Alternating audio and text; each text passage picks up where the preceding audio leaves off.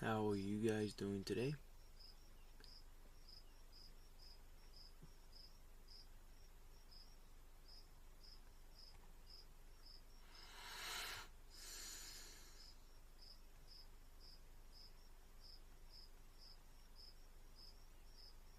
Good morning to you guys.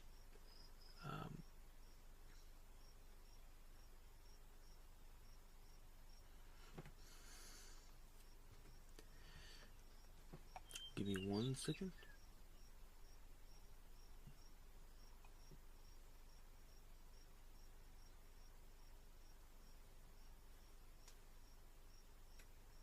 You know how it is. You know what I'm doing.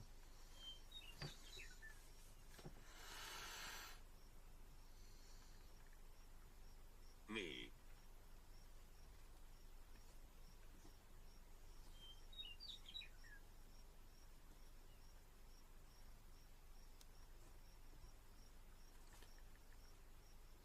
Me said, good morning. There you go. Officially, chat is on. Good morning, everybody. It is 10 a.m. over here.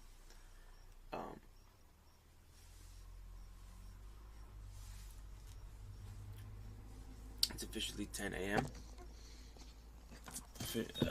Starting the live stream. I guess I'm going to officially. Yeah, this is what it is. It is what it is. It's not perfectly clean in here. But that being said, doing the official introduction right now. Today, welcome. Should I do this introduction outside?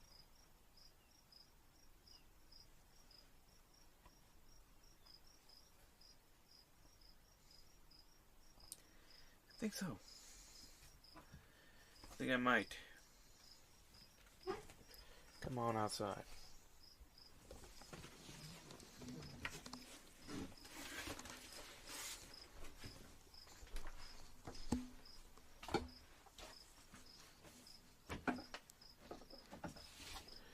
Let's go to do our official introduction outside this time.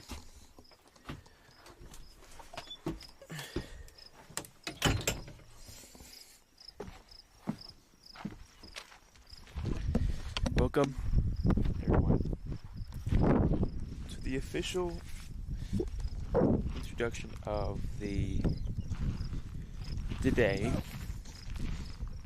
It is a little windy, but amazing. Such a good weather today. It's not hot so far. So yes, guys, if you can't tell, we're here for a. How long have we been here?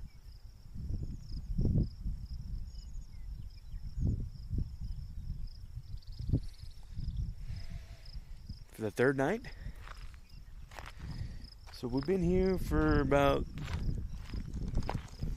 almost 3 days. We'll talk about more about that right now. So, welcome everybody to the official day 40. Today's day 40 of traveling in this van and kind of living in it pretty much for 40 days. And I guess you could call this a milestone too. 40 days so far. It's such a good experience. Such a good experience all around. And to see historic places like this. Now, I've already talked to you guys about this specific spot where this rut is where the old settlers, Mexican Indians, and trade happened, and frontiers or something like that. They used to travel that road right there. And I'm just glad that I got to spend around pretty much 3 nights over here, right? Or something like that. I got to spend a couple days for sure here. And I think it's time to kind of leave the spot. I think I arrived sometime on Sunday. I did arrive sometime Sunday, and then now today is Tuesday morning. So there you go. And we were trying to kind of pick you back. I'm gonna try to update you for what happened yesterday. So unfortunately, we had some technical issues, and I was trying to see if I could do some cool things with the live stream, and I was messing around with the OBS, which just kind of ruined everything. So technically, I'm able to do it. You know, technically, I'm able to pretty much have you guys hear chat without having it on my phone. That was something I was trying to get done. Plus, you know, future things was to kind of have stuff on the screen for you guys to see, because sometimes this camera can't pick up the full aspect. So if I were to show you guys images through the screen, I think it would be a lot more entertaining too as well. So that's what I was trying to do as well. It's possible. I just need to do a few things in order for that system to be smooth. So right now, I'm not gonna worry about it. I'm just gonna have to deal with what I got and just continue to do it. Now, one thing that I'm actually worried about is Good morning. Sup Night House. It's good to see you this morning. This is where we slept, by the way. Still the same spot, but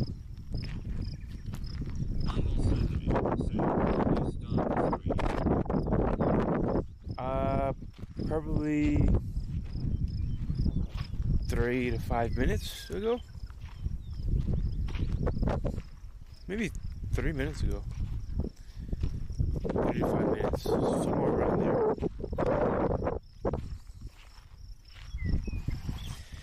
So, just doing a little introduction here and talking about what happened yesterday. So, pretty much, yesterday was just a nuke, or nuked, if you want to call it. Last night, it kind of drizzled throughout the night. It would rain a little bit, then it stopped. Kind of drizzled a little bit, then it stopped.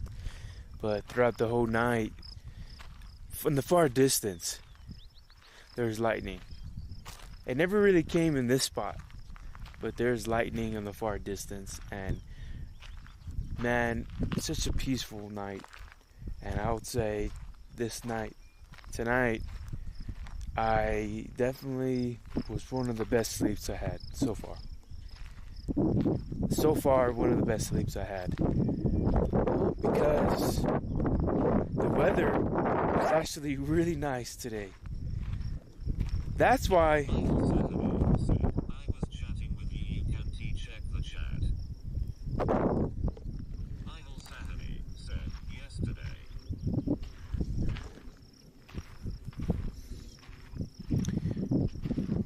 that's weird because I had the chat system on. I didn't see you. I didn't see you there. I'm not sure what time you came in, but yeah, I kind of tried to stay up to see if Ash was gonna be there or you, but I didn't see you come, so I was like, okay, I'll just end the live stream around 11:30 at my time. So, but I'm glad you're here right now. So, like I was saying, the weather's so good that I even have sweats on. Idle Saturday said you in chat with you friend.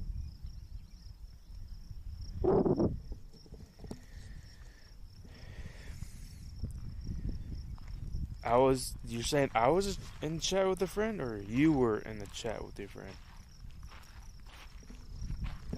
Saying it again.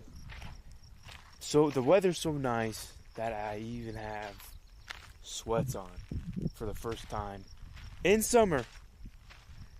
In summertime, officially June 20th is summer. So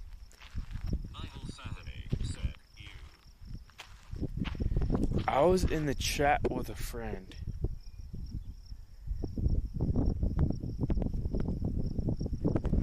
The only person that I was chatting with that was there was the Compliment King. John Thomas came in, and I didn't see you. I didn't see you yesterday, or last night, my time, my night, my last night. Maybe, you texted when I was recording the 15 to 25 minutes, or actually the total.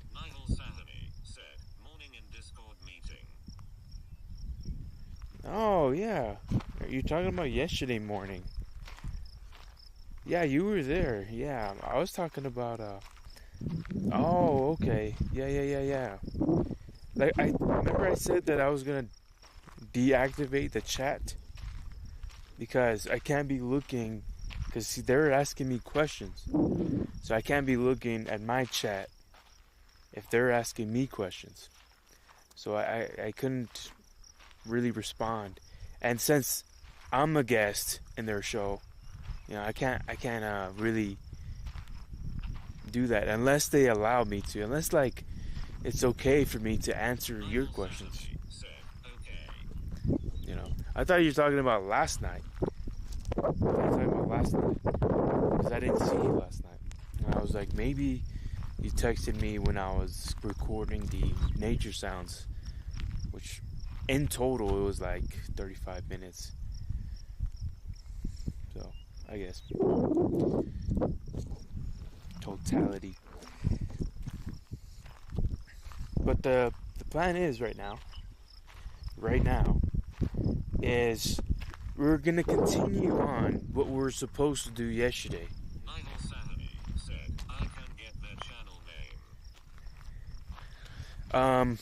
So I'll give you the channel name, but he didn't post my video in the public. He posted it in his members only. So there you go. He only posted it on his members only. I'm not sure if he's going to post the video this Thursday, because I thought that's what I thought. I heard that he was going to post a video. Yeah. It's so I wasn't able to see it. I'm not sure if he's going to do it, but I heard that he said he was gonna post Thursday, but go ahead.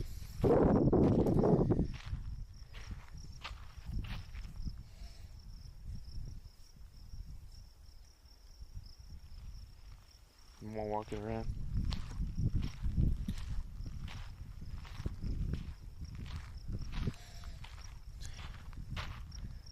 While you're typing that, checking the weather. It's 64 today. Michael Fatamy said, I'm getting a notification now you come to stream. Oh, you just got the notification? Yeah, it could be multiple things, If you're getting the notification a little late, it could be the internet. I think that could be the internet, or maybe a server or something. I'm not sure. But yeah.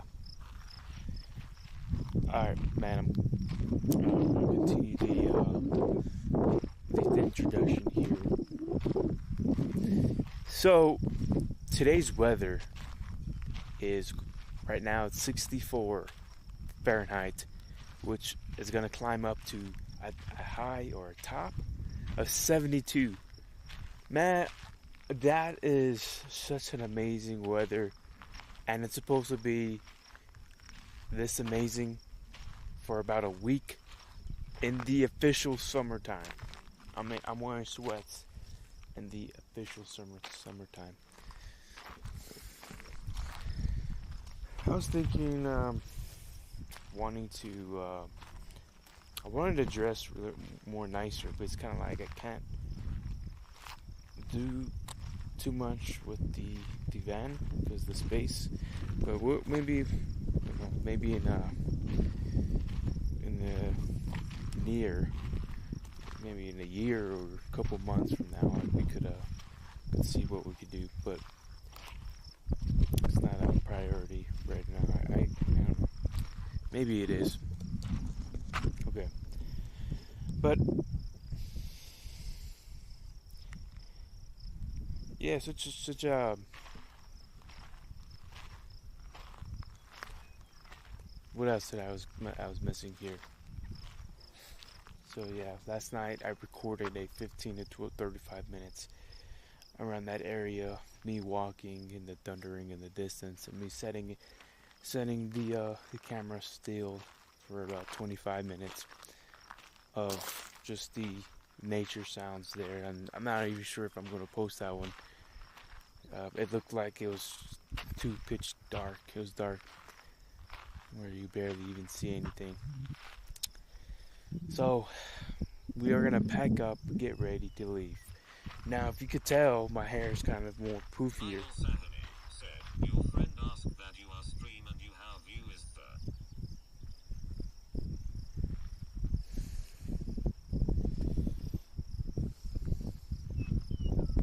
there. Friend asks that you are stream and you have viewers.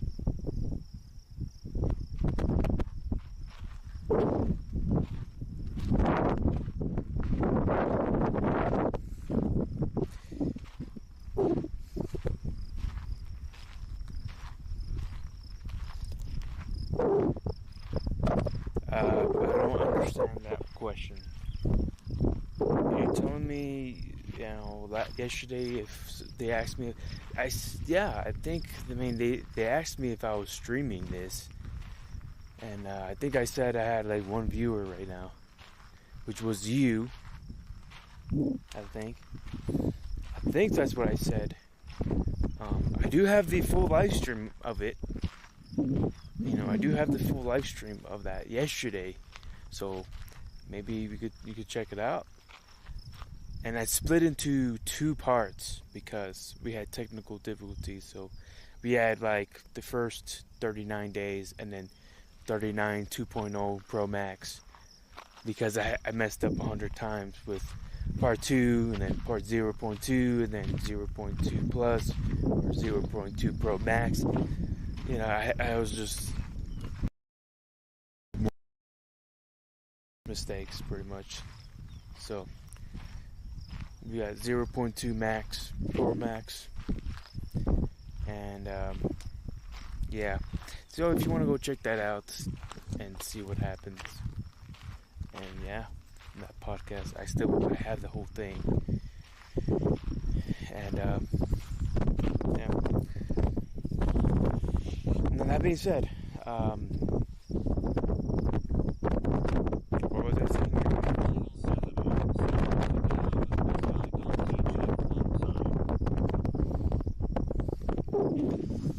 here? Yeah. What you got going there, Nihal? What you got going? Anything interesting?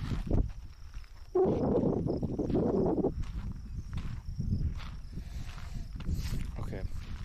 So maybe it's a blessing right now that today, this whole week apparently, is going to be really nice weather. So yesterday, I think it was a little more hotter yesterday, around the 80s, which is still cool to me. 85 or something like that, which is still nice. Today's not going to go 72. And even if it goes to 75, it's still nice weather. Right now, it's just an amazing weather right now. I can't believe it. And we're going to go ahead and go to that frontier. The fort. I mean, we're going to go to that fort over there. Nothing, I was helping my father. If you don't mind, what were you doing, if you don't mind me asking? Helping him with what? But we're gonna go visit that fort over there. Officially, dang it! Officially, we're gonna visit there because we rolled over there yesterday, which that video is deleted because the whole way it was just it was so bad. Trust me, the whole video was just crashing and whatnot. Not only crashing, but I had like overlays and whatnot in the way of the video. So we're gonna go ahead and pack up, get ready, and we're gonna go head to explore the fort, the old fort.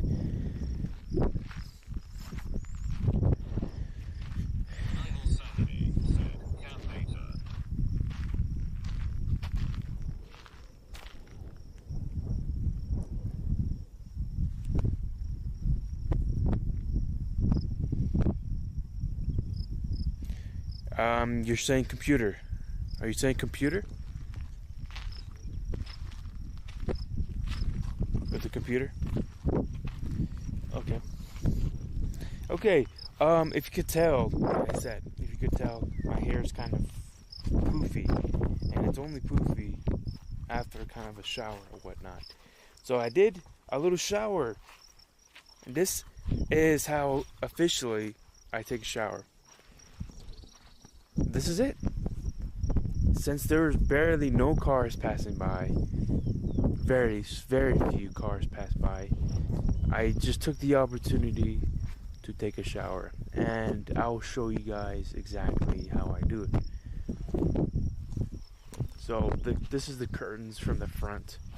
I take it off from the front, and I put 2 magnets right there, and it wasn't as windy, and I take my showers when it's not as windy, so it doesn't push the curtains towards me.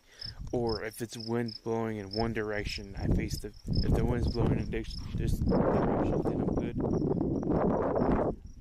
But I try to get the wind in the good direction. But this is how I do it. Go under here, and I got this pump, and this is how I take a shower. So I put the water in here. I have the hot water here, and I pour like 75% water, and there's a pump. I pour like 75% of cold water, and then the rest of boiling water. So if it goes over 95 Fahrenheit, then the pump shuts off. So that's the trick. 75%, the rest 25% boiling water. Then I slowly kind of add a little more, just to have a little more of a shower. So got the sponge, turn on the pump, obviously connect everything together, and then this sponge pushes out water, and I'm showering. Alright, so turn on the pump, and there you go. That is how I take a shower. Said, not computer, it wouldn't work. My father do, I was helping. You're helping your father with the computer. That's how I was trying. Yeah, I was saying that. Right. You're helping your father with the computer, with his computer. Is that what you're trying to say? Okay. But yeah, this is how I take a shower. And see how this doesn't take so much space inside the van. I have so much space to do other things. And said no. Okay, maybe I don't understand what you're saying. But yeah. This doesn't take too much space. I use this for if I really feel like I need a shower. Said It wouldn't work. Okay. I don't understand now. So you were trying to help your father to fix the computer, but it didn't work.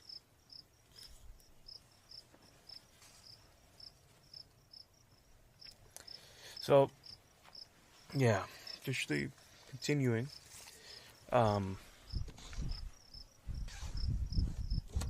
So this, see how this doesn't take too much space on the inside, and right now, setting up on the outside, it's not that cool if it's really hot, or no, if it's cold, then you don't really want to be out here. So that's why you have other alternatives to kind of take showers, like the dude showers is wipe, just to keep you a little satisfied, so you could take a real shower in the gym, or if you really want to and desperate, you take a shower at the gas stations and some recreation centers and parks and whatnot. Sometimes they do have showers, and if you really want a shower and the gym's not next to you or the Planet Fitness is not next to you, you go ahead and you take a shower there.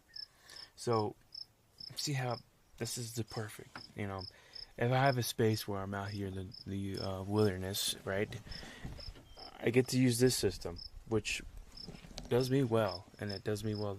It does me well. And maybe I'll have all these stuff in the description for you guys if you want to even check it out and check the reviews and whatnot. So far, so good. So far, so good for me. And I just don't. I feel like it just doesn't make sense when it comes to van life. Van life, especially because you don't have a lot of space. It just doesn't make sense to have a whole like restroom, bougie restroom, and a bougie shower system. It doesn't make sense at all. Now, like I said before, I understand for kind of the female aspect, because they have the monthly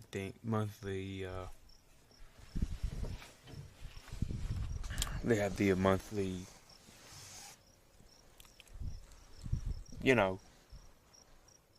appointments. They have the monthly appointments, and they have to use the facilities,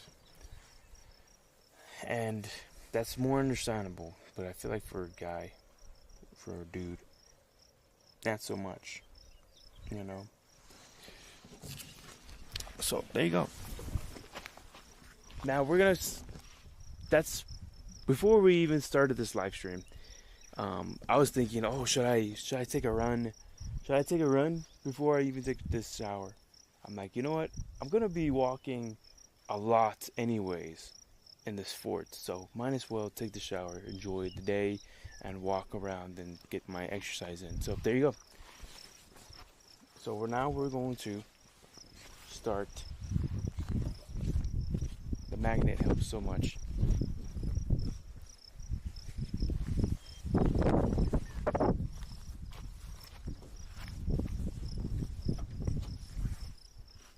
See, if I didn't have it, that would have been happening.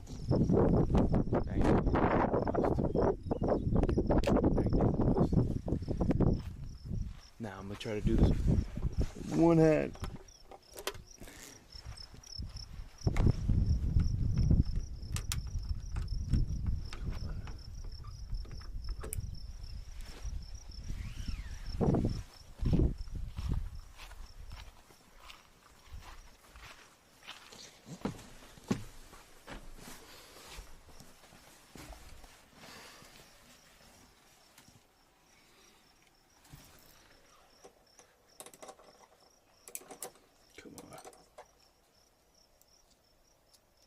Can I do this with one hand?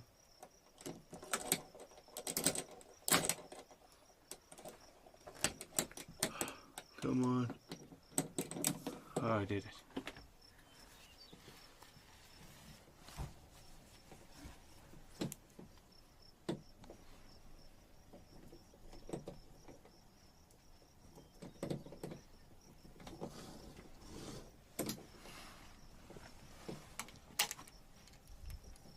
There, I can leave it like that.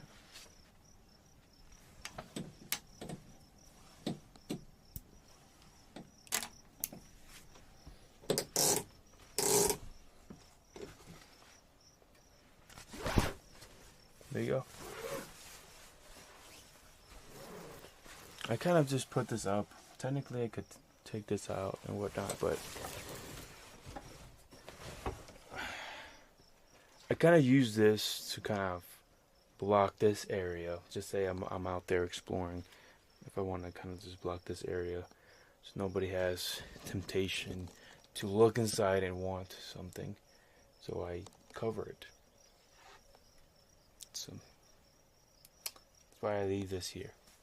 Because I know technically it would be nice to have just nothing there. Plus, like, I'm just tall enough just to kind of go through here. Somebody just a little taller, just bah!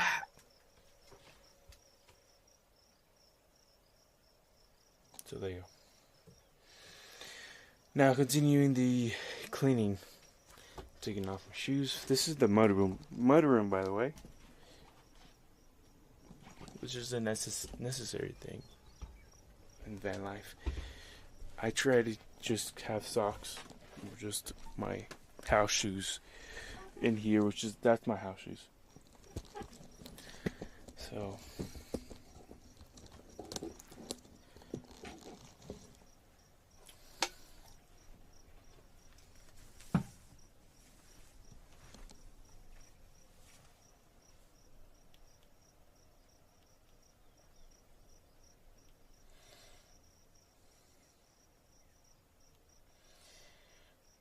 Nat's computer, it's wouldn't work. My father does have helping. No, it wouldn't work. But I can help you to make it wouldn't work, like bed, tables, chairs. Oh, so you're talking about like cabinetry, or like the carpenters, right? Carpentry.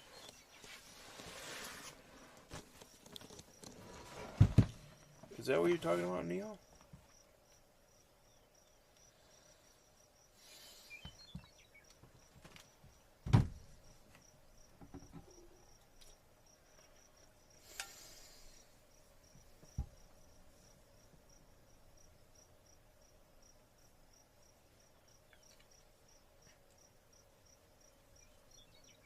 Okay. Now to clean up the mess. Michael Satterley said yes. Gotcha. Now I know what you're talking about. Now, let's clean up the shower and the whole place up, and then we probably start heading out.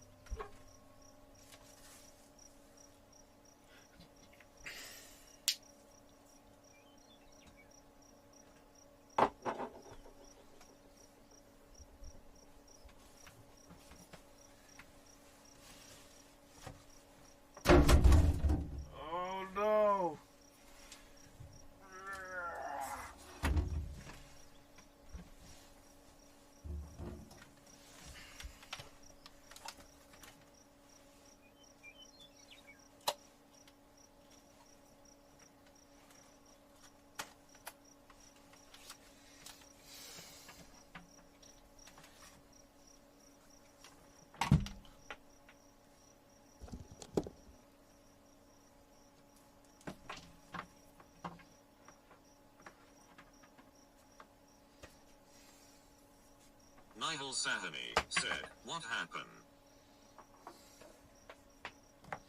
This guy dropped down. He almost fell off the van, but the electrical cord kind of kept it from dropping fully, so that's what happened.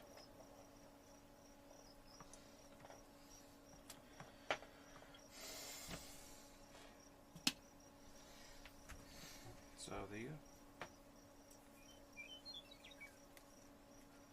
So I'm gonna let this dry up because it wasn't dry the last time. So I'm gonna let it sit outside for a while. Maybe let it sit right here for a little bit.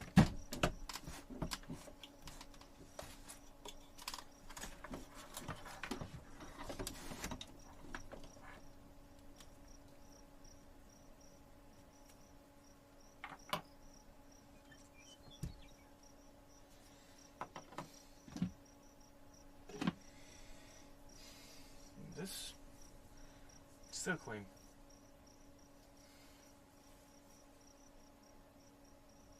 Maybe not.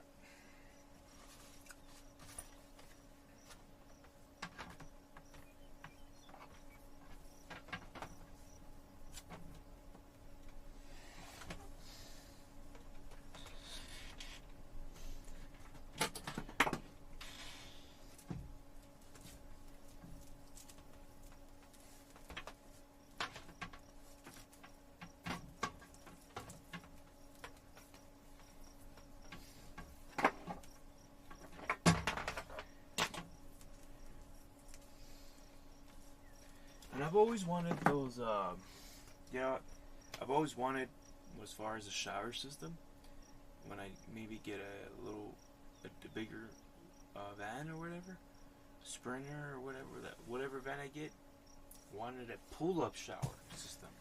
So I could take a shower inside, where it's not in the way,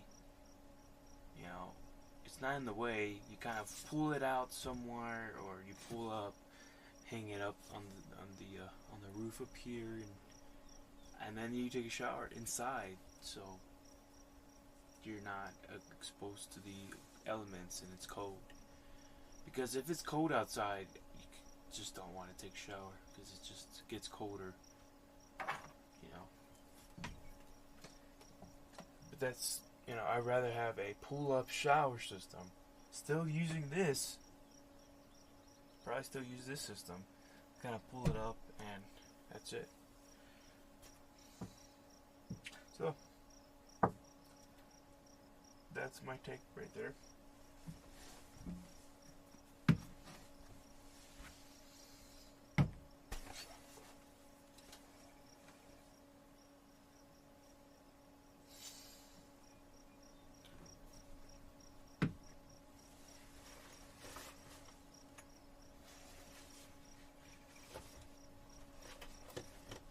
Nihal Sahani said, but I like cold water. You like cold water? What about showering on the cold and the outside cold weather? So that's what I'm talking about. Well, I don't like cold showers. I like hot showers, or warm, or more on the hot side. If you're taking a shower outside and the wind comes, oh my goodness, it's just colder. Even at this weather, it was just pretty cold. Nihal Sahani said, no problem for me. Wow. You like that stuff. I could wear this one more time. Until needing to change. Needing to put it, to wash it. I'm trying to let my clothes last as long as possible. If I were to work out, then that would probably been harder to do that stuff.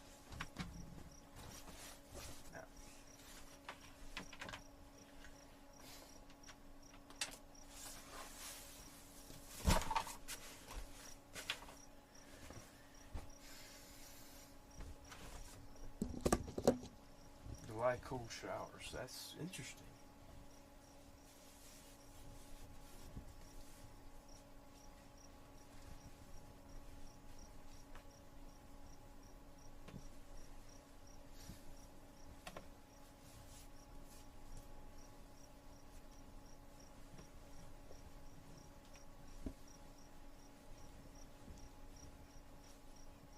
I know. It's not perfectly folded.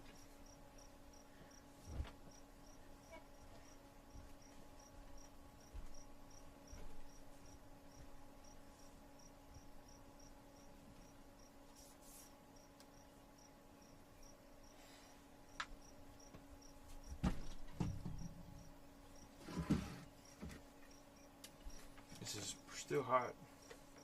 I use this to wash the dishes, the rest of the water. A little hot water in there.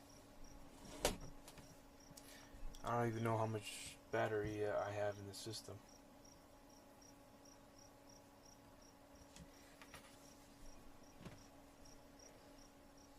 Right, Nihal?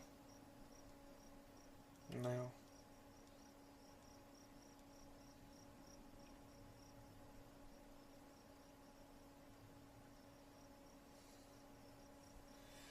How's your day so far, man? You said you only helped your dad with something. With wooden work.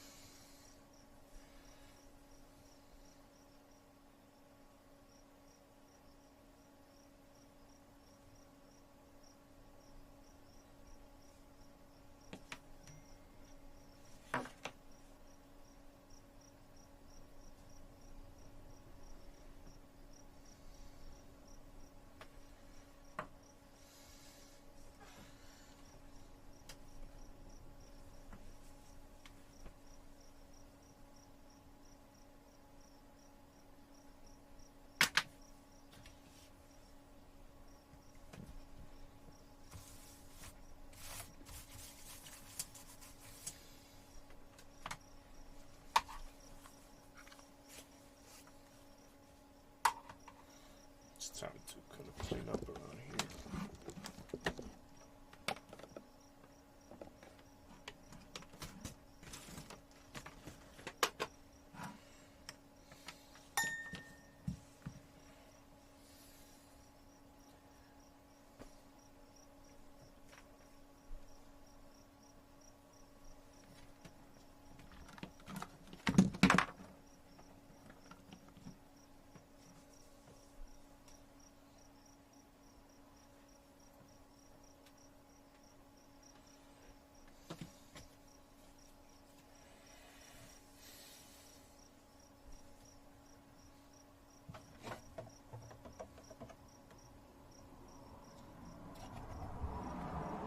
Should I have coffee today?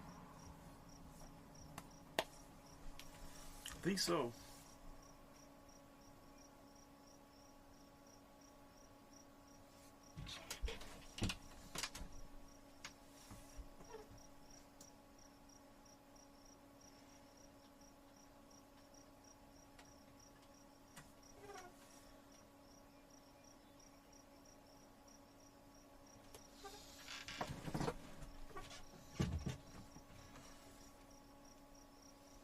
Nihal Sahani said, "You know the meaning of Scotch."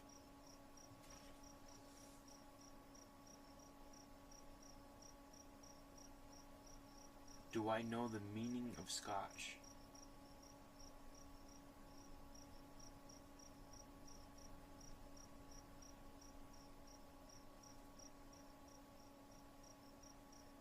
No. What is the meaning of Scotch?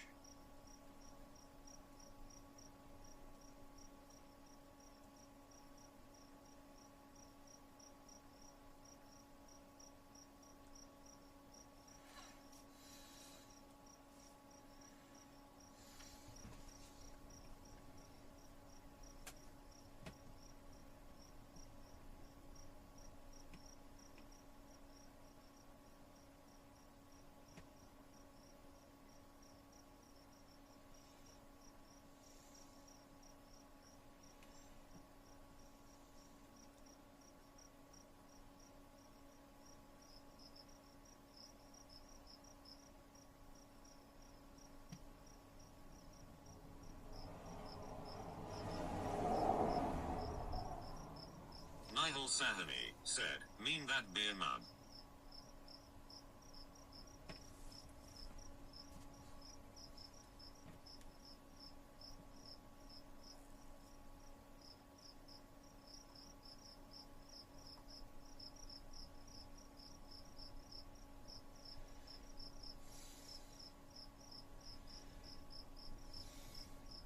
Mean that's beard mug. Scotch means beard? Beer?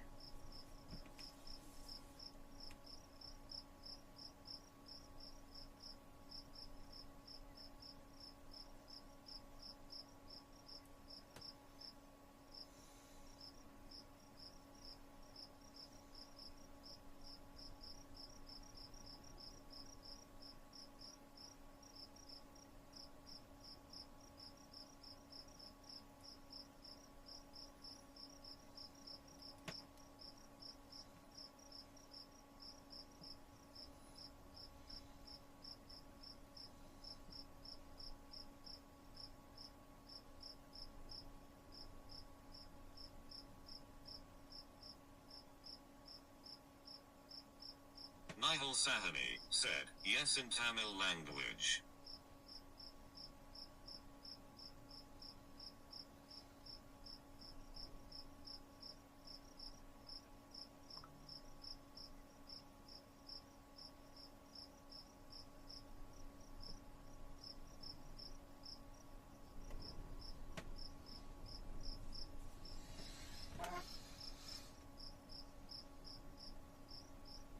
Nihal Sahani said, called Scotch.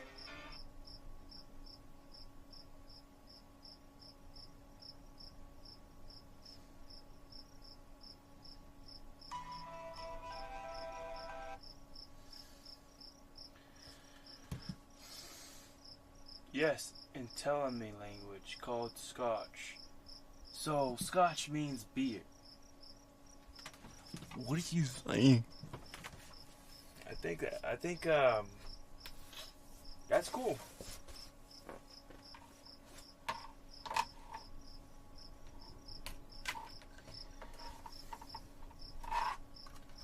Very great things right there.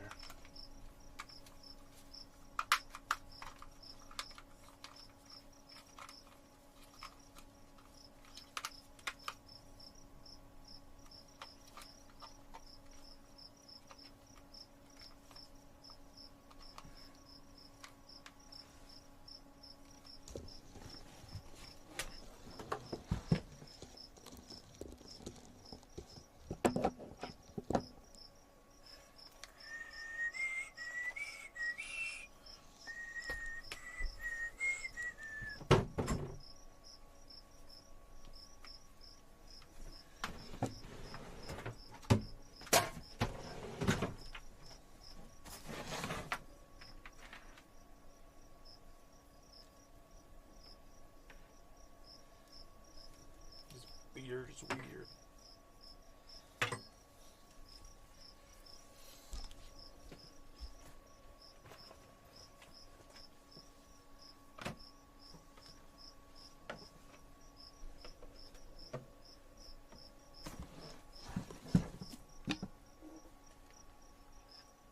Nihal Sahani said, there are one song line I can tell you. Tell me.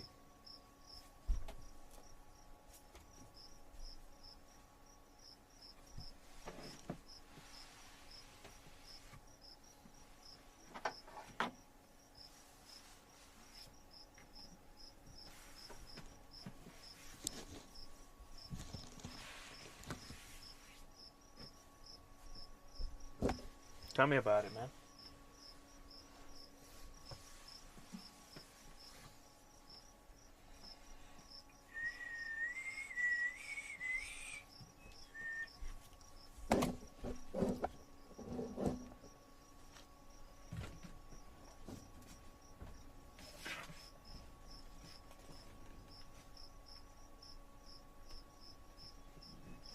Nihal Sahani said, but I translate for you.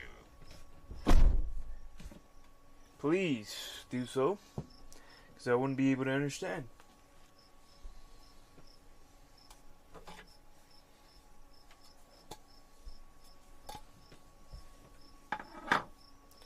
You must.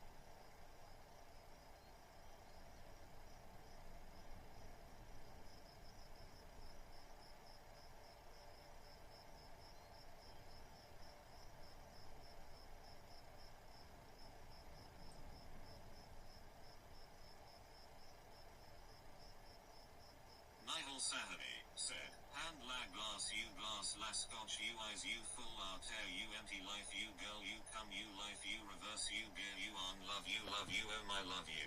Nigel Sahani said, why the speaker is not working. Hand glass you glass la scotch eyes you fall out tear empty life you girl come life you reversed you gear love you love you what the heck's going on? The speaker, I was texting on Discord, that's why it wasn't working.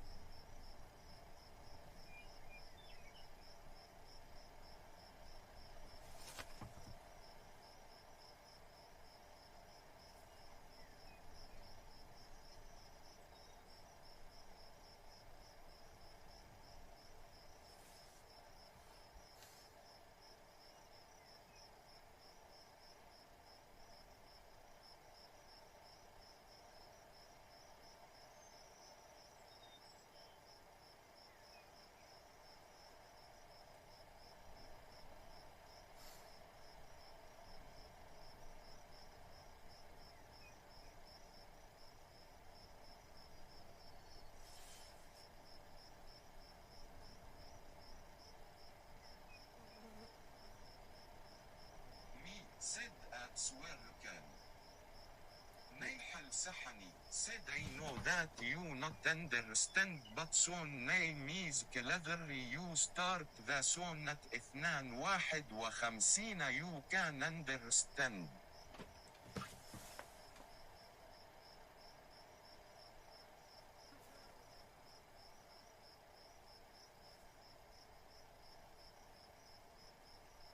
What is the song name?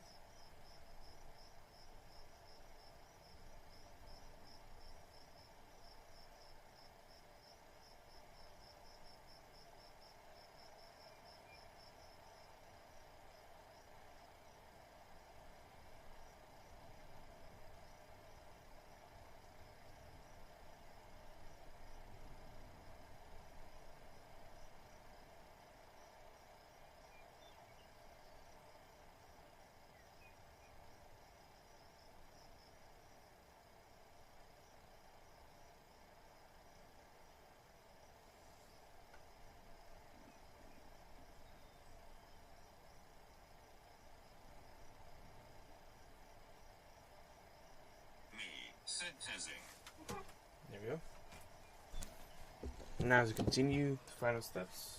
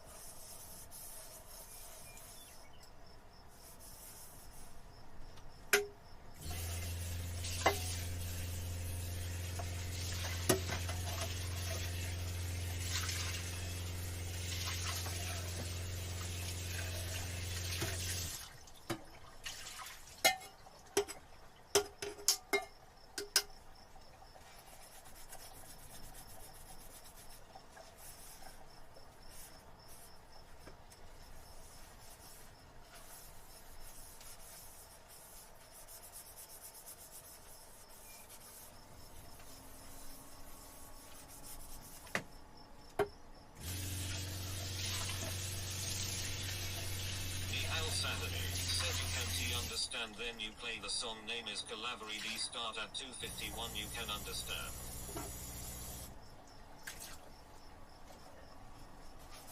Oh, is it because it's in a different language?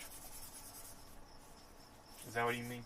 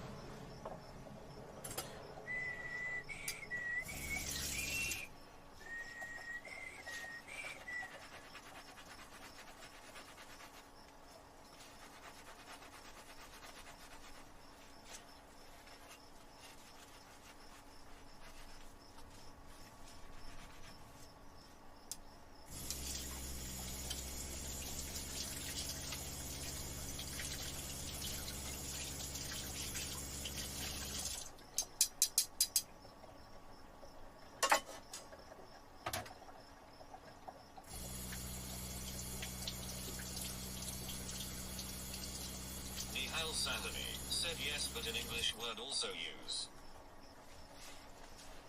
We have an English version, right?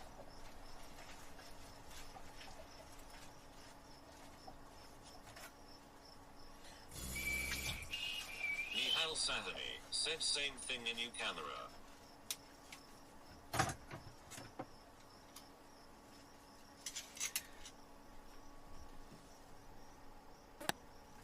Freaking.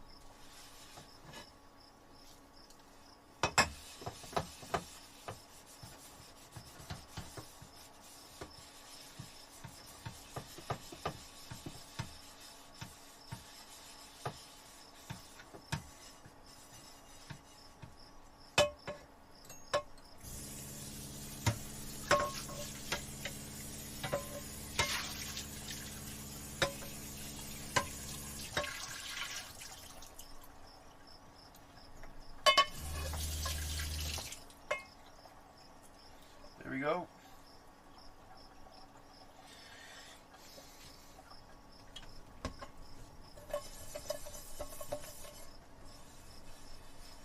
Finished there, man. Alright, man. Go look up that song in English. Okay? Are you okay with that?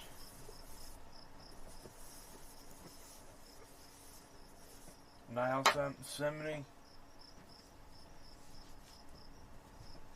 You're tired tonight, are you?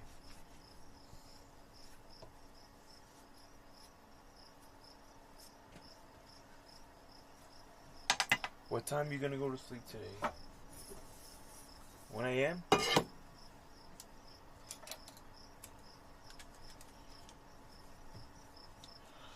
just gotta clean. I didn't do it last night. And, I mean, to be honest, it wasn't that much, you know? It wasn't that much dirty dishes.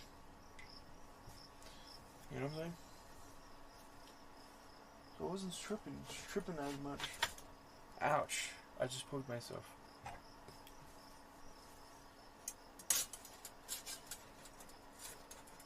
You know? Do you know what I mean? You know. You're not answering me anymore. You don't answer me anymore.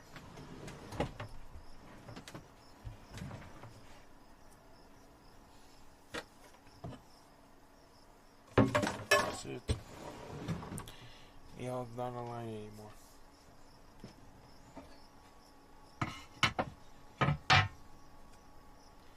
Y'all doesn't want to be here anymore.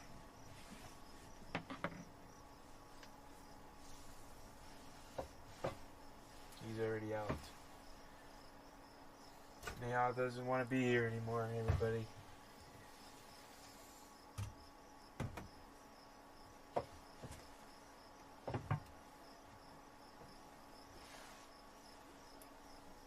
Announcement, everybody, Nihal doesn't want to be here.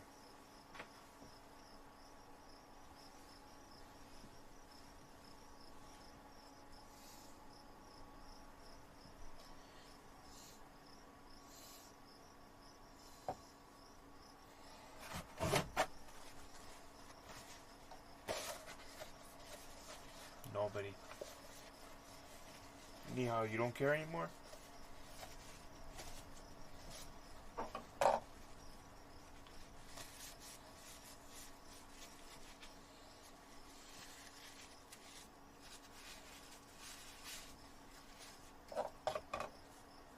You don't care anymore, Nihal?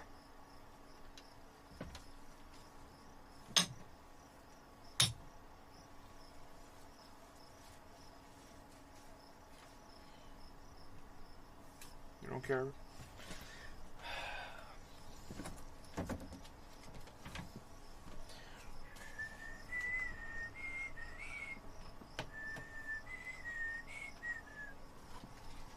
Yes, sir. If I remember, this needs to be charged. Yes.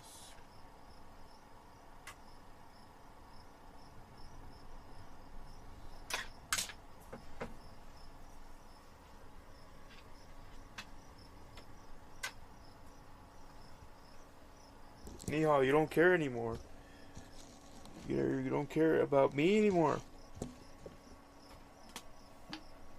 Nihal Sahani said I was busy with my bed. What you say anything?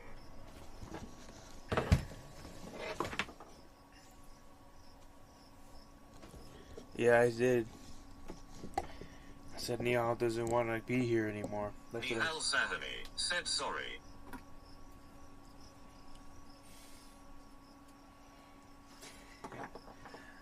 That's good. Just playing around. Just playing around there.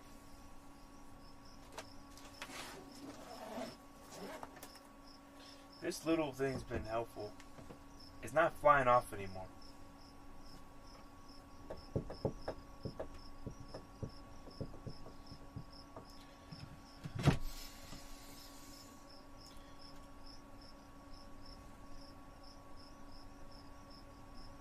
I got an idea. That's when we go to Walmart. We're gonna get some more chai want to get some more of that chai.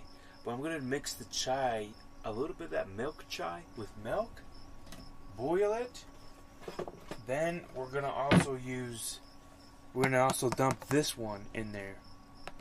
And it's going to be a more stronger taste. Nihal Sahani said me and you live deferred time zone.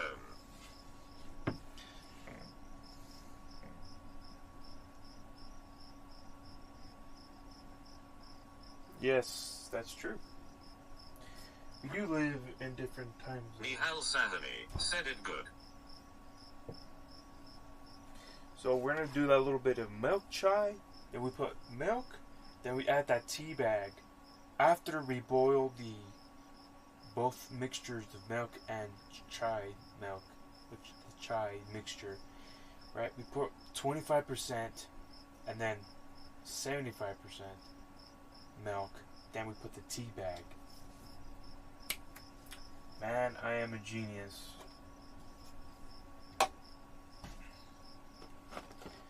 But you know what today's is gonna be? Today we have coffee again. We have 2 more left. I think, 3 more left. We have 3 more coffee. I think I might go and skip tomorrow.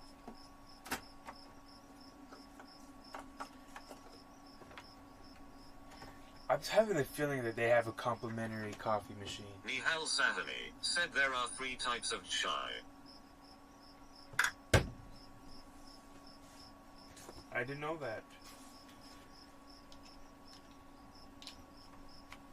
Complimentary coffee. I'm just having a feeling they do. And if they do, I'll be booked up.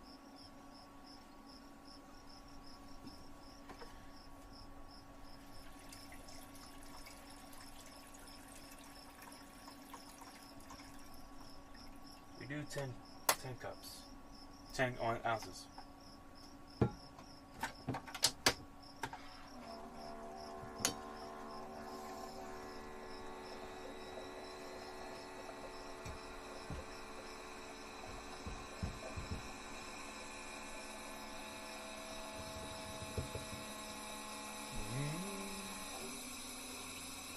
I like that sound right there.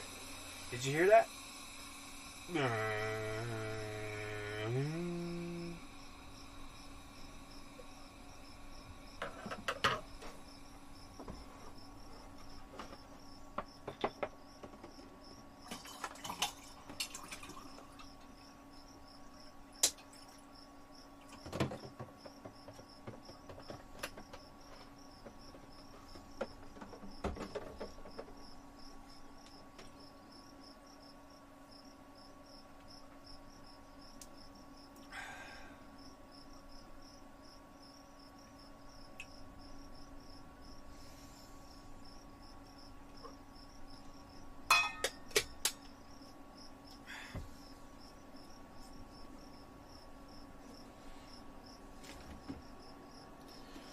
So, 5 gallons lasted me. Nihal Sahani said it 3 names of chai is milk chai, black chai and dark red chai.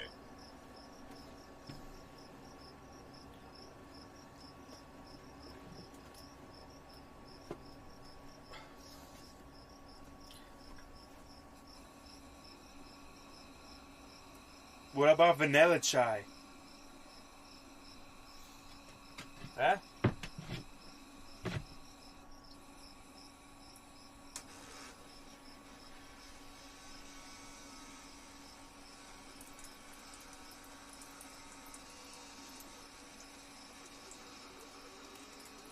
What about vanilla chai? Nihal Sahani said no.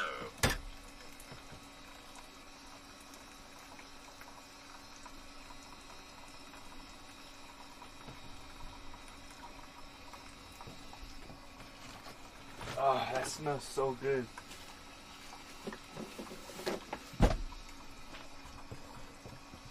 This coffee smells so great.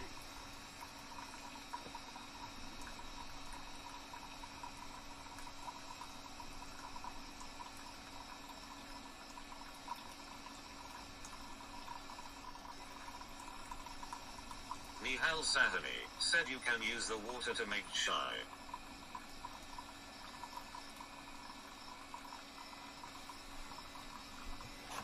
So what do you guys usually use? Just water? Or do you guys use some sort of milk or creamer to make the chai? Let me know. Nihal Saturday said only water, no milk.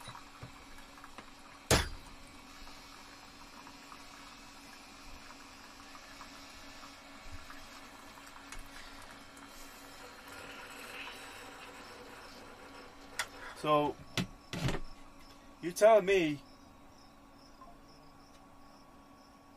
that this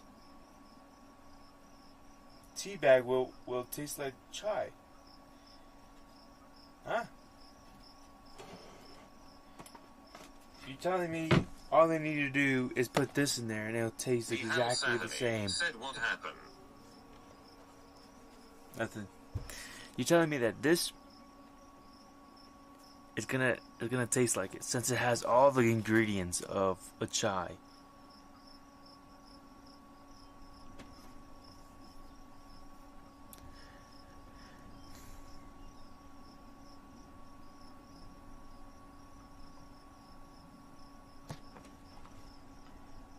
Maybe I'll have it later today. Right? I could have it later on today. What do you think? What do you think? I can't believe you were looking at me through the lens. Let me look at your soul right there. Let me look inside your soul. I'm looking right directly inside. Nihal Saturday said yes, you can use in normal water.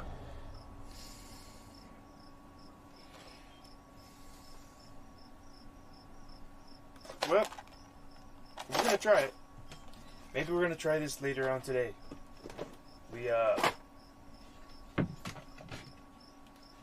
We'll try it.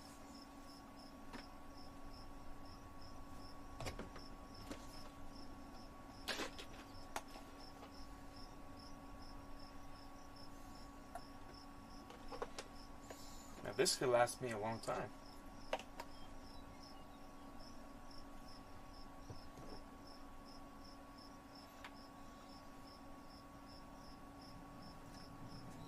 It's hot. Hey, go ahead. Go ahead. Okay. It's time to turn on the van. You know what that means? That means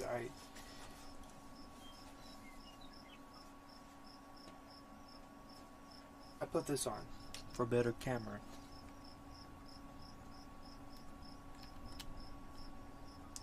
Nihal Saturday said maybe I'm not to sleep.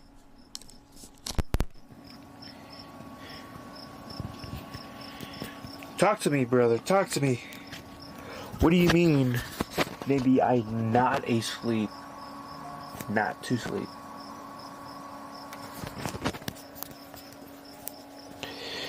Hello, hello, hello. Testing, testing, testing.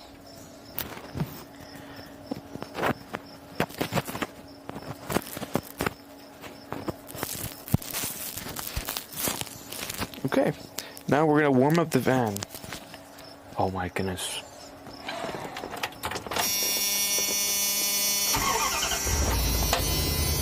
Yeah. We're good, we're good.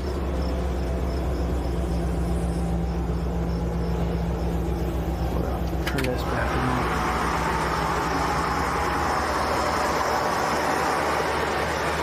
I'm gonna get all the critters out of here. This is all I have left out of the whole 6 gallons.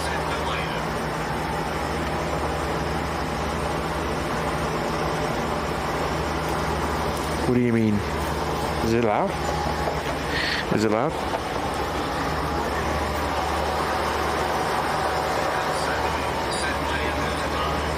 Oh shoot.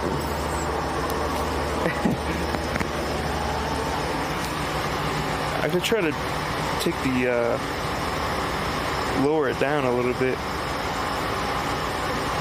You want me to try to lower it down? Alright, I'm gonna turn off the AC. I mean, it's not. Hold on. I'll just give me a couple of seconds to get all these critters out.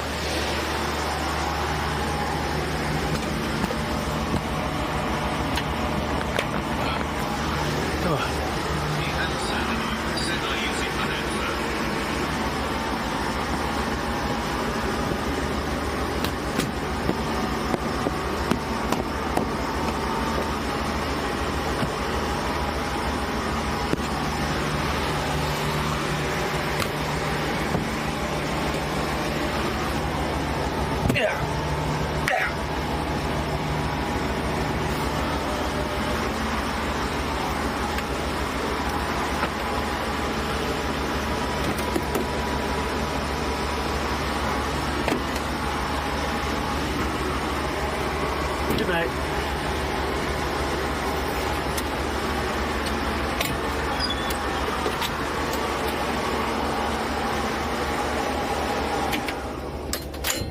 Is that better? I turned it off just for you. I turned off the AC just. Hell Saturday said that by sometime my ear will die. Sorry about that. I mean, I don't know what to do, man. I tried, man. I tried.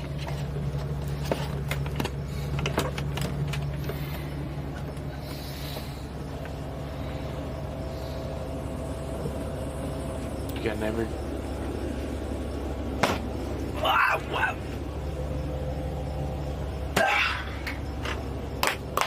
Damn it.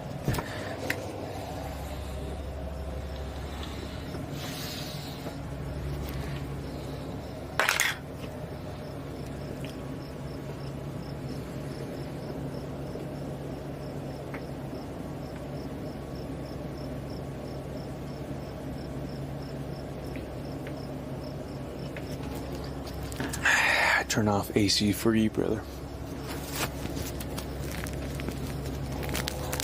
Feeling okay now? How's your ears? Is it better?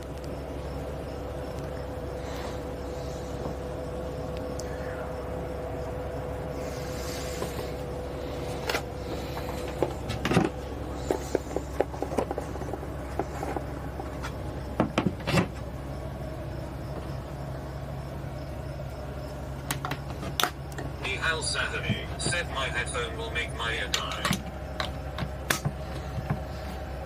Why don't you kind of not wear headphones, just put the volume a little bit lower. Don't full blast your volume. Adjust your volume, brother.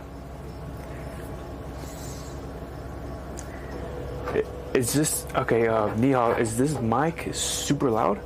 Is that what you're telling me? Let me know so I could do what I would accordingly. Accordingly. Please, let me know, please.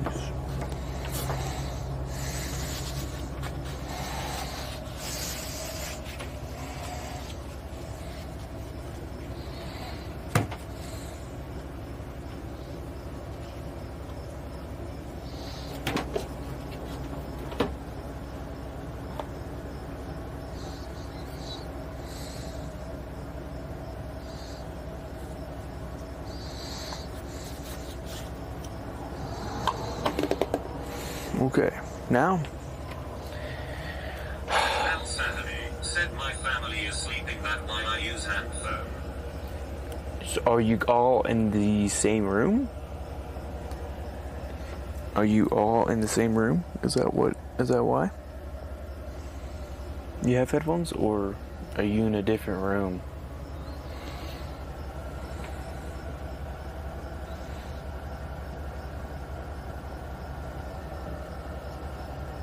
I cannot forget.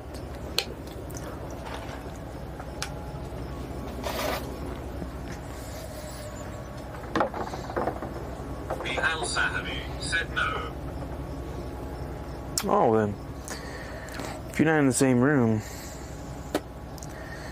I mean, you have a volume, right? You have a volume that works.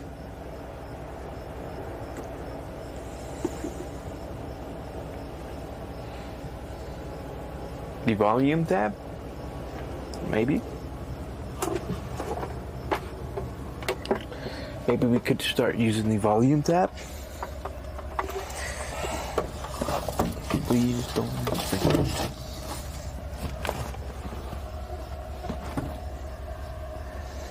Maybe we could start using the volume tab.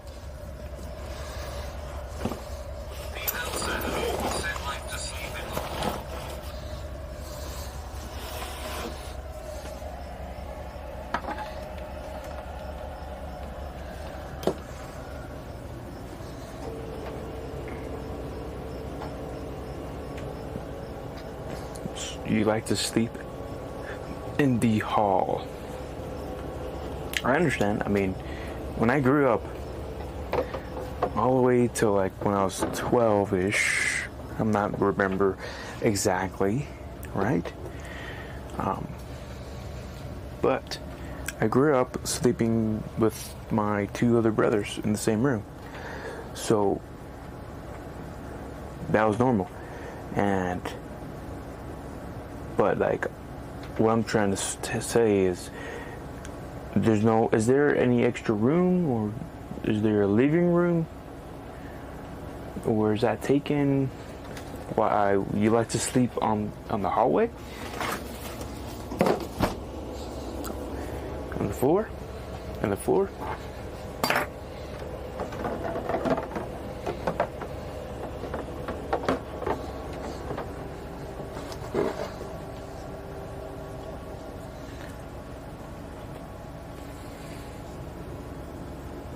Okay, I think it's time, Nihal, to take off to Neverland. Do you know what Neverland is, Nihal? Our viewers? Nihal Sahari, sit no door.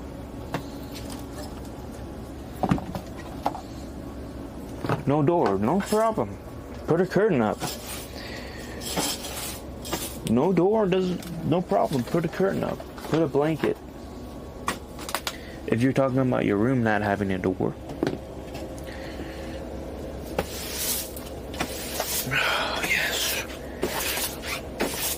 I need a vacuum. Tensive lightly. Oh, wow. I thought I got these critters out of here. Unfortunately, that's not the case.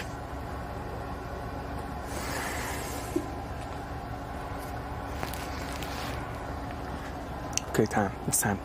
It's time to take off, guys. Let's make sure all the drawers are locked.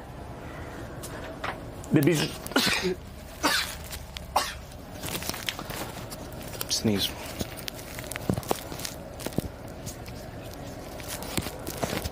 Ah!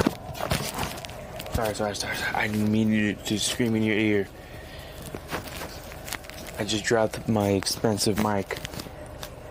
Anybody in history will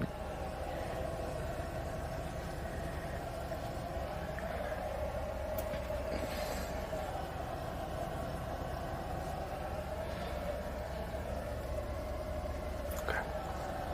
I'm missing something. I need to put some cologne on.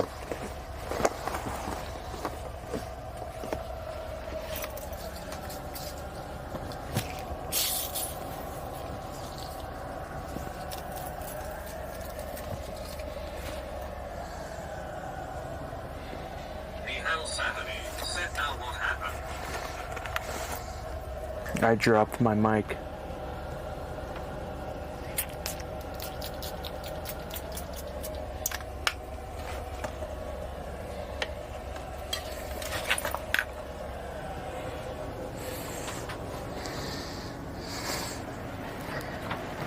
I dropped it. I can't be doing that anymore, man.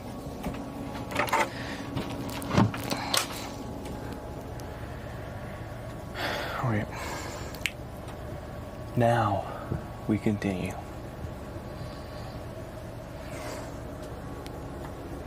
We press forward. You like pressing forward. Right, Neil?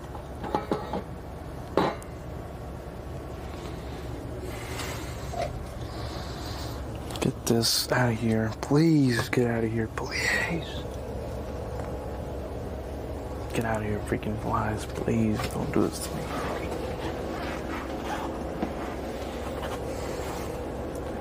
Alright. Mihal Sahabi said yes.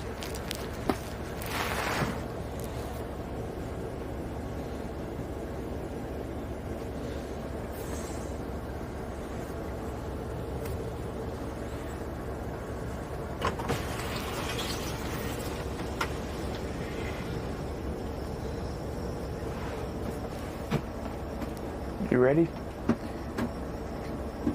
to explore the fort? Mihal Sahabi said I like sleep.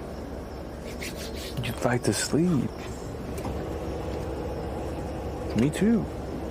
I like sleep too, if you're asking. Alright. We're both on the same page today.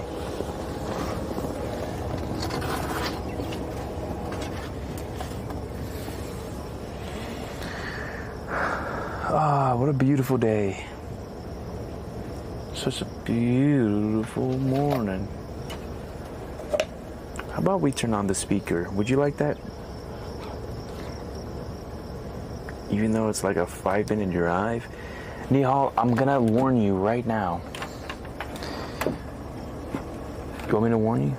I'm gonna warn you right now that as soon as we go down this road, the internet might be cutting off and on. We'll see when we get to the destination if there's internet. They should be, but we don't know entirely. Indeed, you know what I'm saying?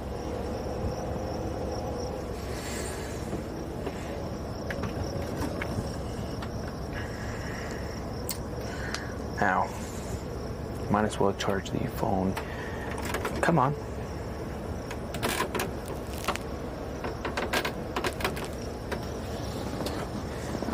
We start driving now, Nihal. Do you understand?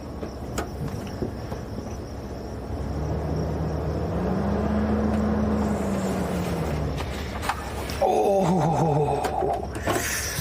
You know what the craziest part is? I literally almost forgot my internet.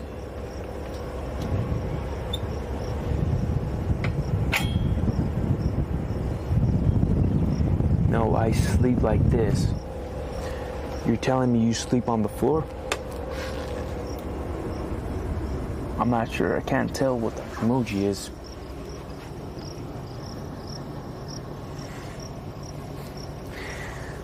See, that was going to be one of my fears of all time, Nihal. You know what my fears? I have my internet out there and I take off and my internet gets busted wide open.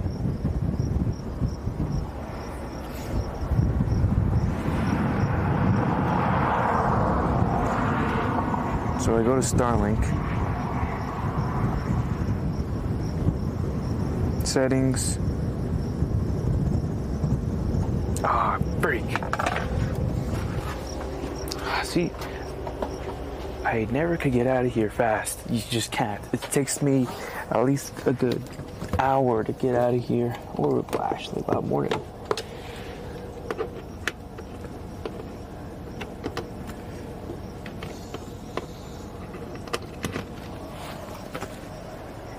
You know why that is, Neil?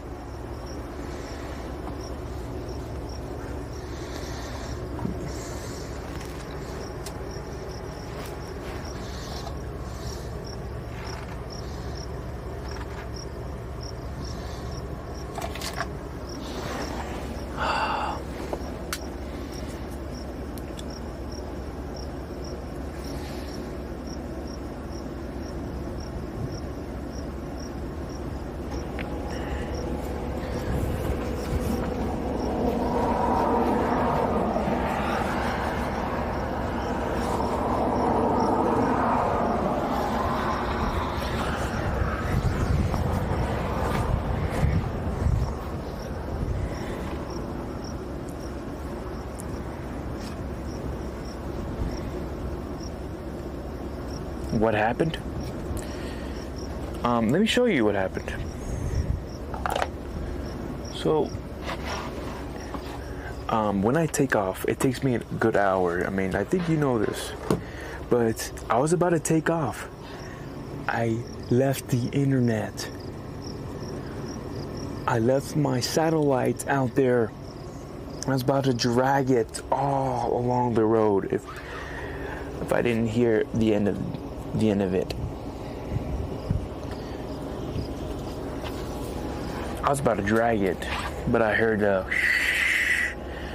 I was like, what is that noise, man? What is that noise? You know what I'm saying, Neil? And this wind is strong enough to pick up my hat over.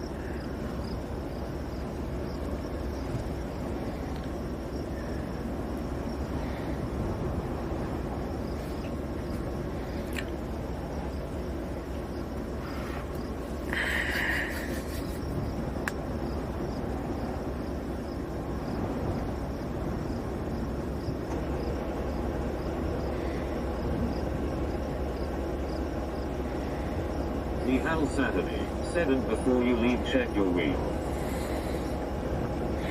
Okay. I will.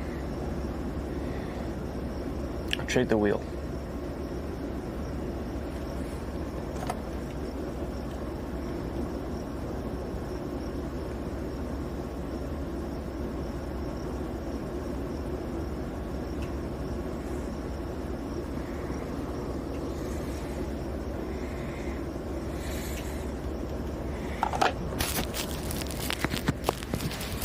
You hear the wind? That's what I'm talking about. Let's go get the internet.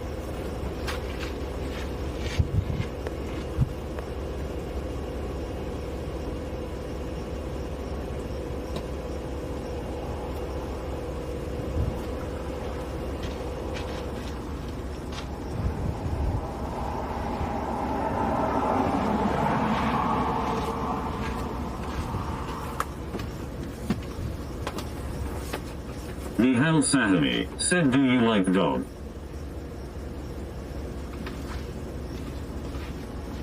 Yeah, I do. I do like dog.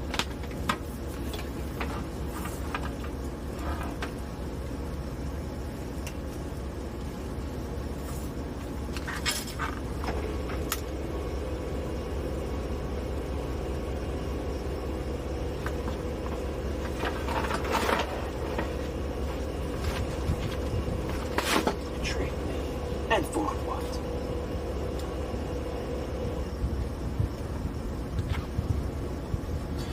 To those you serve.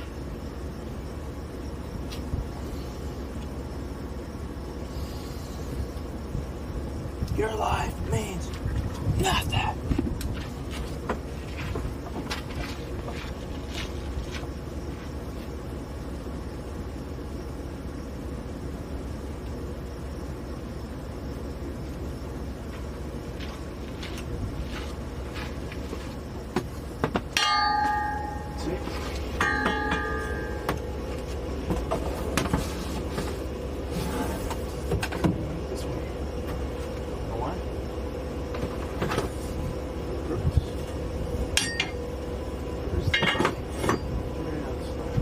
The Hal Saturday said, near my house there are 10 to 15 dog on air.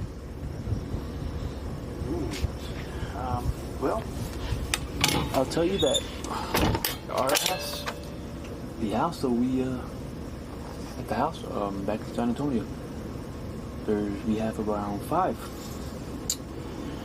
We have Luna, Sebastian, Cora, Buster,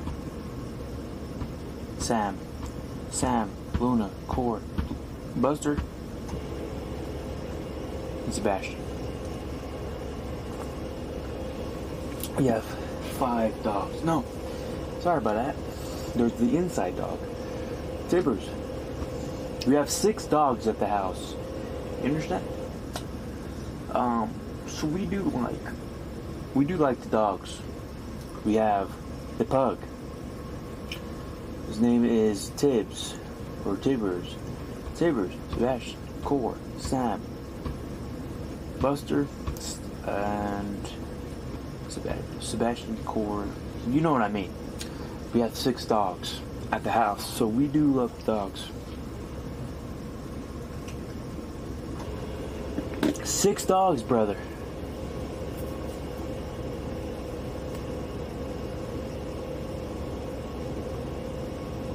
We have Nihal Sahani said sometime dog make sound I can't sleep.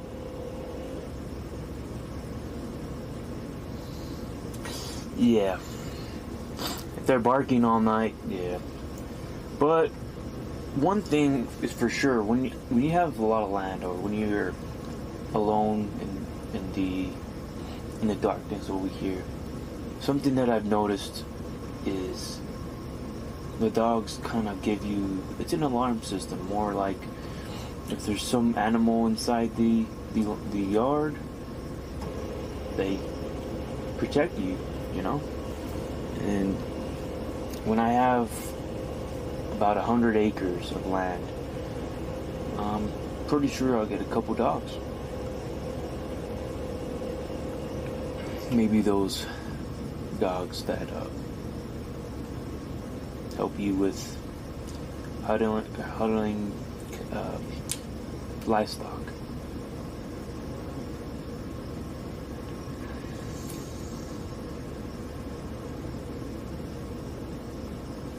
Now, I believe we're ready to go take off now. And before we explore, we're gonna turn on the little incense so we could smells good in here. Nihal Sahani said you are right.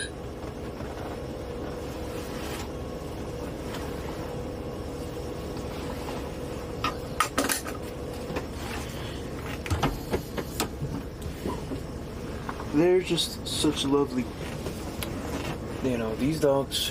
Something that I really don't like about dogs,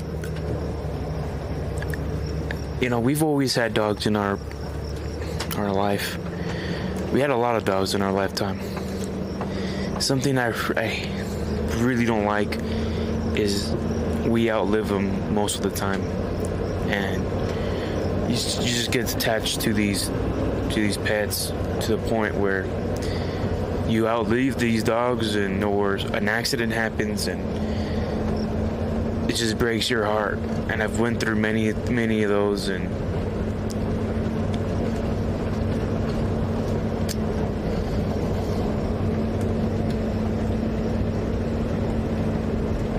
I might wear this hat today, since it's not as hot. It just gives me a little shade. I don't know, maybe I won't, because the wind is kind of strong.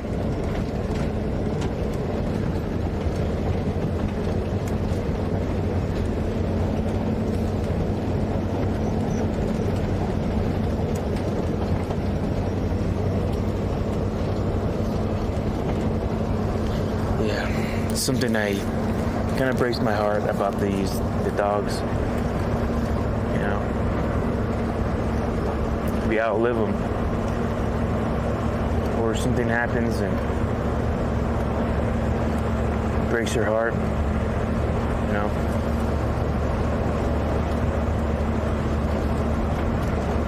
But they're very useful and they protect you. That's why dogs are man's best friend.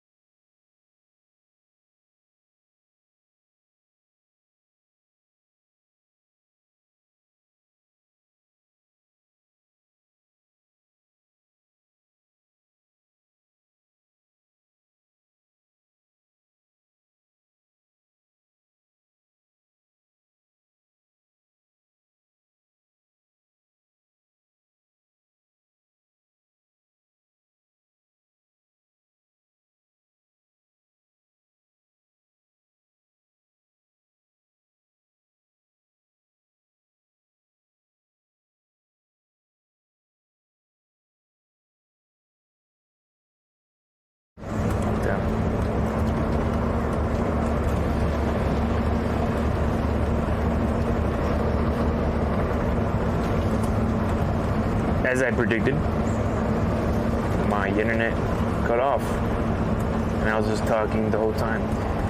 Then I stopped hearing you, Nihal. Then I was like, that's weird. Usually you would say something by now. But no. I checked my backpack and there we go. We were not live. Well, what I was saying, I'm not sure where I stopped off or when I dropped off, but I'm gonna repeat what I said earlier. Just for the record, I guess. We were talking about dogs and whatnot, and we do love dogs in our property. 6 dogs is a big handful, you know, not gonna lie. It's a handful. But I was also talking about having pets in the van life, which is a big topic.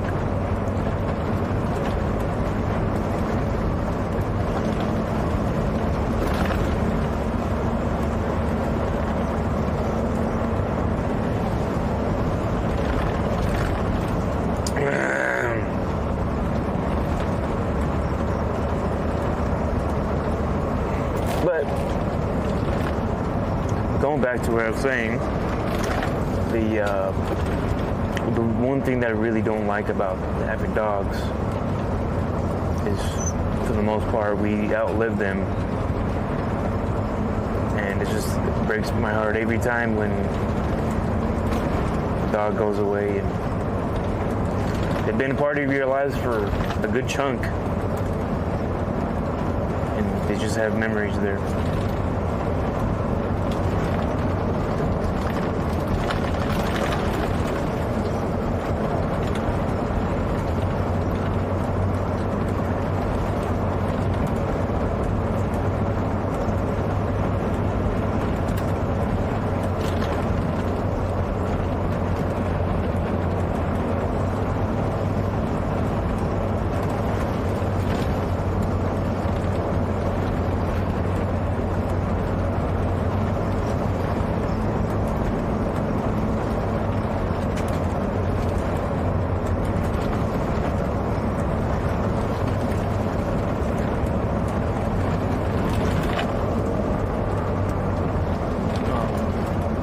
Then I was talking about the land aspect. Like, I think dogs, as well as humans, deserve a good amount of space to go roam and protect. I love this area so much. This is kind of the area that I would love to build I would definitely love to build a house in around this area. Just a whole bunch of land and then a whole bunch of land, a whole bunch of animals. Nihal Sahari said, one dog there I love, but not my dog till I feed the dog. It got missing for 4 months. That's interesting, yeah. When you started feeding him, then that's when it started missing. That's interesting. Usually it would come back for food unless something tragic happened.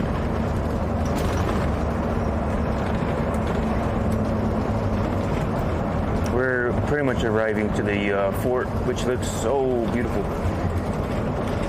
When I'm looking for land, this is what I'm looking for, by the way. This. It's such a beautiful spot. Oh my goodness. This is what I'm looking for. Somewhere in the way back where there's a lot of trees, but like the majority just flat. Just not flat lands, but like just a whole bunch of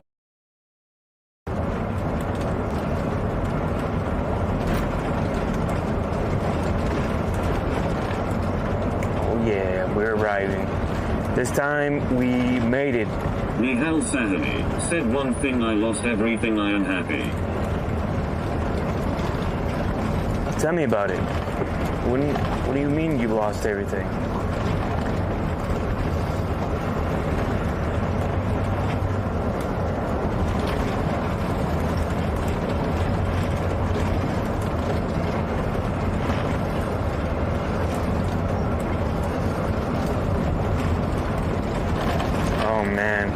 Ooh, even better, Water Creek. This is premium land right here. We have to stop right here? Is this a stop sign? I'm not sure. There's no stop signs.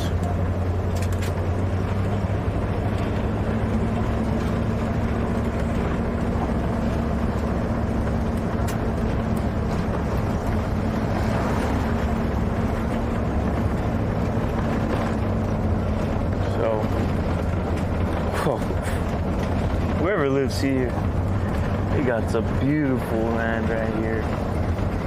And oh man, this is a dream.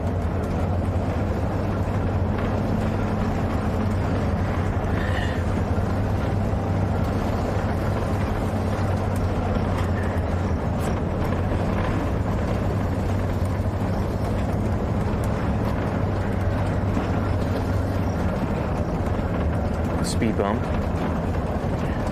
Is a speed bump coming?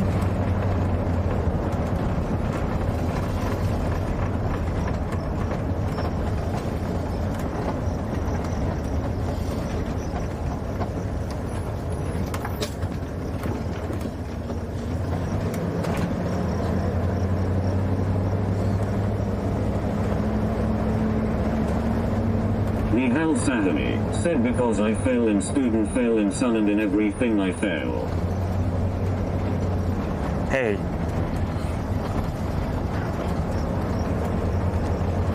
Look, we all have those times when we're not doing well, But what can we do? We get back up and we continue to fight. Positive energy, brother. Tommy GZ3 said Roxanne. What not? Nihal Sahami said hi Tommy. Thomas, don't tell me. Thomas, we're just talking about the dogs. Don't tell me it's the dog, Thomas.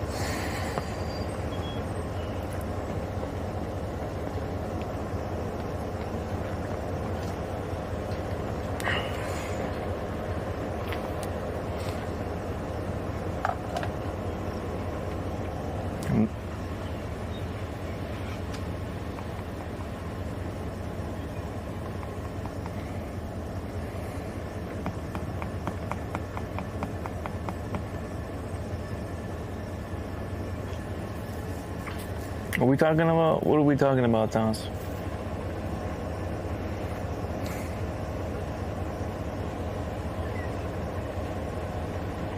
Tommy GZ3 said hey y'all. Olga Gutierrez said sorry Mijo, she is gone. Tommy GZ3 said but yes unfortunately. What happened? Is it, I mean, it's old age, right? It has to be. Because she was about 15 years old.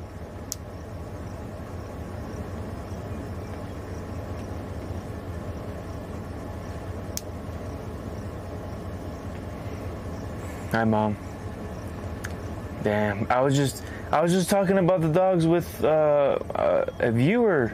His name is Nihal. I was talking about, or Nihal. I'm not sure how to pronounce it all the time, but I was just talking about the dogs with the I was just talking about the dogs. I said we had 6 dogs, and I just named all of them before y'all came in.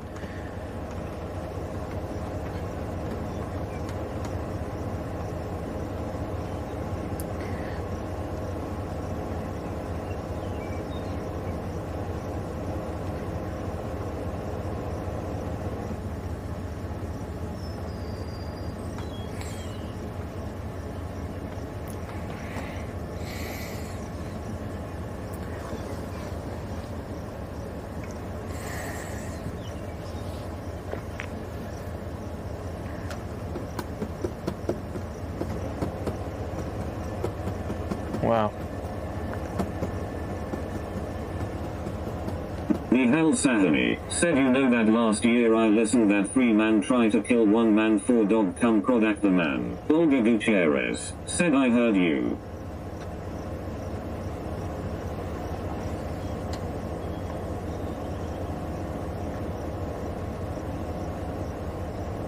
What the heck? So how it happened? It's just kind of, is it the old age? She just kind of fell asleep and that was it? Or I hope nothing tragic happened.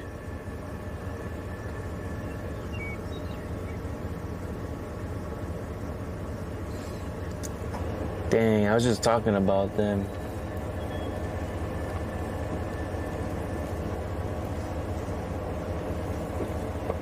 Sam, just like I said, man, Sam has been with us for about 15 years. Olga Gutierrez said old age. Yeah. Man, I wonder how you guys found her. She was just kind of sleeping near the house, or, I mean, that was it? Or, just like I was saying, one of the saddest things about dogs is, or the one things I don't like about dogs is the old age. We outlive them so many times. So she's been with us for like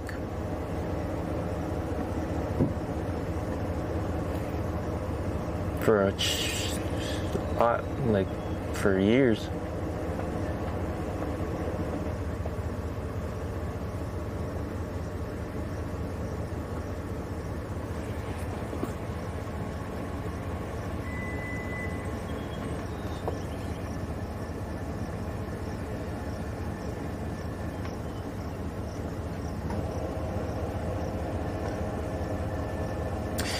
I know she's not going to be scratching anymore.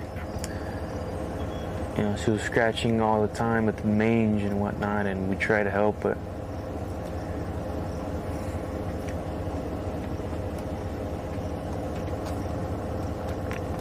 Nihal Sahani said, you all know each other. yeah, Nihal, like, Olga is my mom, and then Thomas obviously is my brother. I've told you. Olga Gutierrez said, we are worried about Cora now.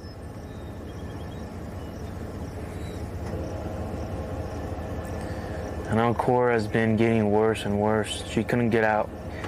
Her arthritis so bad right now. I think she's been trying to get up, and she couldn't get up. Last time I tried to get her up, and she could not get up.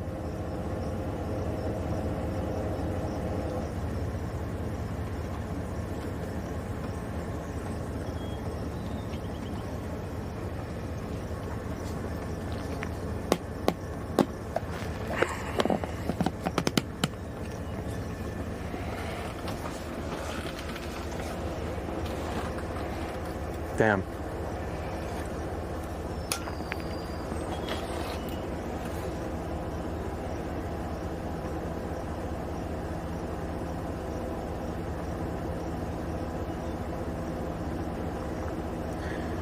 I don't think Sam. Nihal Sahani said that your mother and brother is chatting with you, but sorry I didn't know that. Yeah, I thought you knew that Tommy is my brother. And then Olga.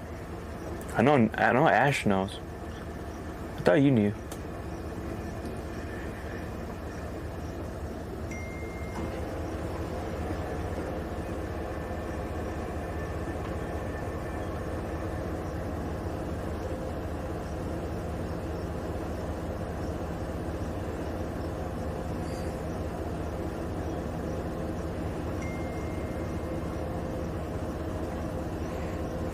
I see that. See your message there, Mom.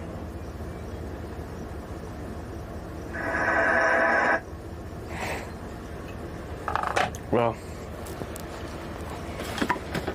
if I think about it too much, I'm gonna get sad. So, I changed my mind here.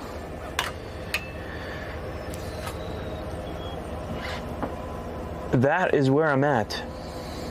This is the fort of, there's more forts around here, but this is the fort of Santa Fe National Fort or something like that. Santa Fe National Fort.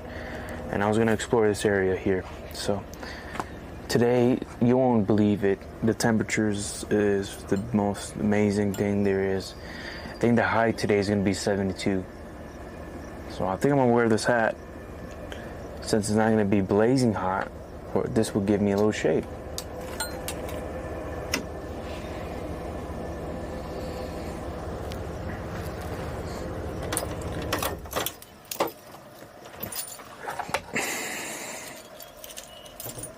Nihal Sahani said you never told me. Interesting. Maybe you weren't there those times. So. Nihal Sahani said don't be sad, I be there always anything happens. Olga Gutierrez said you look me Joe.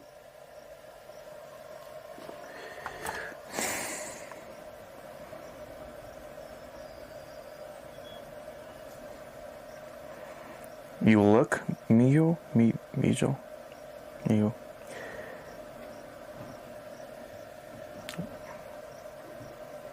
Olga Gutierrez said good thumbs up. Oh, I think the hat saving me right now. I'm gonna wear this.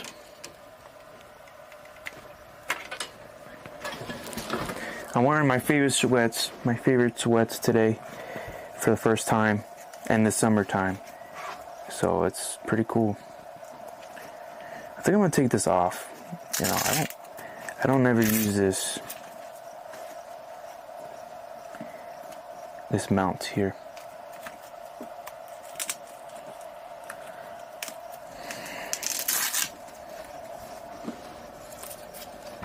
Just kind of sitting there.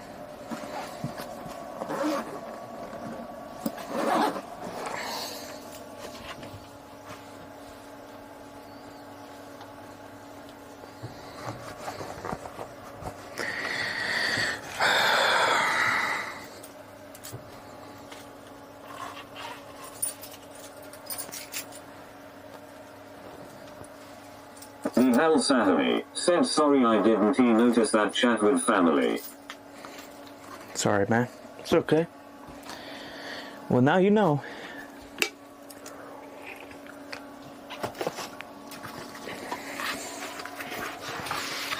It's time to go explore.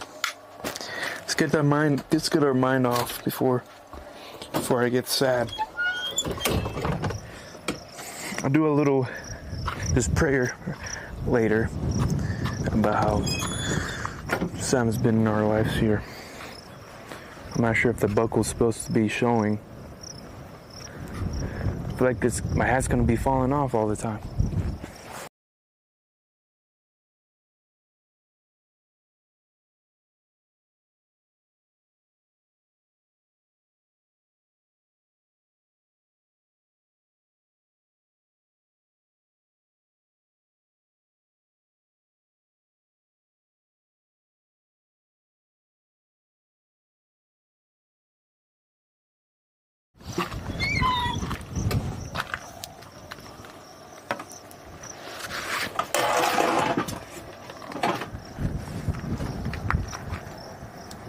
I'm not sure if this is actually supposed to do something.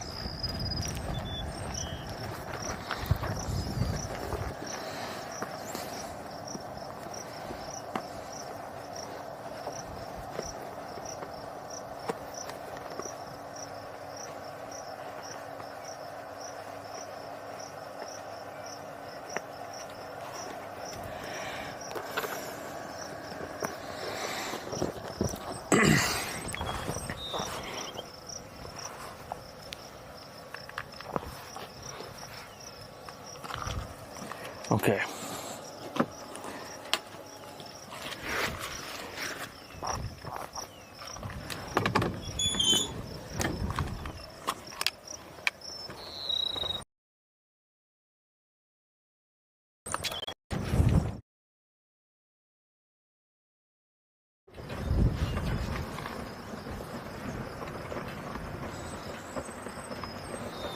Our internet might be spotty a little bit.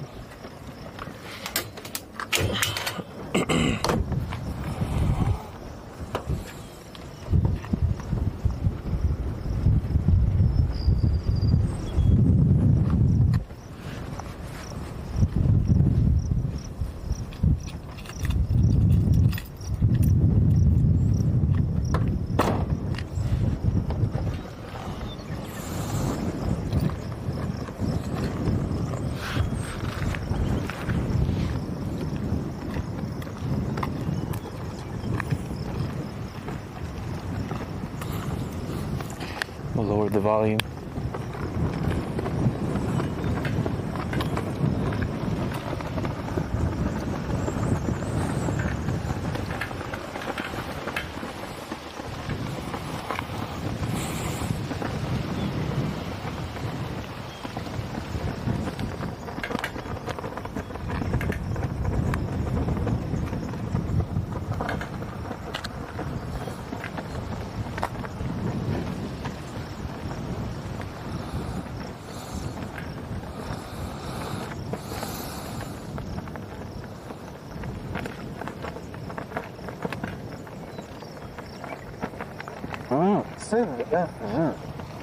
Oh my goodness.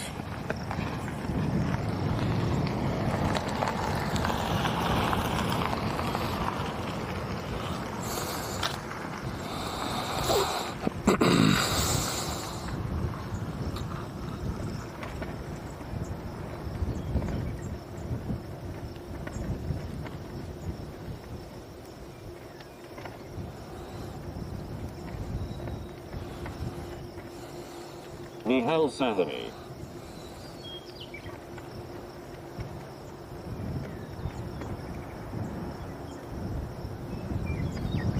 Sure. Send it over. That's Nihal.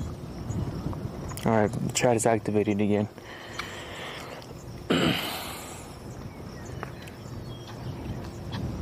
Well, we got restrooms here, which I might use.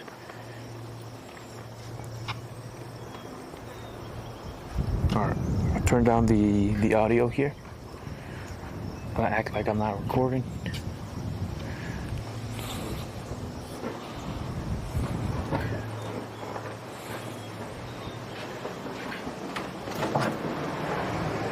Hello. How's it going?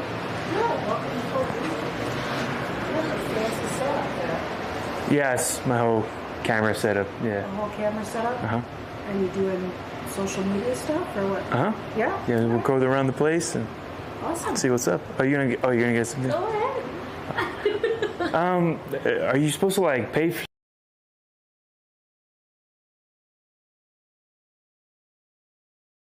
See that I can turn on at any time if you want to see it. Okay. We have a pretty nice new up-to-date museum. We have a self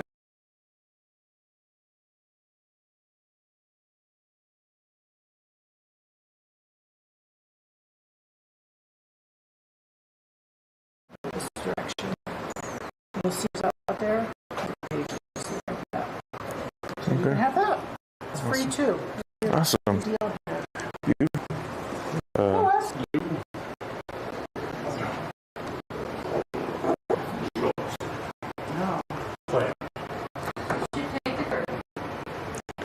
Tour is worth it. The door? Oh, we have a what time is it? Okay. Probably do that then. Am I able to? Can I do that? And am I able to record the tour? I imagine that you can. You can Okay. ask the guy. Okay. Yeah, so Alright. the film is right through that door, and to the right we have a little theater. All right, I'll try that. Thanks.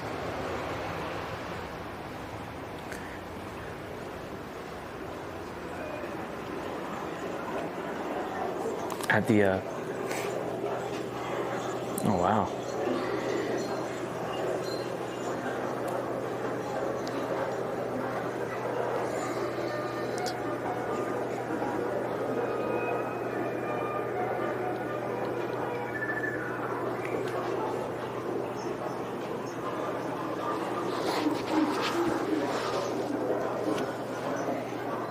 Internet's a little spotty here.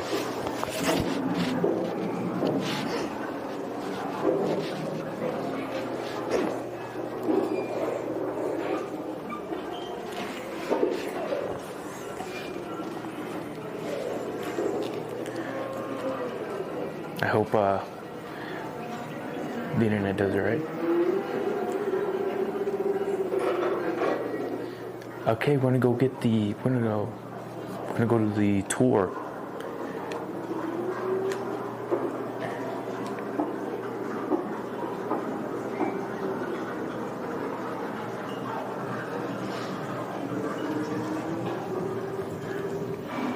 This is the map, which is so cool. They don't have a fee here.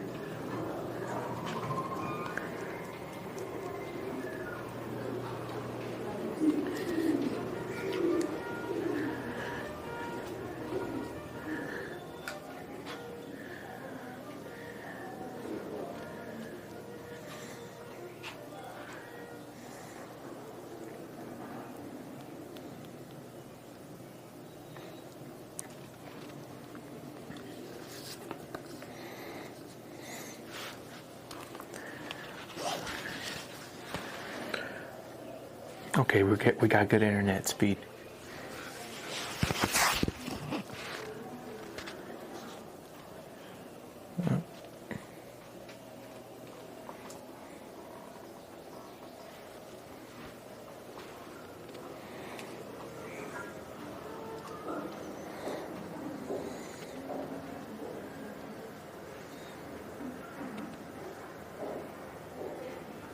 Guessing these are the animals that are here.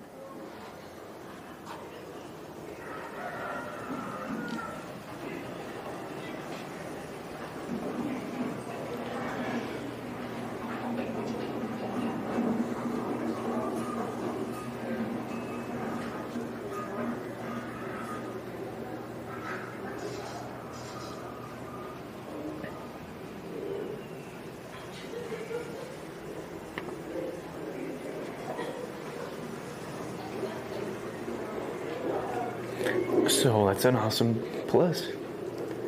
It's free.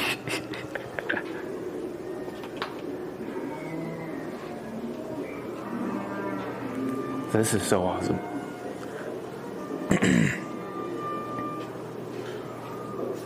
So pretty much I'm pretty sure that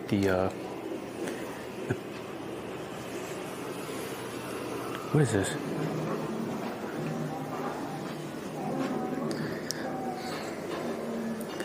Well, you could try this on.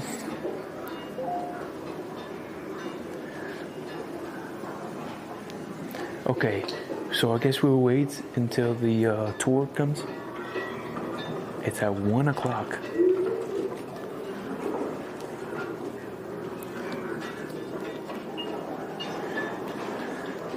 I'm not sure if that's you have to pay for that.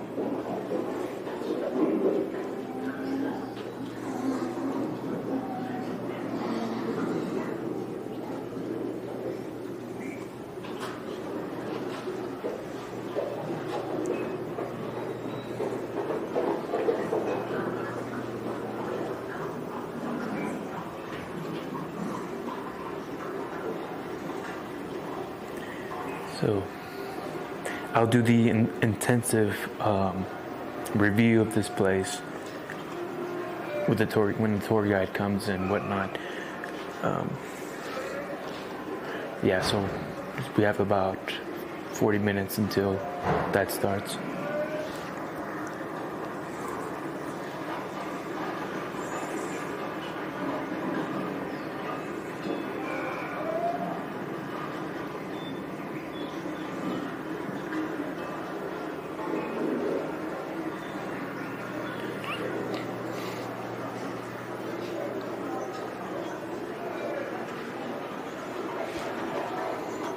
People who used to write these things.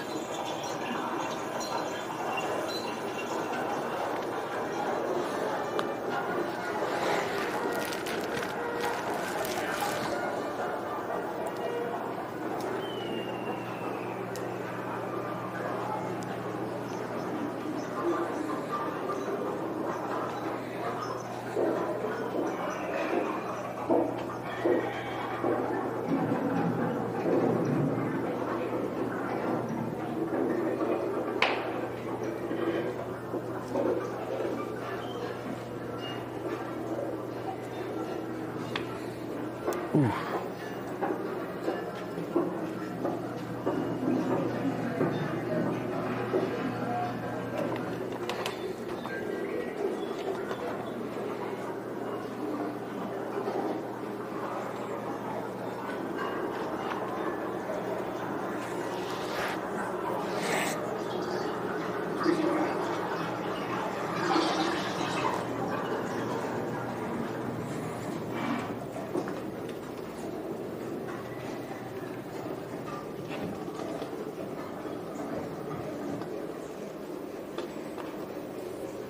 Maybe before we start the tour,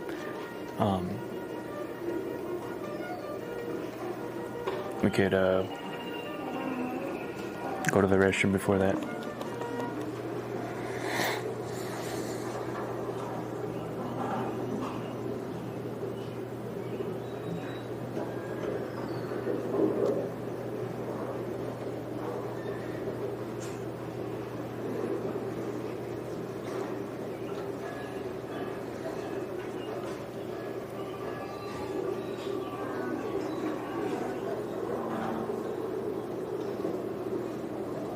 So cool.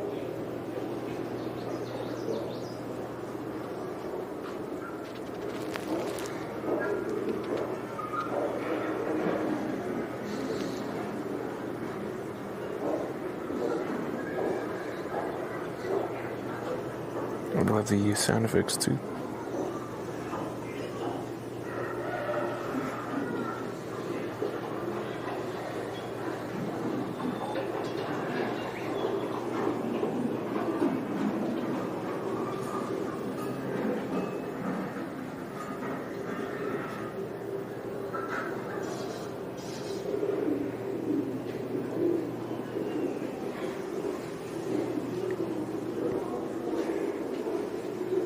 Wow, they have a lot of information here. We'll go through it.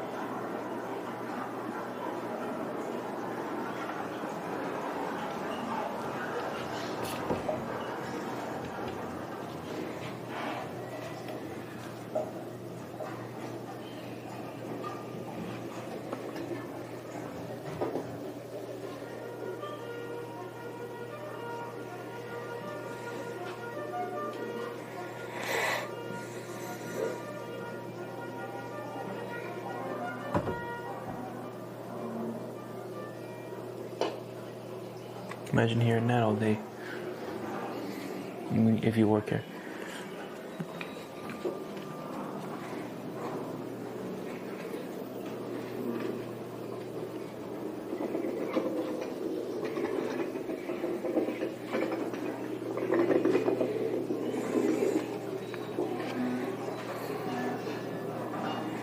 I'm gonna put this in my pocket.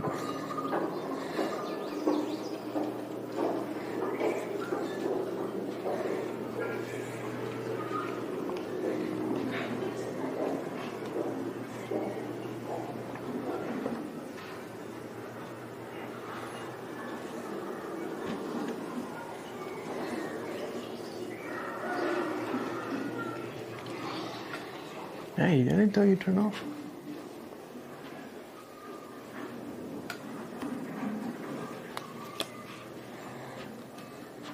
Should we watch the film?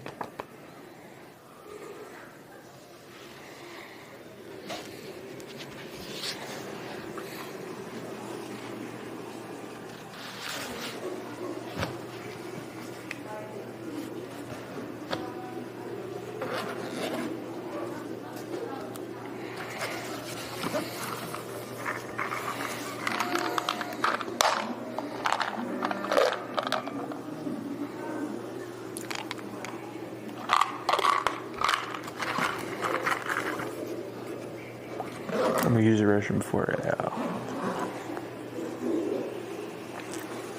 I even do anything here.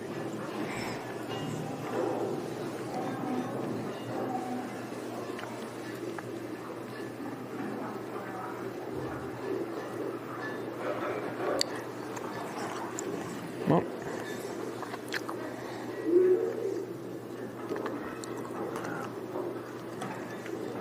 I might even get y'all's messages.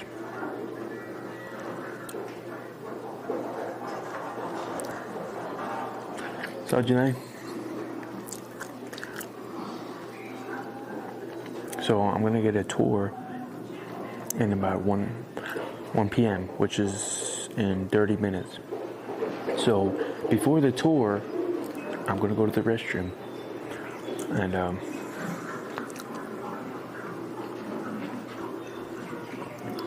then that's it. And then we'll come back. So I'm gonna go to the restroom right now. I'll be back. I'll put you guys in the backpack. I don't have overlays yet. So, unfortunately,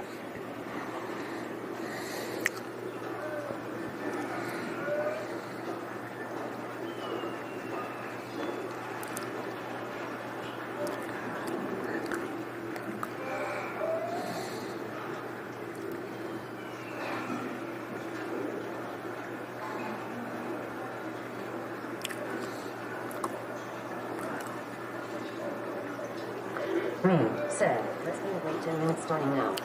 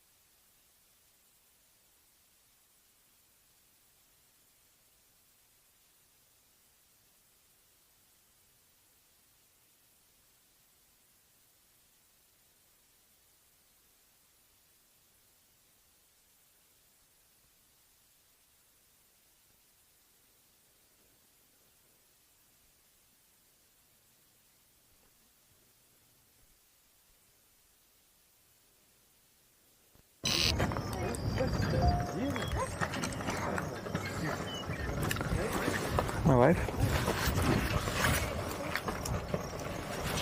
Oh, back in the van. Change some shoes because I'm gonna walk a couple miles here. So I think you'll be able to hear me. Thank you for your help. Sure, no problem.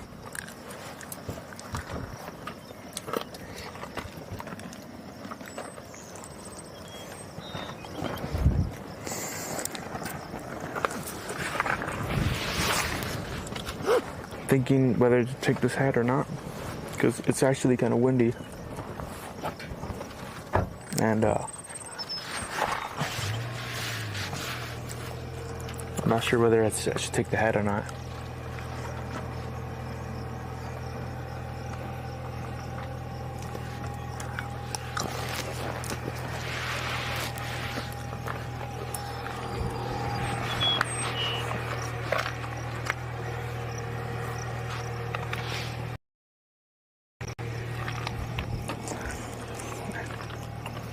Help me out.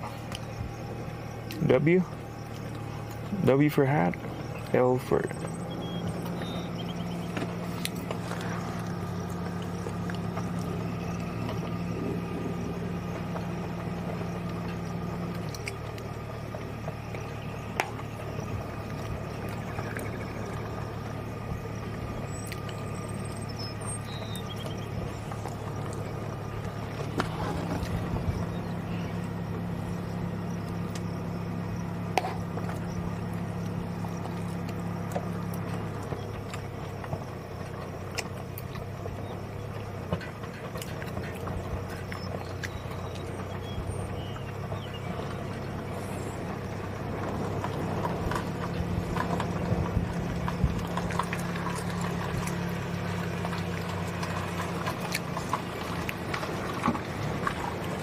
I guess I'll take it. Ah, it's gonna fly away. I'll be like messing around with it the whole time.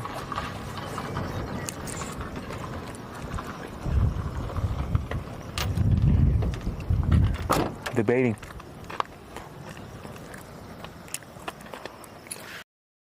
I could feel the heat.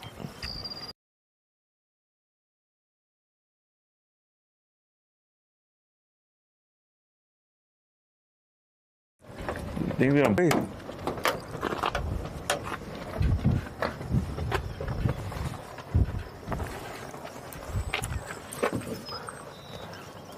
gonna have to do with my my other hat.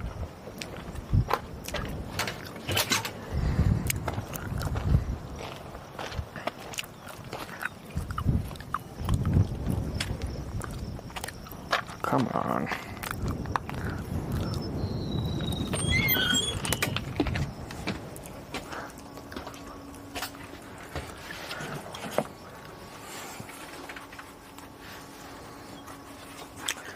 I'm gonna have to do with this hat. It won't fly away.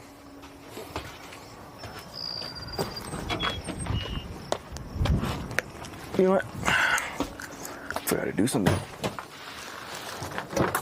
Playing by the rules of the game.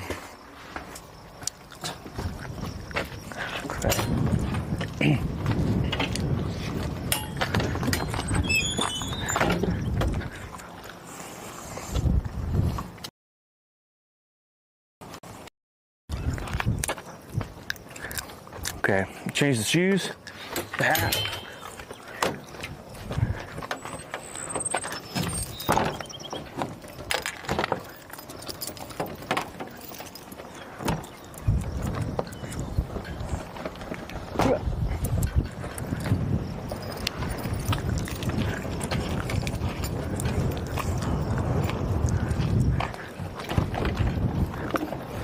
Locking all doors.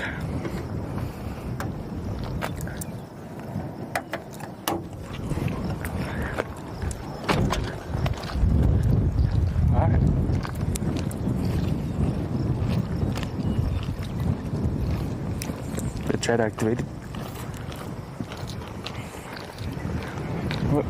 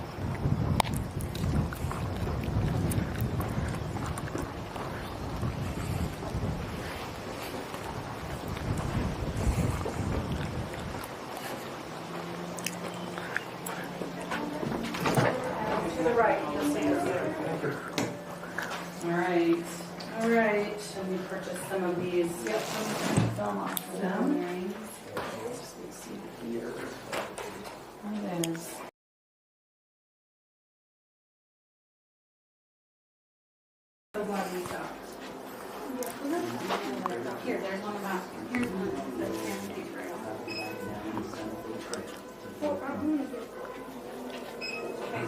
Was married in Sloan West, and she had come here as a girl, fallen in love and married.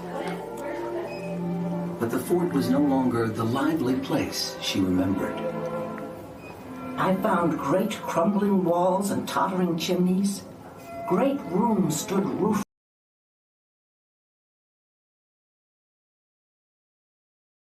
The wind moaned among the crumbling ruins and brought with it the sound of marching feet.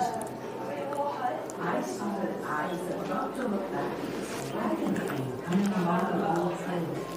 I saw a child with a baby. I saw a little lane American on the seat of a covered wagon, carrying a small bicycle. In its 40-year existence, the Union became the largest and most important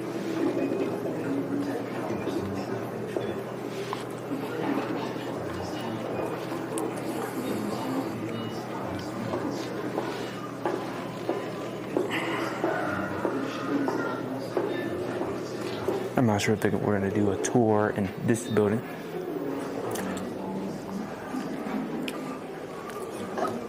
But we're almost around 15 minutes before we start.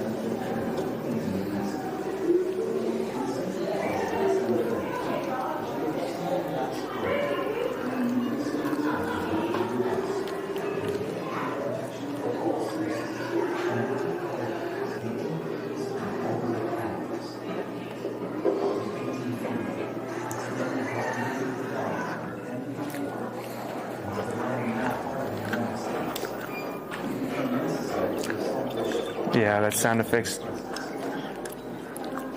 The sound effects right there, Johnny. Isn't it great? The military authorities wanted to protect traders. We got around 10 minutes until the tour starts, so I'm just gonna be hanging out in here in the ACs.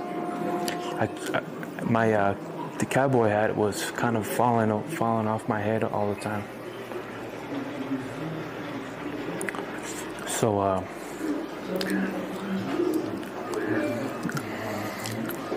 I'm gonna have to just deal with this hat. Have to make a hat specifically for my head or something, because it kept falling off.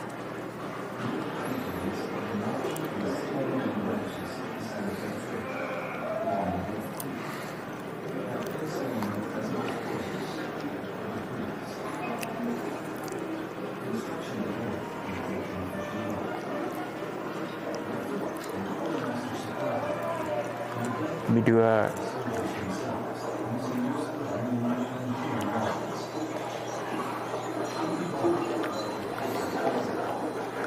oh shoot.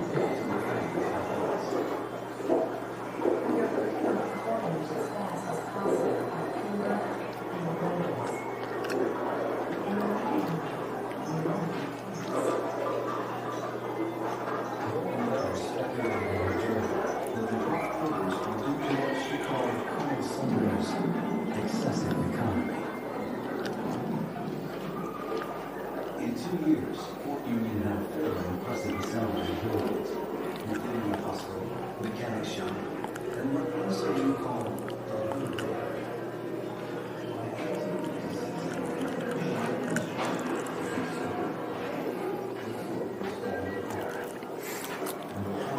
Gotta post for the Instagram. Haven't done that in a while.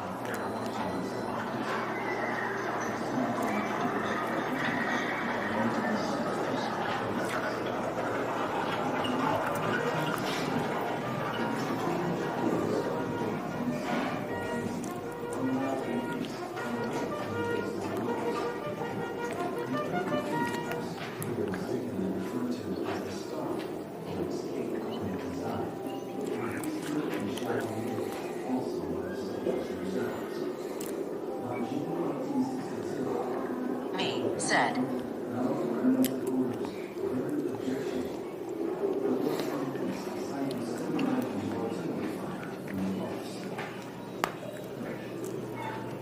To prove his point, he had cannons fire shells from the boss that easily reached the nuclear and beyond, confirming the Thatcher's concerns. Fortunately, 14 was never attacked. Only 3 months earlier, Confederate forces had been forced to do just that.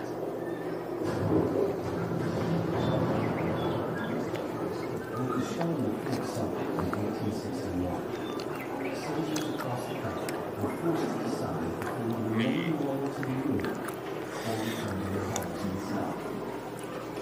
Henry was a former commander of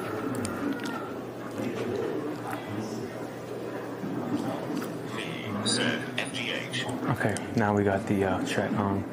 I'm probably not gonna have the chat on the whole time, but we'll see.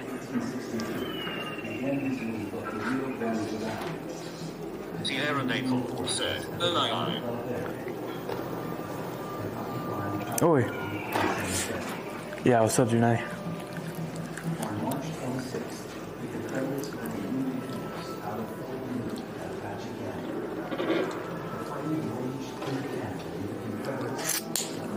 We got 5 minutes until the tour starts. The Union force was comprised of Colorado volunteers, known as Pikes Peakers, regular Army soldiers, and New Mexico volunteers. The New Mexico volunteers were New Mexican Hispanos, who, despite being subjected to prejudice and insults, proved to be loyal troops. The New Mexico Volunteers wanted to be an active part of the new America. They're having sent What kind of gun is it? Winchester? Which one are we talking about here? This one?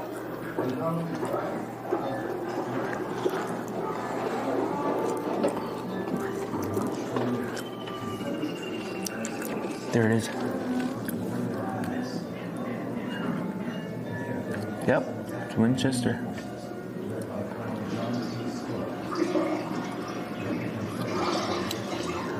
See it?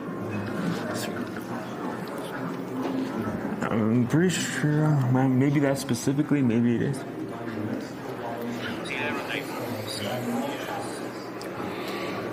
Well, this is the one. There's another one over here. The old classic musket. Classic musket.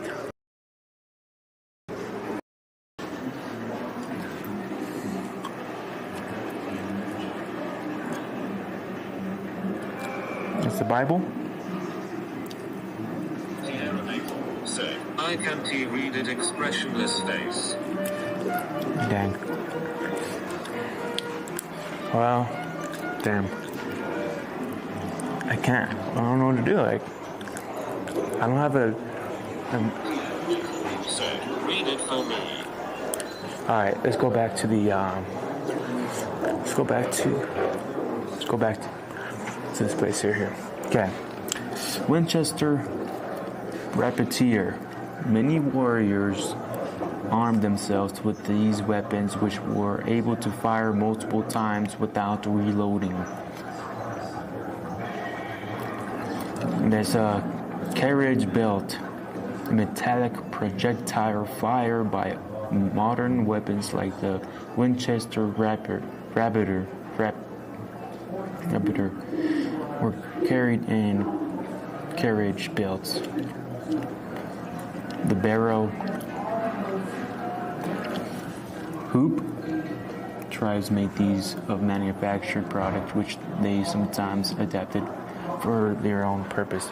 I think the tour is gonna start right now, so I'm gonna go outside. Hey. Hi.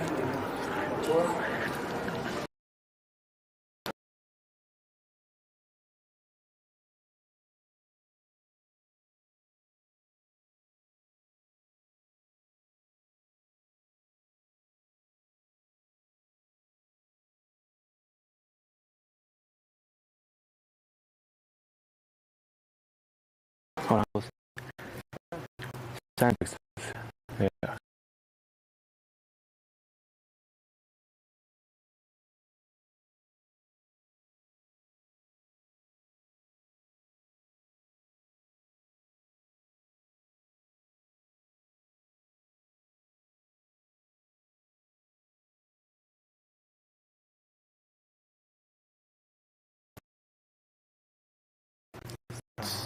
Yeah.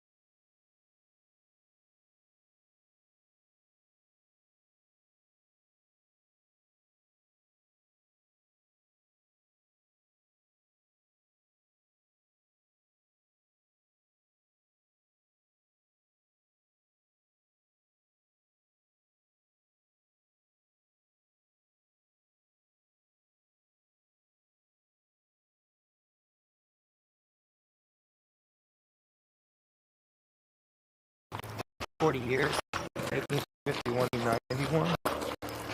But the year, dates back. People were living on this land at least as far back as the 1300s, but probably before that. This is the ancestral land of the Hickory Apache, who moved here probably in the 1400s, maybe the 1300s. They got here just a little before, possibly just a little before the Spanish. This land, this area, was part of Spain longer than it has been part of the United States. So the Spanish came mid-1500s. I'm going to stop here. okay. Spanish came mid-1500s, and this was then, at this time, was kind of called New Spain, along with Mexico. The people that lived here that were Spanish were kind of ignored by Spain. They were not allowed to trade with anybody other than Spain itself. Anything they did had to be done with the motherland. So if the people that lived here needed tools or fabric or any sort of supplies, they had to go to Mexico City, which is about 1,400 miles away. There's a long way to go to get stuff. To the east of this territory was, initially it was French land, became Spanish, went back to the French. The French then sold it to the Americans in 1803. That was the Louisiana Purchase. There were French trappers, English trappers that were in that area, but all of the Spanish people living here were forbidden to trade with those people. So some Americans in the early 1800s kind of had this idea, well, I'm going to go out there and help these people out, make some money. And if you did that and you came out here, you would get arrested and possibly imprisoned all the way down to Mexico City. And there were a number of famous people who tried to do that, were arrested, and were in prison either in Santa Fe, Chihuahua, or Mexico City. In 1821, Mexico declared its independence from Spain.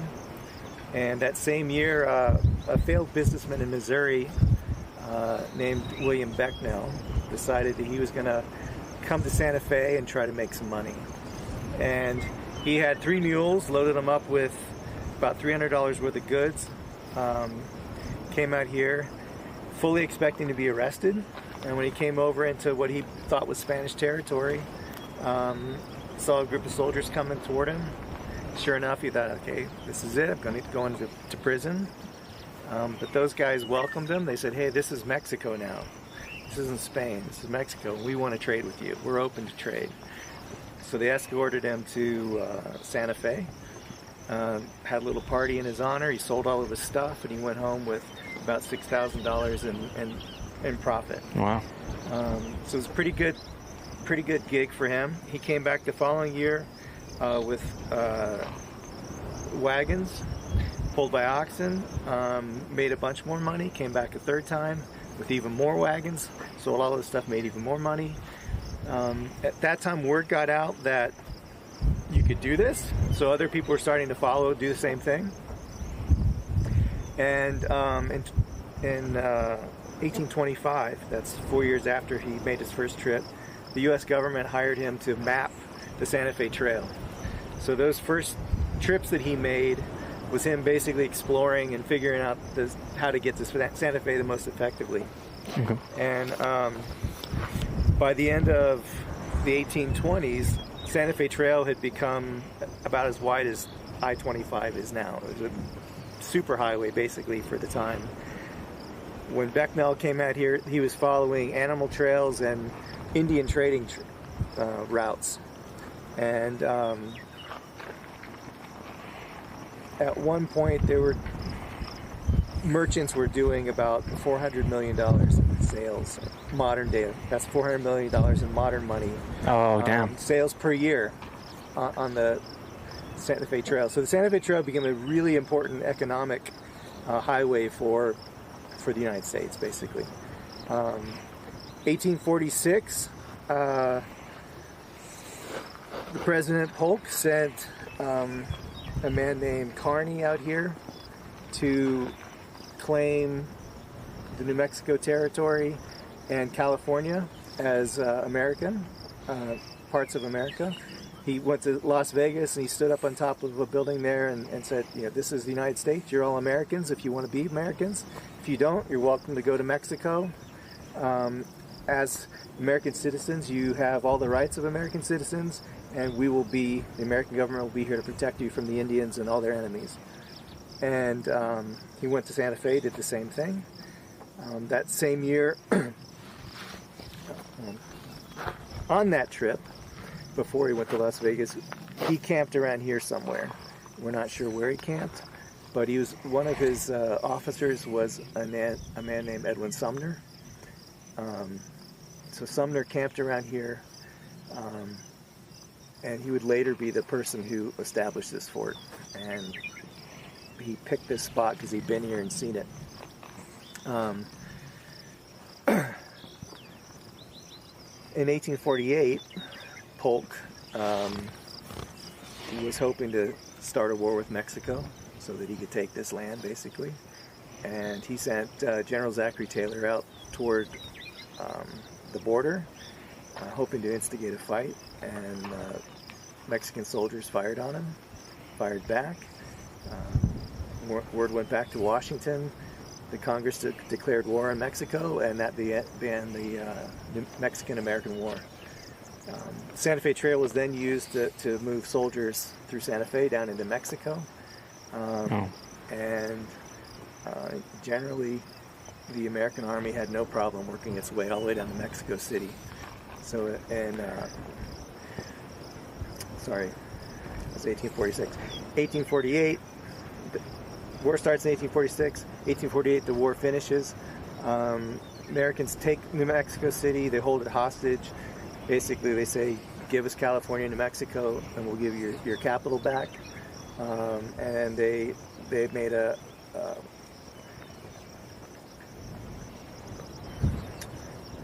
pretty insignificant sum for the rest of for the land. So it didn't look like they stole it from Mexico. But this land then became part of the United States officially. And in 1851, Edwin Sumner was sent here to create a network of forts to protect the Santa Fe Trail and to protect the people who lived here basically from the Indians. This wagon, before we move on, this wagon is a U.S. Army wagon. It's a replica. it would have been pulled by 6 mules. It would have carried about 4,000 to 5,000 pounds worth of goods, whether that was flour, sugar, salt, salt pork, clothing, glass for windows, bricks. You can see there's no seat there, so the driver would have sat on one of the mules, or he would have walked. The route from basically where Santa Fe Trail started to here was about 800 miles. There were 2 routes. It took about 2 months, going 15 miles a day, walking. There was a northern route and a southern route. The northern route was about 100 miles longer. It had more water, fewer Indians, so it was a safer route to go. But if time was of the essence, when the season started to come out here, the merchants loaded up their wagons, and it was a race to get to Santa Fe first before they ran out of money. So some people chose to take that southern route. And a lot of people, they died of starvation, dehydration. These wagon wheels would shrink in the dry, and they'd fall apart. So you'd have to fix your wagon. If you couldn't, you're stuck out there. And they were also subjected to Indian attacks. The northern route, when it came into Fort Union, came around those mountains there. It headed over to Watrous, the town that's at the end of the road that you came up on.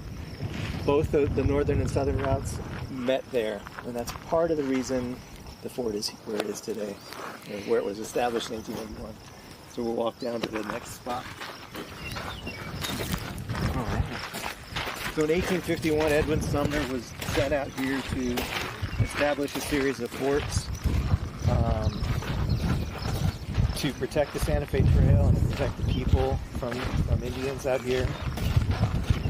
The Army in 1851 went through a lot of changes. There were new uniforms, new weapons, and they wanted to have this new way for the soldiers to fight Indians in the Southwest. And one of the things that they wanted to do was get away from the cities. There were garrisons in Santa Fe, there were garrisons in Las Vegas, Albuquerque. The soldiers were distracted by gambling, dance halls, bars, prostitution, and the Army wanted to get them away from those distractions and closer to where the Indians actually lived. So Sumner looked at a variety of spots out here. He looked at Las Vegas, he looked at Watrous, he looked at other locations farther away, but he picked this spot in part because there was a lot of water on the surface at the time. We don't see as much as they would have seen. You can see a pool of water out there. As you come in, you cross over a small creek. That was a bigger creek back then. That's Wolf Creek. There was a lot of grass for feeding livestock and horses. And there was a lot of wood up there in the Turkey Mountains. So those 3 things are what we know, are the reasons why he picked it. Also because the 2 trails came together just about 8 miles from here. It's such a beautiful spot. It is a beautiful spot, and all the rain has made it extra beautiful. And what's cool about this place is this is what it looked like. I mean, there's a building out there, there's this ranch house there, our buildings, and a water tank back there, but for the most part, this is what it looked like thousands of years ago. It hasn't really changed much. And when you read people's descriptions of it, it sounds like the same place. It's the same wind, the same dirt, the same dust, the same critters. And obviously the fort would have looked a lot different at that time. But if you're not looking at the fort, what you're looking at there is pretty much what Hickory Apache saw, or what Sumner saw when he came here in 46. So the first fort, besides getting away from the towns, one of the things he was asked to do was build all these forts inexpensively.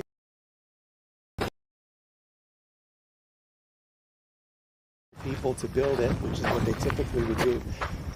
The army would do, had the soldiers build it, and the soldiers were not carpenters. They were not construction guys. They were not roofers. They didn't know how to do this stuff. So they cut wood from the Turkey Mountains, took it over to there.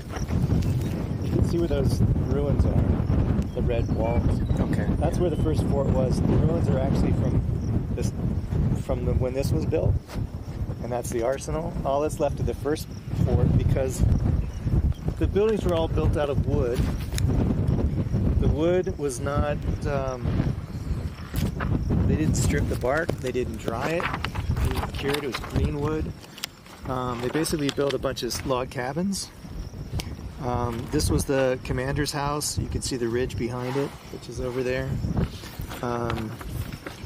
This is another one of the buildings from the first fort. So the buildings began to fall apart almost immediately. They leaked. They were full of bugs, rats and mice. They were dark. Oh, you're okay. Hi, how you doing? There's poor ventilation, so disease spread easily. And the soldiers, if the weather was nice, the soldiers slept outside. Within a couple years, buildings were actually collapsing, and they were tearing down buildings for safety. An inspector came out from Washington, and he checked it out. He said the place was unlivable. They should destroy it and start over. This is all right before 1851, so it's right before, 10 years before the Civil War starts. There's a lot of stuff going on back east. New Mexico is sort of considered by a lot of people to just be a wasteland. People back east don't understand why we're here. What's the point? There is no gold here. There's no minerals. There's no reason to be in New Mexico. That's what a lot of people back east thought. And reports from here were not all that positive. They didn't have much nice to say about the people who lived here. And at the time they were referred to as Mexican. So any of the multiracial, Hispanic, Indian, mixed people, they were basically all referred to as Mexicans. They spoke Spanish. And so the people who controlled all the money back east really didn't want to invest in this. But at the same time, the Civil War is starting to brew. Secession is a big topic. Putting an end to slavery is a big topic, leading to secession. And so there's really not a lot of motivation to do anything with that fort. When they built this fort, you can see it's underneath a ridge line, which would make it easy for attack from above. But when they built the fort, they were only concerned about Indians, and Indians don't have cannons. So in 1861, when the Civil War started, there became some concern that the Confederates would come out here.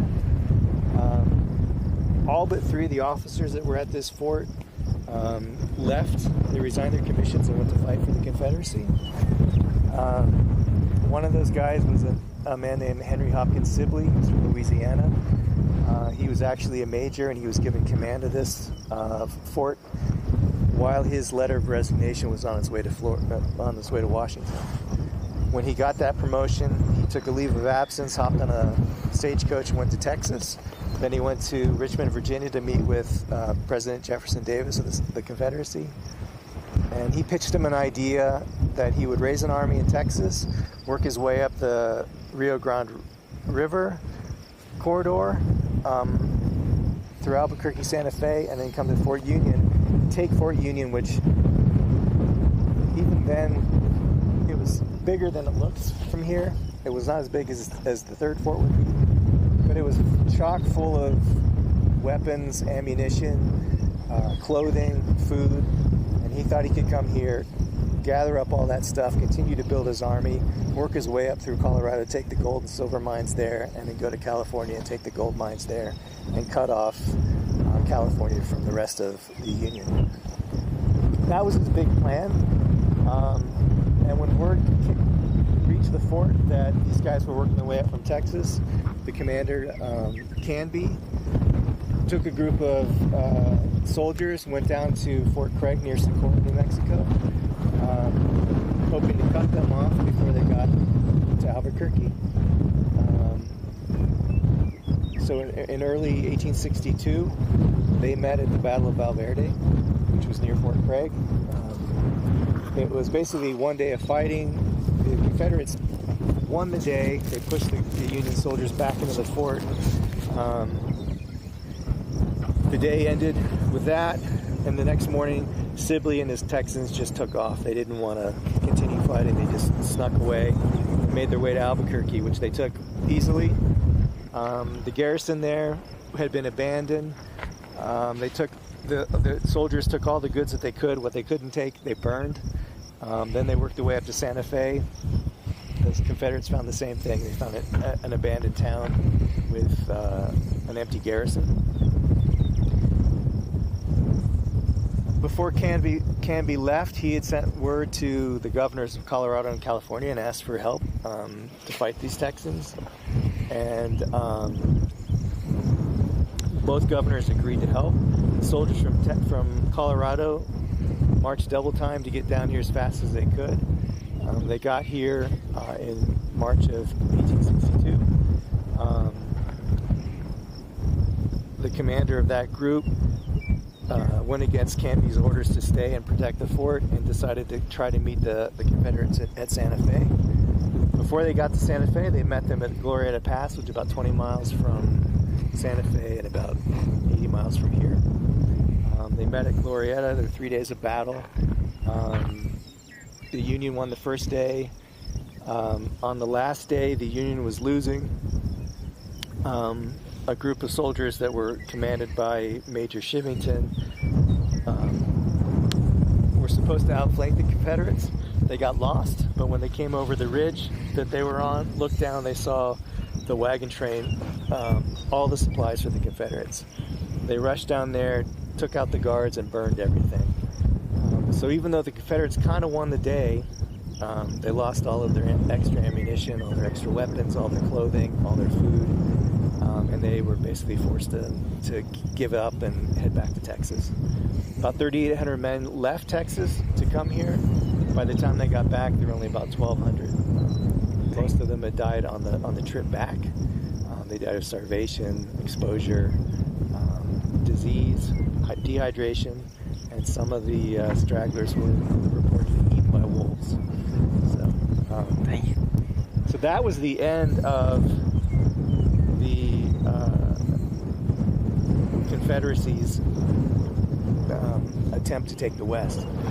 What I forgot to mention was when they got word of that, besides sending out requests from California and Colorado, they started building what was here, which was this giant star fort. It was an earthen fieldwork. 500 men could live underground. All the ammunition, all the goods were also stored underground, protected against artillery fire. The men worked about in shifts of 200 men, 4-hour shifts, 24 hours a day for 6 months to build this. In 1867, when this fort was partially built, and a variety of undesirables had moved into this abandoned fort. There were prostitutes, there were ex-Confederate soldiers who were in hiding, there were gamblers, there was all kinds of unsavory stuff going on. So the commander of the fort had it destroyed. He ordered the soldiers to destroy it. Once the Confederates were pushed back, this fort, which was never designed to have, was considered no longer useful, and in 1863, a year after that battle, they began building the third fort. And we can start walking that way. Is this okay for you? Yeah, pretty good. If you have any questions, feel free to ask. Okay.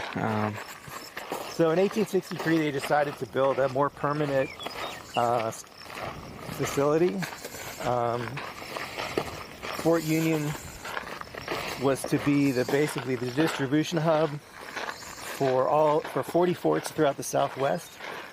All the food, arms, ammunition, clothing, all that stuff came through this fort and then would be shipped out to these other forts. Men also came through here. They'd march from Kansas, come here, spend a few days, a few weeks before they went off to another place in Arizona, New Mexico. The fort was built in 3 sections. One section was the arsenal, which was built in the same location as the first fort. The ruins you see over there are from the arsenal. There was the post, which is where the soldiers lived. And then at the other end, it's about halfway down there, was the depot. And that's where all the stuff was stored. That's where the quartermaster was. That's where a mechanic's corral was. They had blacksmiths, they had wheelwrights. Behind these 2 sections were massive corrals where there could be as many as 600 mules, 200 horses at any time. There was a lumber yard back there. There were piles of hay, 3 stories high. And the 3 sections had their own commanders, and they all operated somewhat independently. And often they had adversarial relationships with each other. What we're going to look at here, this is the officers' quarters. So the soldiers, there's not much left of where they live, but their buildings were these 2 buildings here. They were big U-shaped buildings, and that's where the soldiers, the privates, and the non-commissioned officers who were unmarried, that's where they lived. The officers lived over here, and the houses were pretty luxurious, and they were even considered by the Army standards to be luxurious. This is what, just be looking from that end, but this is what these buildings look like. Oh yeah. So this is what the inside of one of the buildings looked like, one of the officers' quarters. They had a piano, they had, wow, they'd bring their own furniture. Sometimes as somebody left, those people would sell their furniture to the new family coming in. Their kids came with them, wives were here. It's probably not what you expect when you think about living out in the middle of nowhere. We're not sure if it's the building with the chimneys here or one of the buildings farther down. We think it's this building with the chimneys. Pretty nice place. Looks like they're having a party, which they have frequent parties. The wives would throw parties with the other wives in their houses. This is one of the buildings down there. That's one of the depot quartermaster offices.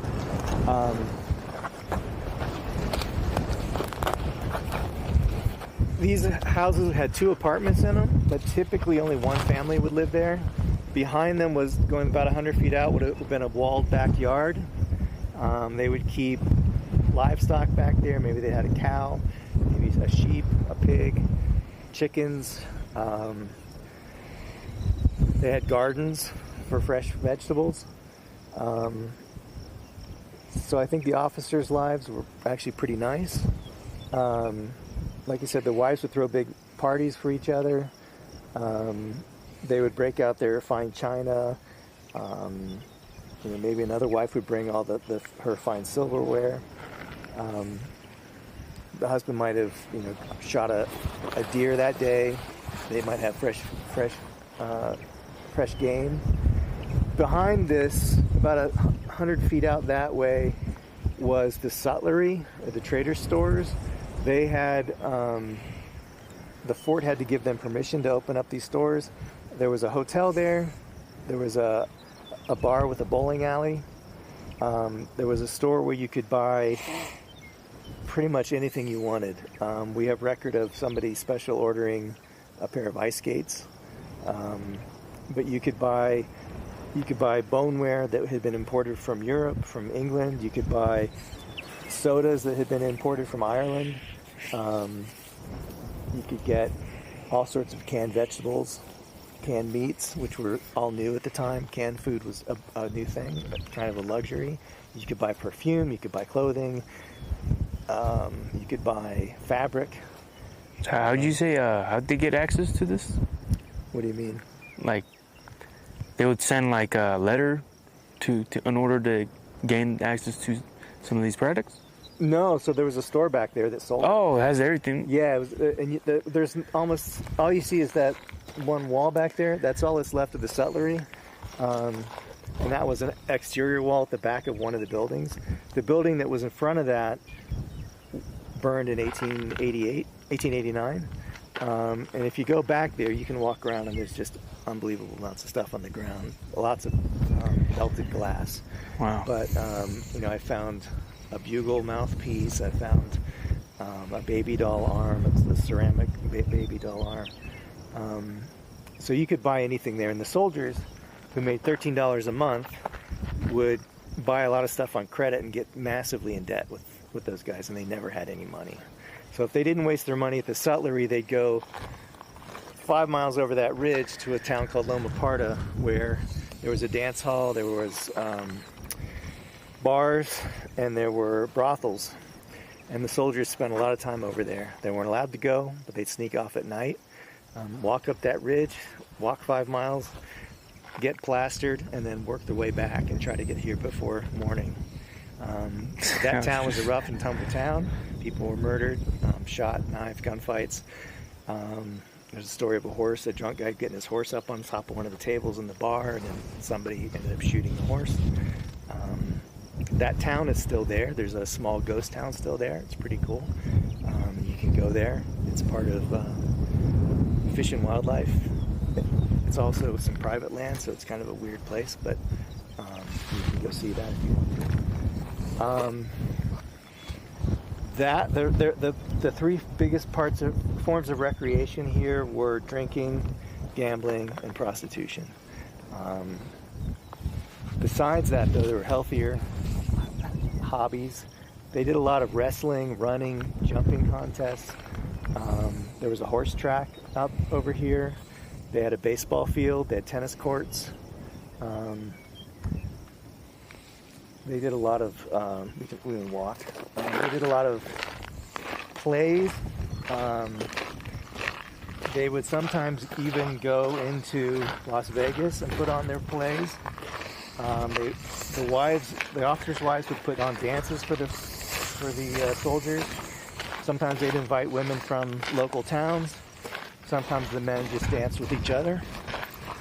The parties would start late in the afternoon and go all the way into the next day. That being said, for the most part, the soldiers' lives were pretty dreary. They worked a lot. They dug ditches. They built roads. They worked on these buildings that, unlike the first fort, these buildings were all built by local craftsmen using local building techniques, which is the adobe. The adobe all came from adobe fields that were there to the north. All the wood came from over here at Turkey Mountains.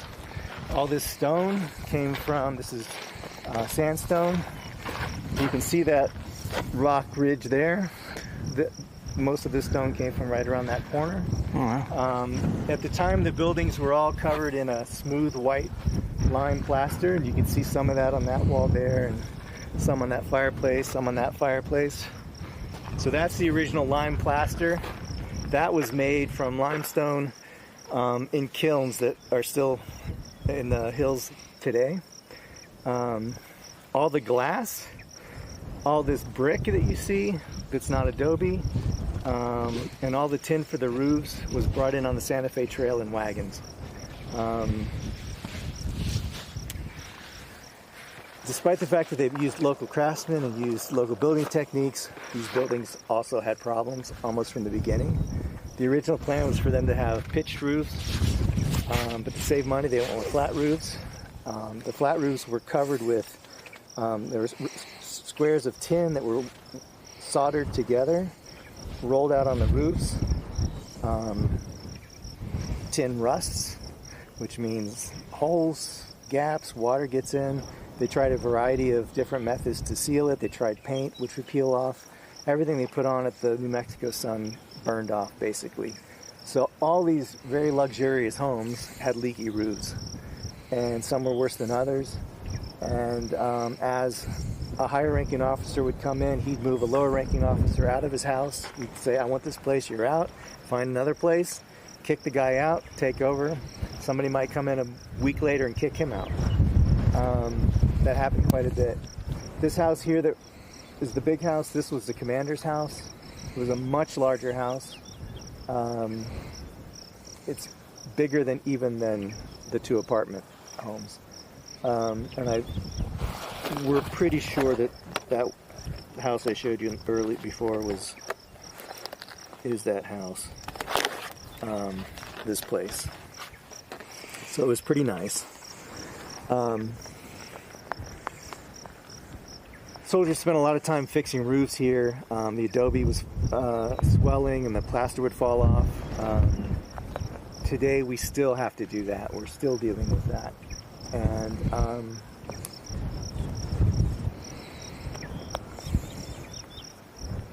in 1866, after the Civil War ended, the railroads started making their way farther and farther west. They basically stopped maybe around St. Louis, and then you would take boats and whatnot to get out here, and then you'd come on the Santa Fe Trail. In 1866, the railroad started moving west. By 1869, the Transcontinental Railroad was completed, which meant you could go from New York to California on a train. It bypassed this area. It would be another 10 years before there was a train stop in Watrous, there was a train stop in Las Vegas, and there was one in Wagon Mountain. The train came down from Trinidad, basically, over the Raton Pass, and went down to Albuquerque. 2 years later, they'd have a spur that went to Santa Fe.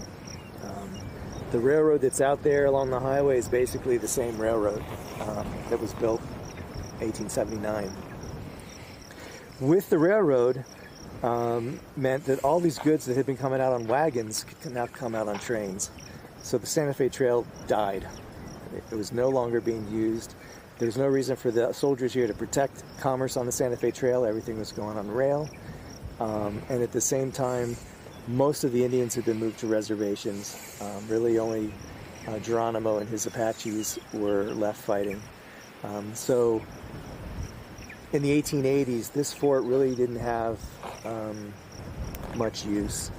They continued to keep it open, but in 1891 they shut it down. A couple dozen soldiers were responsible for closing it up. They marched their way to Watrous, hopped on trains, and went to their next duty stations. So this photo is from 1888. That's 3 years before the fort closed. In the 1910s, so we're not sure exactly when this was taken, but about 20 years after the fort closed, 30 years after the fort closed, this is what this same house looked like. So the weather took its toll. People were taking things that they needed to build their own homes with. You can see there's no back wall, probably no back wall. There may not even be a roof on this anymore. Probably 5 years later, same place looked like this.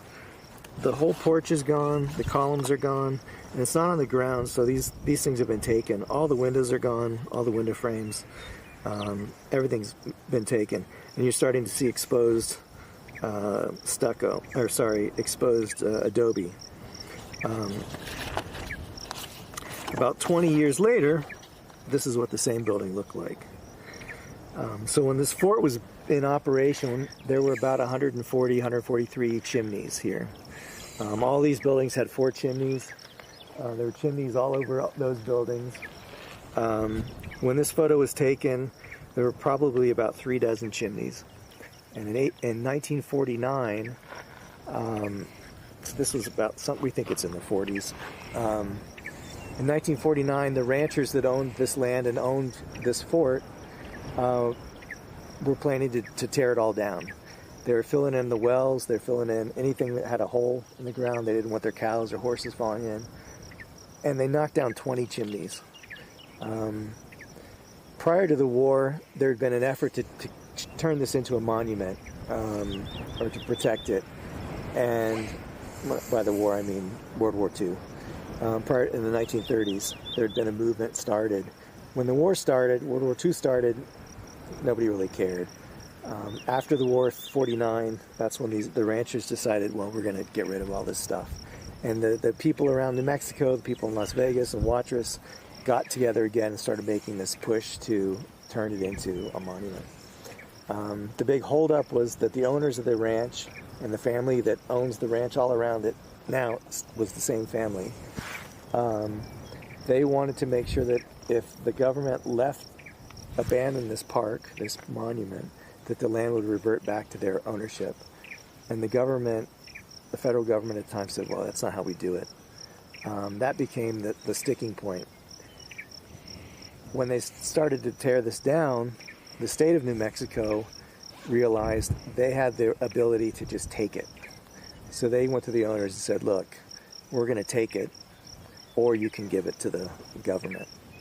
And they ended up making a deal. The government built this road, which they needed. There were a couple of underpasses under the road so that the cattle could cross back and forth.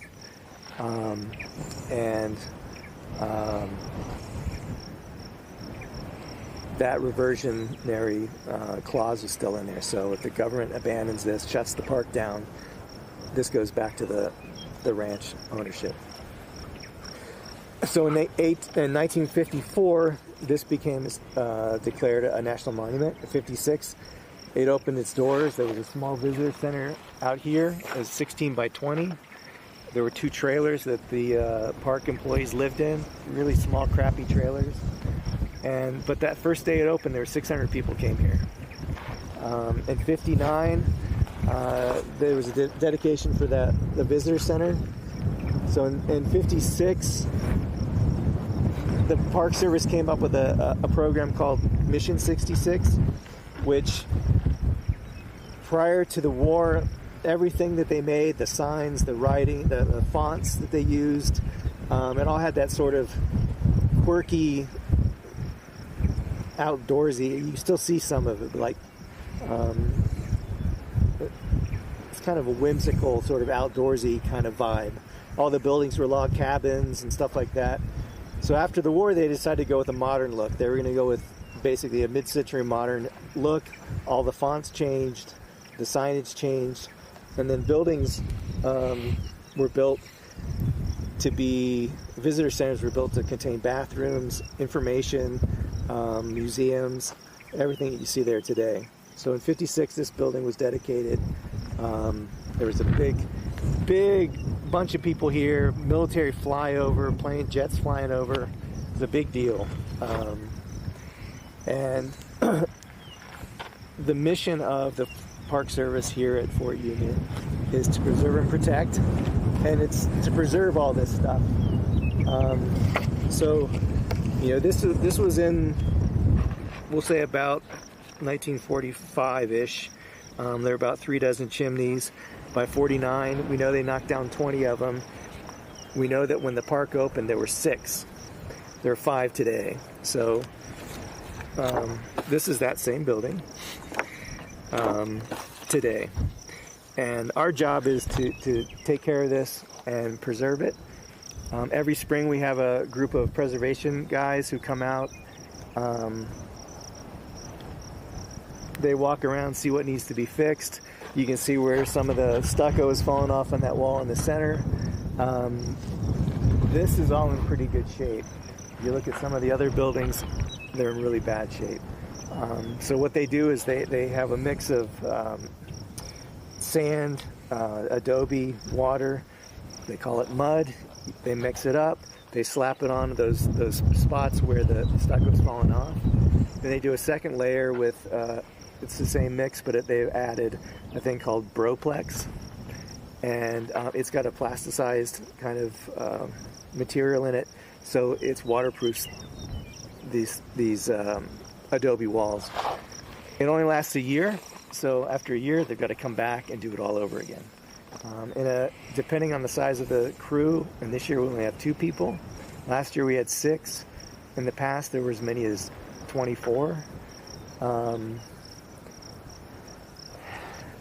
Depending on how many there are, they can only get so many buildings done. But it's a losing battle. Last year we had 8 inches of, let me start walking again. We had 8 inches of rain in 2 days, and a number of walls collapsed. Some of the walls that we use in all of our photographs and t-shirts and all kinds of artwork, some of those walls collapsed, and those are in the mechanics corral. So from November until April this year, that whole section was closed off because of damage from that rainstorm. Damn. There's still a lot of stuff exposed, but they've built a bunch of armatures to hold the walls up, so it's open now. But eventually, all this adobe stuff is going to go away. There'll be nothing left but the stone prison, the stone foundations, the walkways.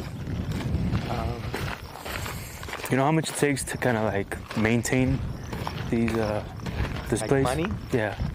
Our budget's pretty small, including all the salaries and everything. I think it's about $1 million. $1 million? Yeah, a year. It's not very much money. We have, what do we have? 1, 2. I think we have 6 full-time permanent employees. Right now we have 2 seasonal rangers, and then we have the 2 seasonal preservation guys. And those guys come back every year. Here's some more of that stone, or that plaster.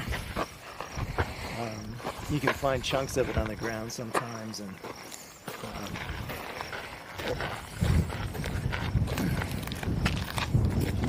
but you can see how all these cracks have to be taken care of. This wall, pretty much the whole wall needs to be remudded. Yeah. This wall's even worse shape. So there's a wall that crumbled during that storm. More really exposed adobe bricks there. So all that edge there is it's all adobe. And most of the adobe bricks that you see, they're original. There are times where they have to replace them. Mm-hmm. But those are the bricks that local New Mexicans made and put into these walls back in the 1860s.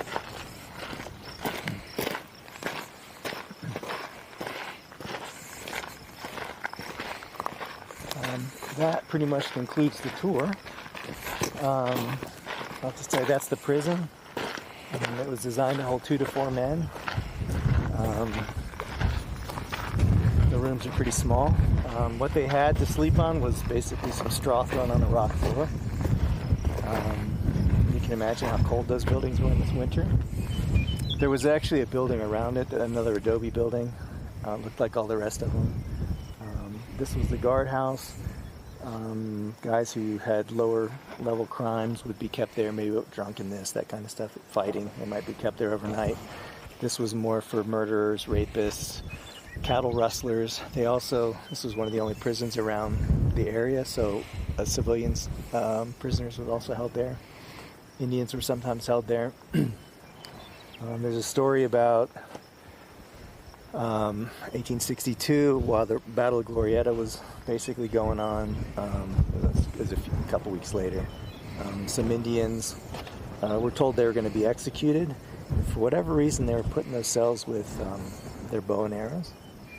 So when the guys came back, the guards who told them they were going to be executed came back. They shot them with the bows and arrows. Those guys grabbed some sort of bomb, lit the fuse, and threw it in there, killing all the guys. And then they were buried in a shallow grave and found in the 50s. It took about 60 years to figure out who the guys were and what happened to them. 3 of them were Indians. 1 of them was, we don't know, based on his bones and whatnot. He could have been white, he could have been Hispanic, he could have been, but he was the taller guy and he was not Indian. So, yeah, so that's it. So you're welcome to continue the tour yourself. If you go this way, you'll pass the bakery, which is the brick ovens are all still there. The privy is there. That's where the bathrooms were. It continues on. You go through the mechanics corral and around back to where all the big warehouses were. You can see how big they were. There's a basement where they kept ice in there, and that's where they kept meat and perishables. And then it loops back around. Or you're welcome to return to the visitor center where we have, you saw the museum, and we got a film, more brochures, and a bookstore. Okay. Sounds good. I guess one more question, I guess. Do you know how long the trail is? Mile and a quarter if you do the whole loop. Or like, no, the Santa Fe Trail. Santa Fe Trail. 800 miles. 800? Yeah. 800 well, miles. The northern route's 800, the southern route's 700. Okay. And as it moved west, it got shorter. Basically, what they say is 700, 800 miles. Okay. Most of it's on private land. There's not much of it left. If you want to see the trail, when you walk down this path back to the visitor center, you cross over one of the trails that came through the fort. It's not the trail. There never really was the trail. I mean, out there is. But around here, there's a lot of crisscrossing trails, and you can see them Google Earth. If you pull that up, you can see that. You can also see that star fort really well. Back there where you can't go, there's a service road that we use, and on the other side of that service road is it's one of the main trail ruts, and it's probably 60, 70 feet wide and 20 feet deep. It's really big. It's not open to the public. And that trail goes all the way up and around the mountains and then comes into the fort along the edge, and it sort of goes into the housing, basically. Wow, okay. So you're telling me that one of the farmers owns all this? So this was part of the Moore Land Grant. I forget when he bought it. I think it was like in the 1880s. He was an officer from back east. I should know more about him, but I don't. I know a lot about other weird stuff. I think he was like a Civil War hero. He came out here and bought all this land. His family, which now is about 400 individuals, own about, I think he said 98,000 acres. So they own the mountain there. They own all that land. I don't know how far it goes that way. We're fenced in. This whole area is fenced in. This is about 80 acres. And then the first fort area is fenced in. That's only open one day a year. Part of the agreement was it would be open one day a year because they don't want traffic going across their ranch land. But all that ranch land is theirs, and it goes for miles that way. And they raise cattle and to sell calves. I forget what that's called, but that they don't slaughter the cows. They sell the calves to other ranches who then raise them for whatever, slaughter, breeding, or whatever. And there's the guy that runs it. His name's Josh, and he lives in Boston in the winter and comes back. He's here all summer, and it's basically him and his family run the thing. The other 400 people, they just fly into town, hang out at they've got a lodge over there called the Marshall Lodge, I think, Marshall House, which I think you can rent for $10,000 a month or something like that. But their family, they all come in, they hang out there, they come in here, and they do shopping probably in Santa Fe. They're all pretty. They seem like they're all a bunch of rich people. But this place, Josh was saying that every year they might get a check for like $64. This ranch does not make money. It's just something they all have. And I think because 400 people own it, there's not much you can do with it. You got to have 400 people to agree to sell it, and nobody really wants to sell it. Yeah. So, I think that's accurate. Okay. Well, I appreciate the tour, man. Sure. All right. What's your name? Christian. Michael? Michael, yeah. All right, man. I appreciate it. All right. Do you guys take like tips or You can make a donation in there. a donation? Yeah. Oh, okay. No, All right. We don't. All right, man. Appreciate it. For sure.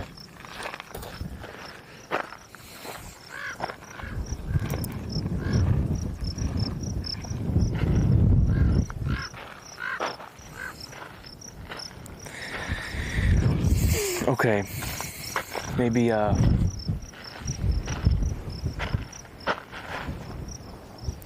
was it. The tour's done.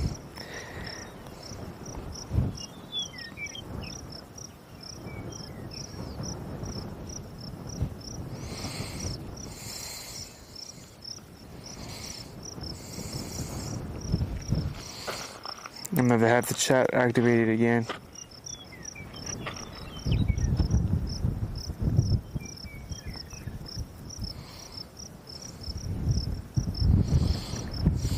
Said HHKH. Okay. Well, it's hard to kind of come up with questions if you don't know you don't know nothing about this place. But wow. Michael, shout out to Mr. Michael.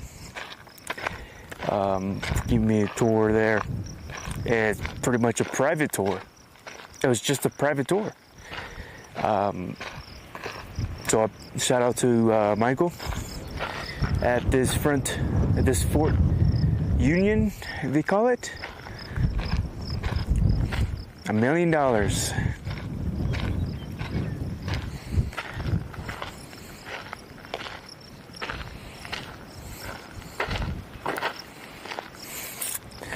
Yeah, and I bet like is the building is made out of clay. Yeah.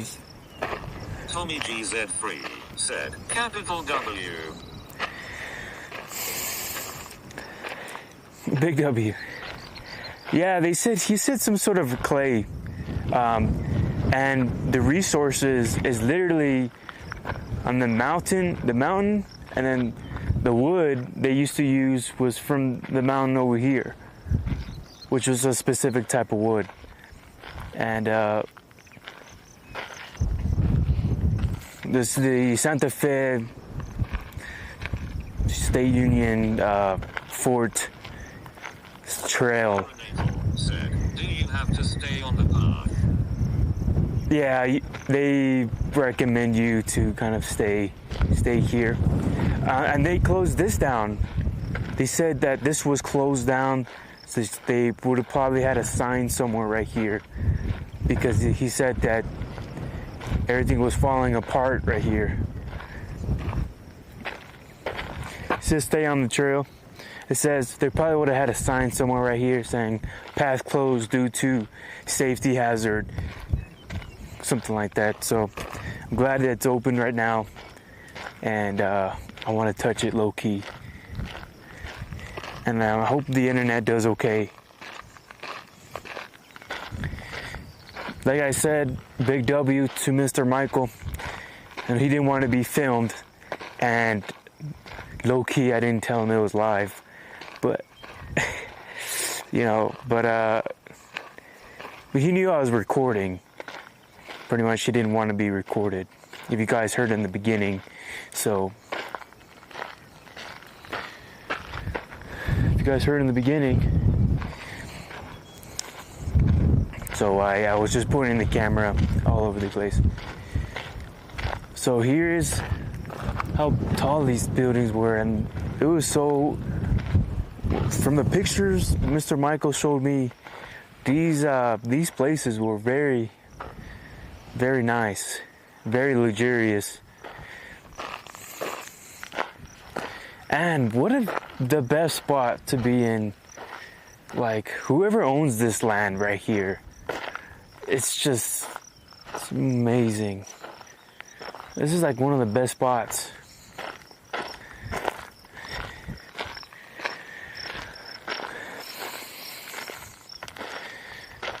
And I'm pretty sure they say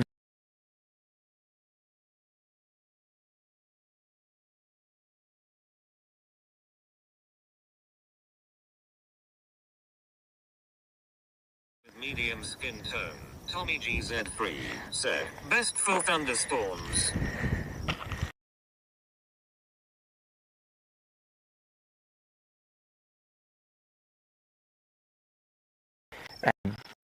times you believe.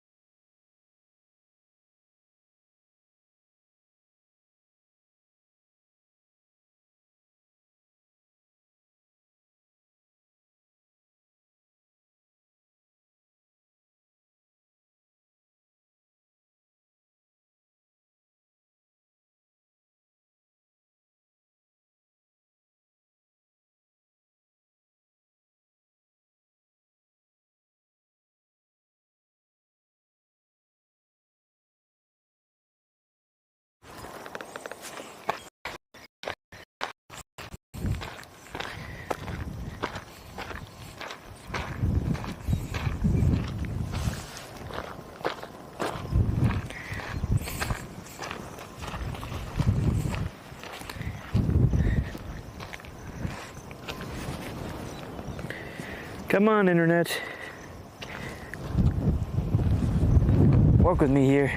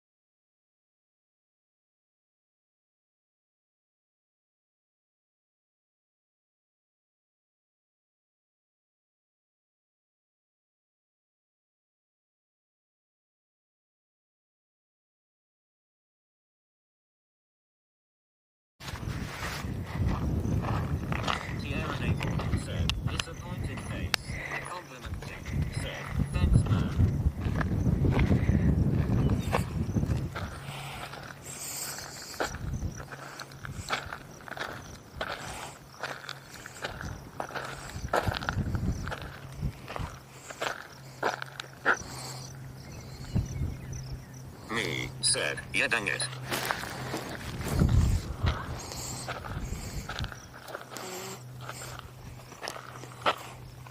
Should be getting better.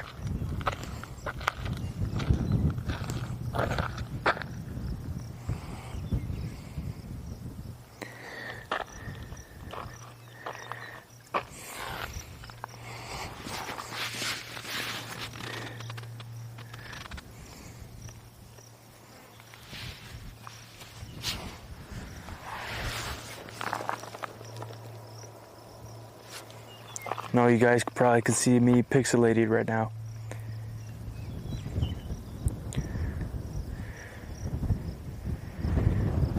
Sierra Naval said, I see you eyes. Look at all them wagons. Look at this.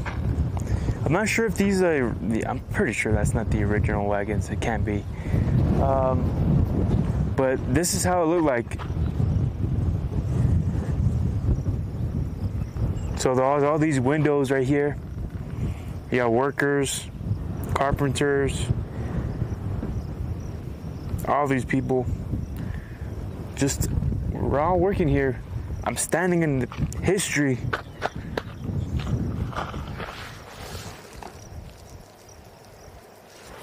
Should I take a piece of clay? Take it home. Take a piece of history home as a souvenir. Come on, backpack. Work.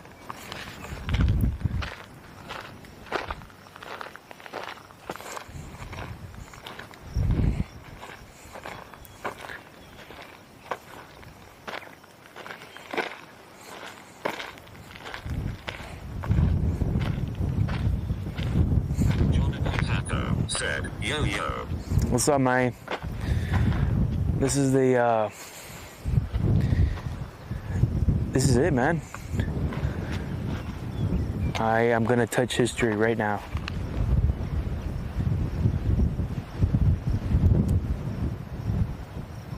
Stay there.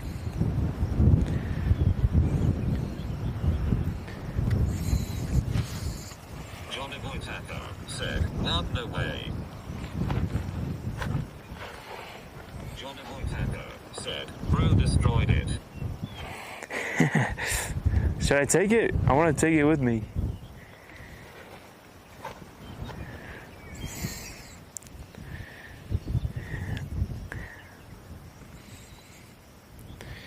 $1 million a year to keep this place maintained. You hear that?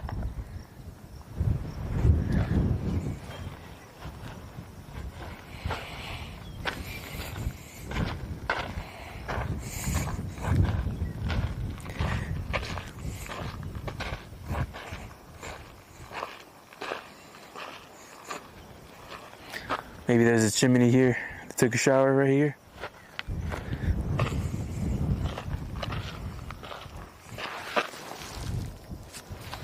Tommy GZ3 said, dang, Johnny Boy Taco said, how has your day been, man? Tierra Natal said, Don T touched face screaming in fear.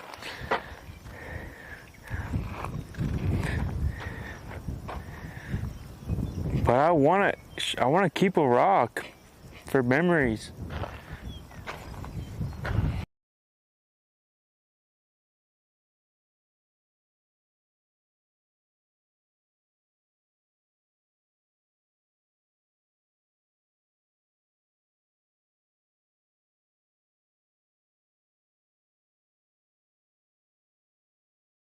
This area, it's kind of a dream. Right here. Look at the whole landscape. This is somewhere that I would like to buy land at. This is it. Like, this is where I would like to buy land. You know? So this area was closed off. All this area. I think that's what the guy said. Because of safety or whatnot.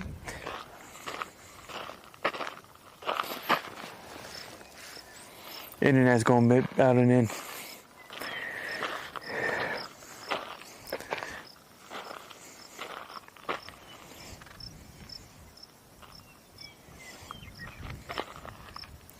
I'm guessing this was a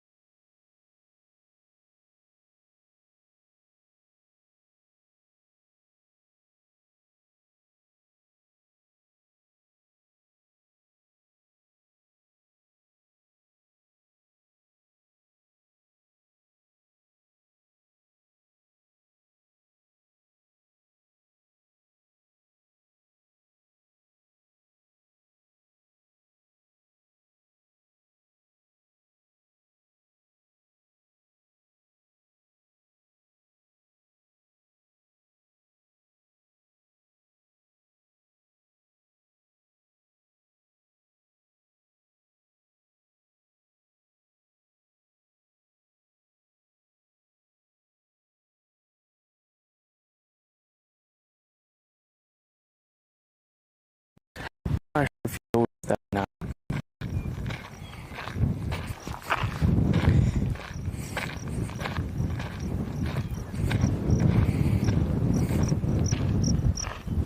That's an ant pile right there.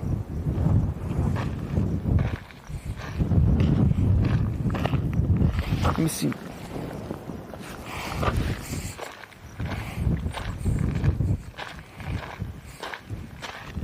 The only way to make the internet better is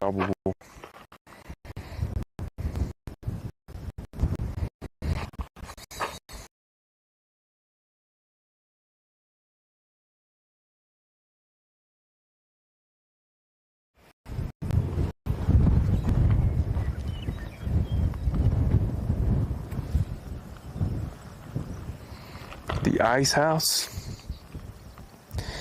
stables for the horses, civilian.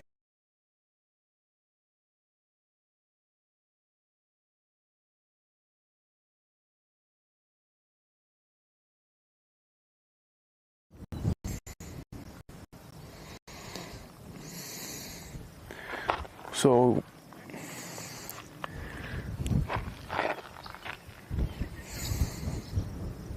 bam. Would that be the stables over there or over here?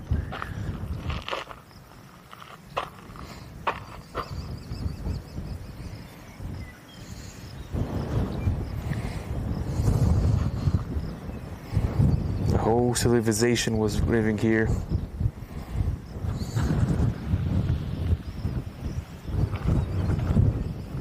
Tierra Naval said, I can see why that's dangerous. Tierra Naval said, part of the chimney. Tierra Naval said, in and out again crying face. Tierra Naval said, it is so pixelated distraught face with tightly closed eyes. Yeah, I think kind of have no choice with the internet going on here. And this is with 4 internet streams coming into. That's with like 4. Can you even hear me? Yeah, it's with 4 cellular datas combining into one. If at the Starlink Mini, I think that would definitely keep up with it too. Look at those crows. There used to be those crows back then, wasn't there? They're big.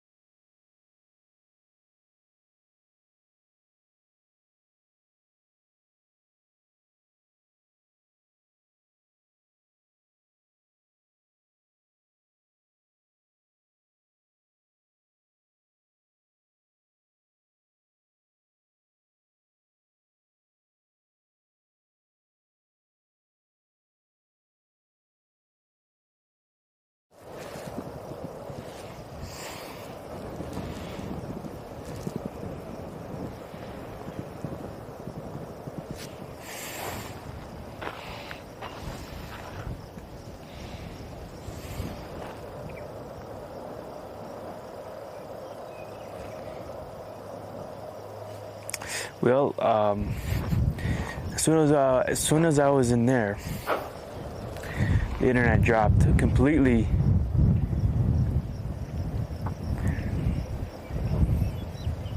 The internet dropped completely when I was in that middle. And I was reading out the food supply. Pretty much they had a lot of pounds of food to feed an army. They had a lot of food.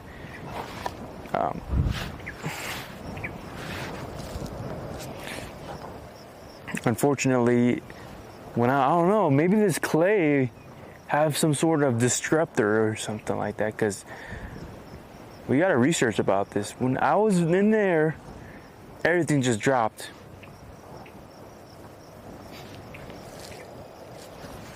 Everything just dropped completely. So this is, I can't go in there before it drops again. But I think this is where they received supplies. I'm guessing they received some supplies here. And just you could just tell how big this building was. Back in the 1800s. Said, so they had a lot of food. Yeah. They had a lot of food to feed an army. And there's an old town back over there in the corner. An old town. Sierra Natal said, like they had 3 meals a day. Yeah, pretty sure. They, what the guy told me is that pretty much that these guys were pretty much living in luxury. I wonder what this is. Look.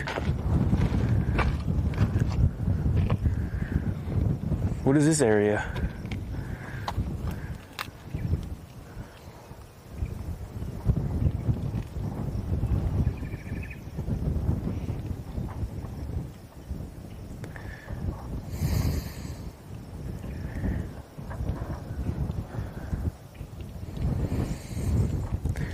I have no idea. But it was something, for sure.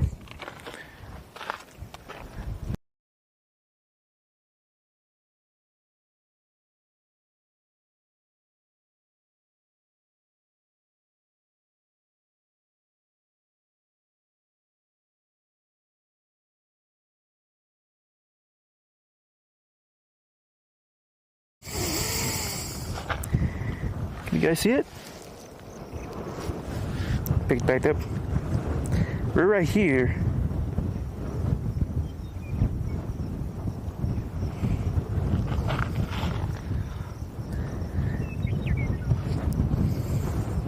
The flag's right there.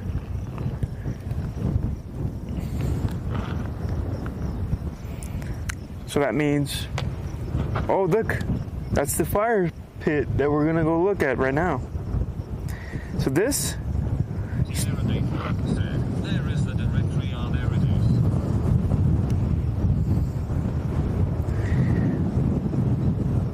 so this was the storehouse right here. I think that's where they received the food, I'm guessing.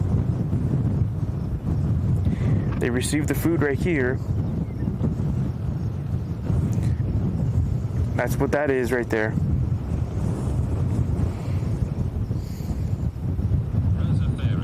Said, hey, hi. What's going on? What's going on?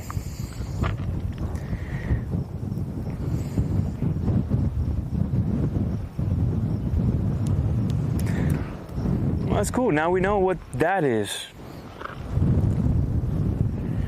And it's pretty big. It's history.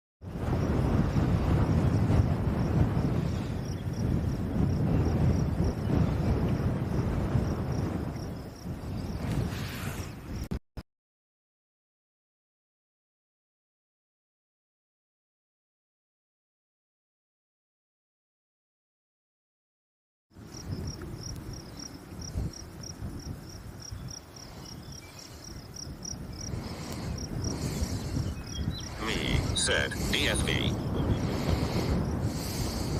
April said, loudly crying face.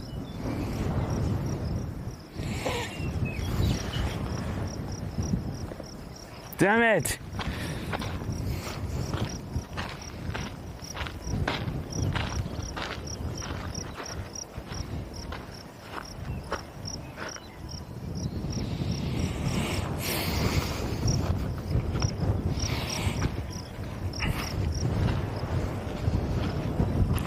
Yeah, man, we kept getting cut out.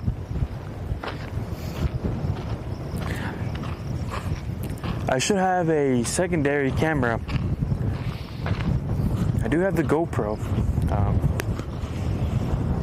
but I was thinking about the DJI Mini or whatever. So just in case my camera cuts off, I have other footage. Just carrying two cameras and then the phone. It's like that. How's that gonna work out? You know.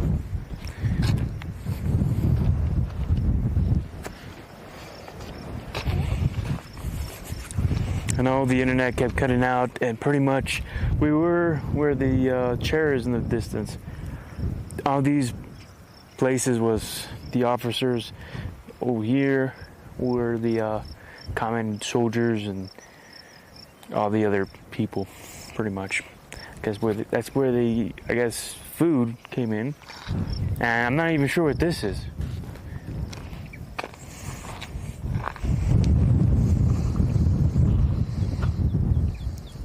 Is that the time? Like a clock? Somebody's...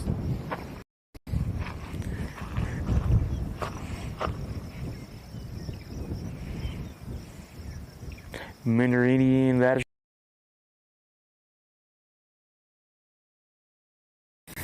Indian War Department.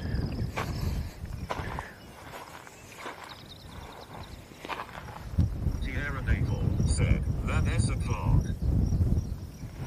Right? Well, this thing says it's some sort of latitude deal. Well, even up here, I'm not gonna touch it, but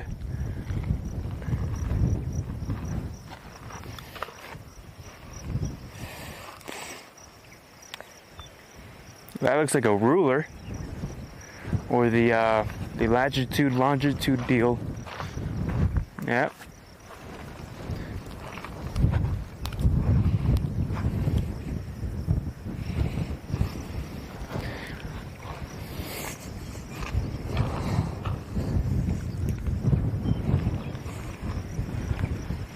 That's interesting. Well, it seems like I said, I'm probably gonna have to have an extra camera on me, just in case you guys disconnect. I have more footage with my camera, but like having my phone with me, the mic.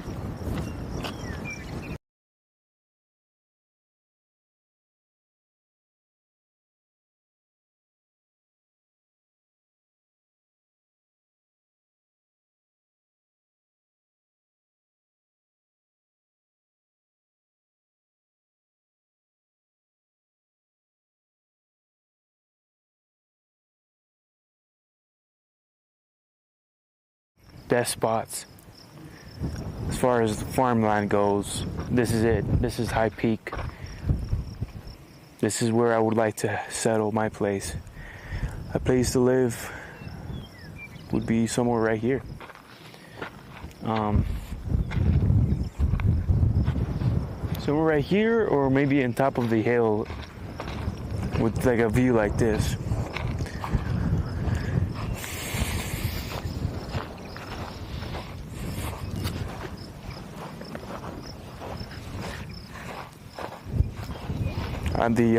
The camera's about to die, the mic, so we're gonna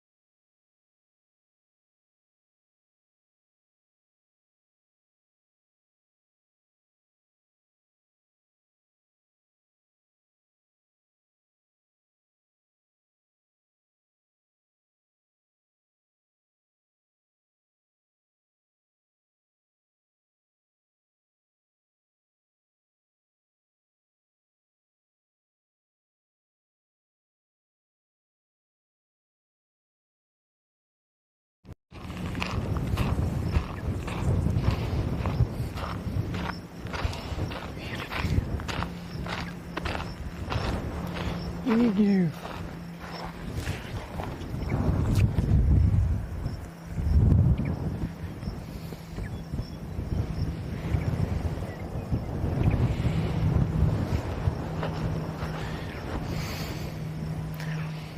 Well, looks like the farmers are over there, the one that owns all this land. Lucky guys. Lucky. Said there's only 5 chimneys left, he said. That guy said 1, 2, 3, 4, 5. I guess that one fell off.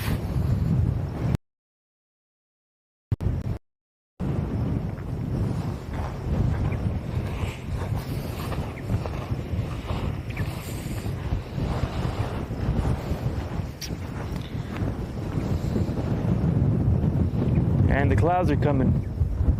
I wonder what time is it?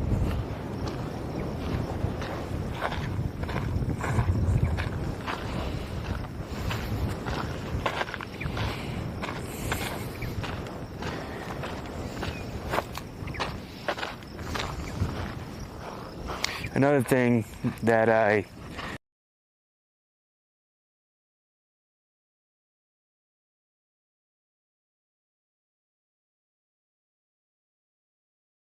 off screen, I have you guys not stare at a blank screen, but at my previous clips or relaxing sounds. So that's something I was working on yesterday, which didn't go as according to plan. And I'm still doing that.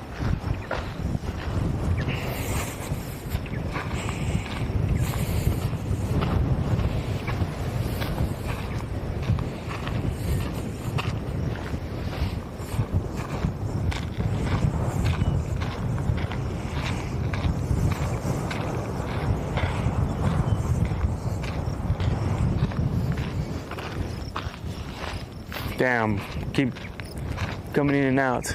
Let's imagine how that looked like. Big, huge flag right there. Soldiers picking that up. Look at this nice place right here. That's what that guy showed me right here.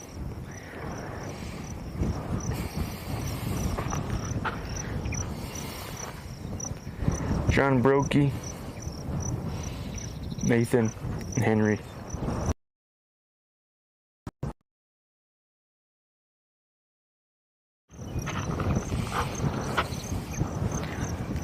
All this, just in a short period of time, they looks full nice back then.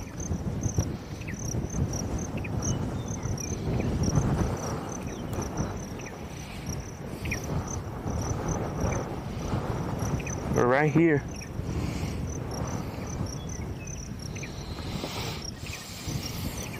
How many chimneys they got?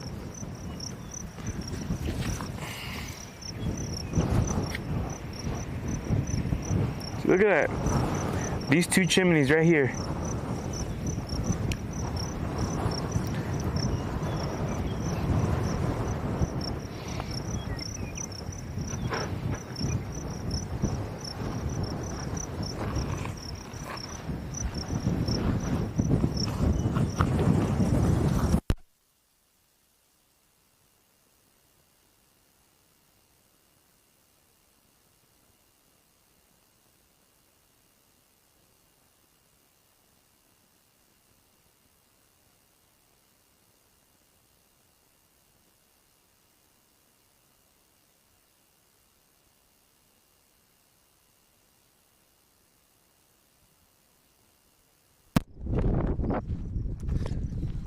Now you're hearing the mic has officially died. The camera.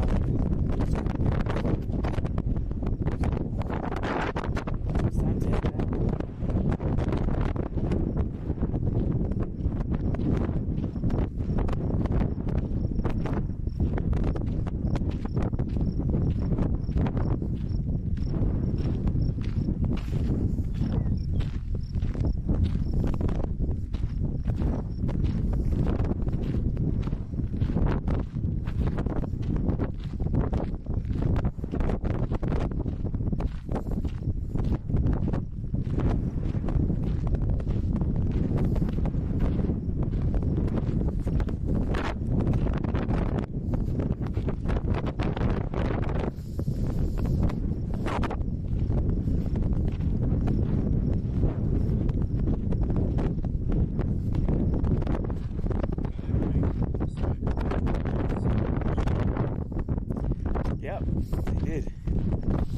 did have a nice storage.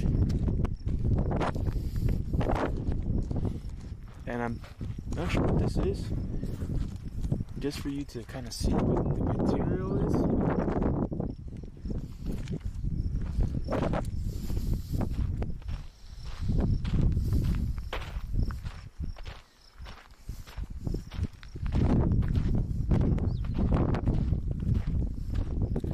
Alright, the best part about all this is it was free.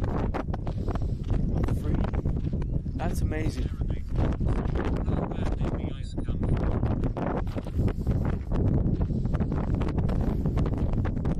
That's a good question. That's a good question there. I think,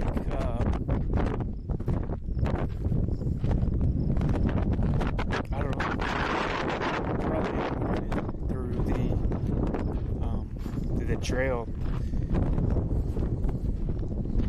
I'm not sure if they made it or they had machines to make it or something. So this was the jail back then. This was the jail the guy was talking about. I wonder if that's the original. Yeah, the mic died. This is dead. So you're hearing the wind through the mic itself, through the camera.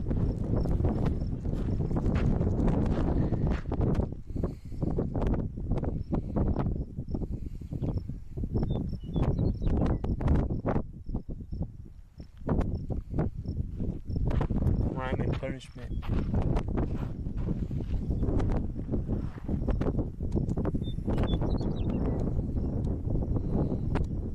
It's a small little cell.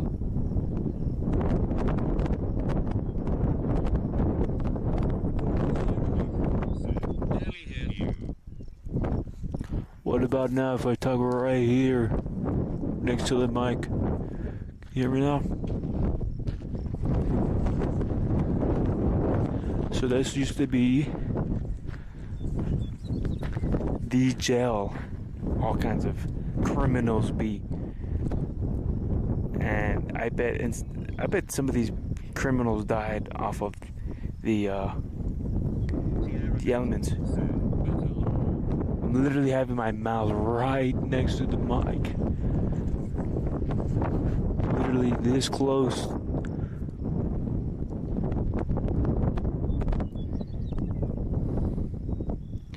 So I bet some criminals died from the actual weather or the element, and they didn't report that. They just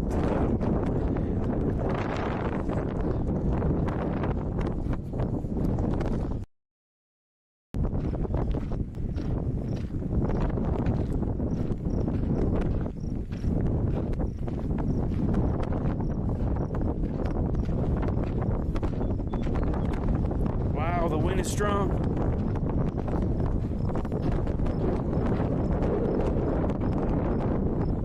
Man, they had everything in the room.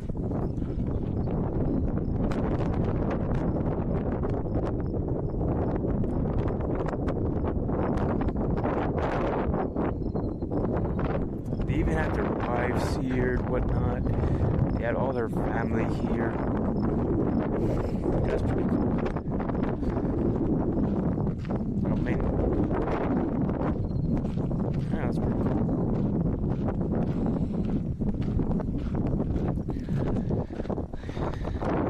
Okay.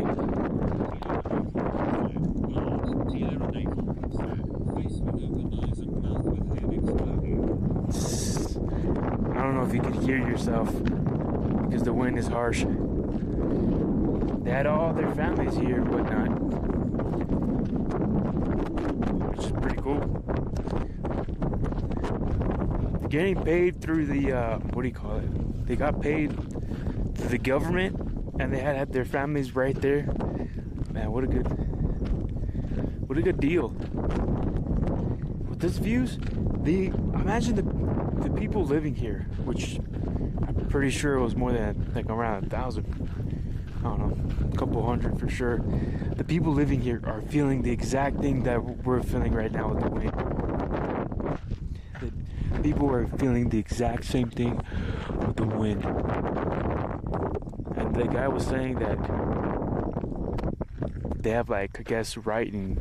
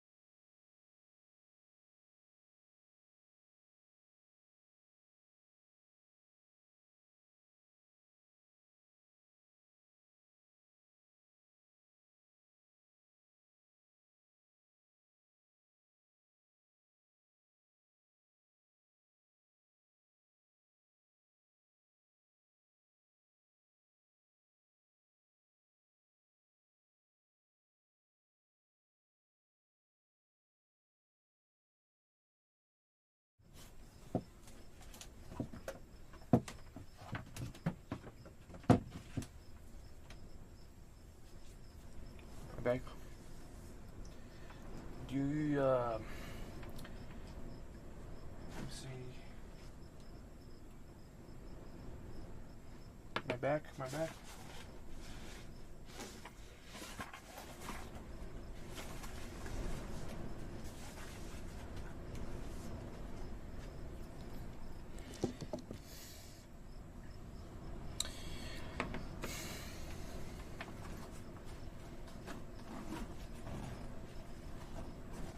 Okay, we're good. So the park closes at 4. The gates close at 4, so around 3:30 is probably when I'll take off. I want to get a little pin, you know? Get a little pin.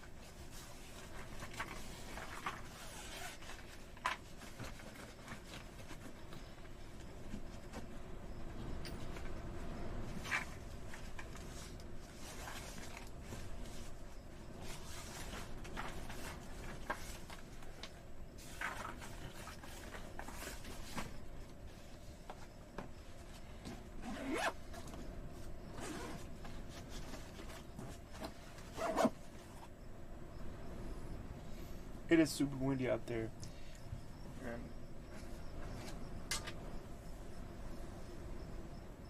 I mean, the only thing I'm missing is to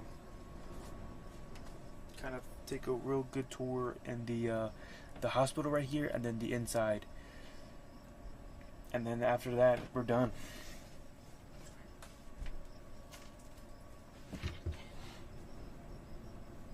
And then we'll take off to new destination.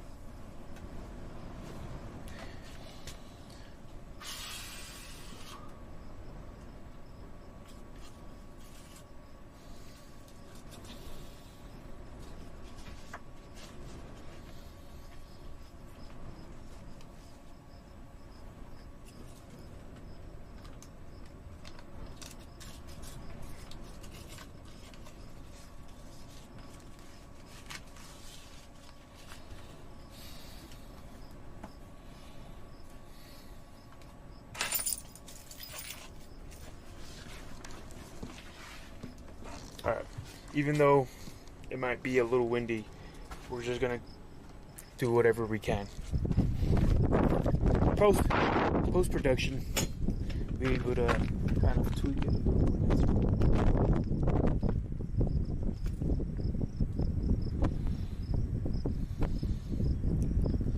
What was that?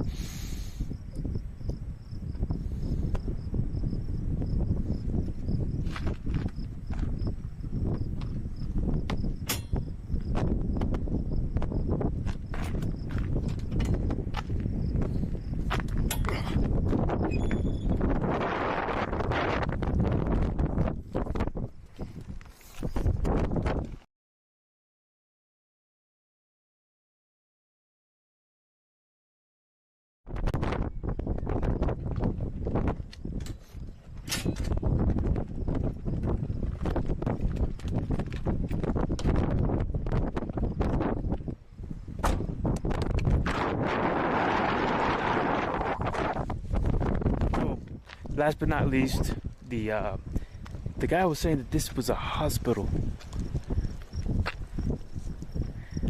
which is very interesting.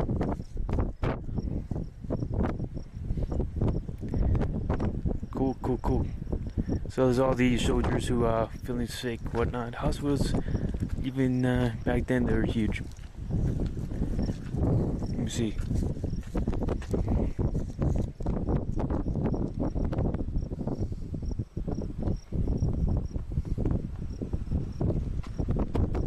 Crazy.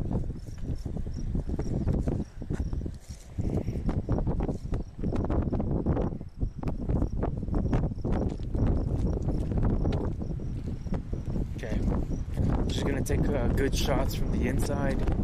Then we take some shots. I guess this is all you guys are gonna see, because we can't go close. They won't even allow you to go close to that area. They won't even allow you to go close to that area. See where that sign is? That's where we stop. So this is all I'm gonna show you right here. So this was the hospital, and that was the entrance, I guess. That little hallway. That was the entrance. there you go. This is pretty cool. Not gonna lie, it's pretty cool.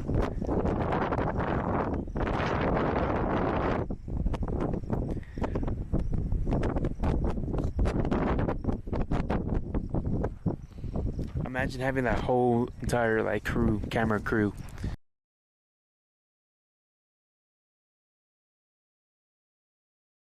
Drones and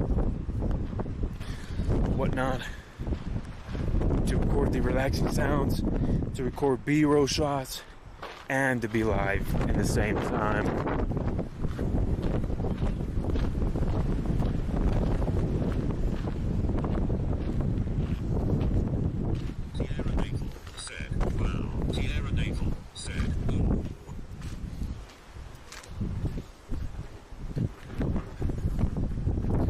Yeah, hold on.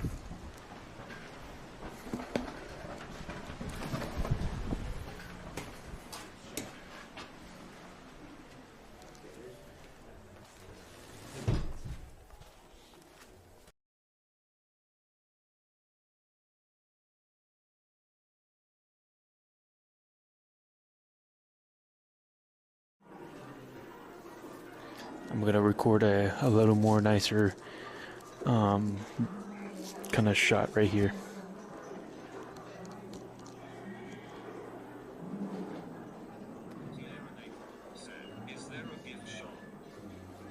We just passed by it. People were in there. I didn't want to record them. That's the guy who didn't want to be recorded.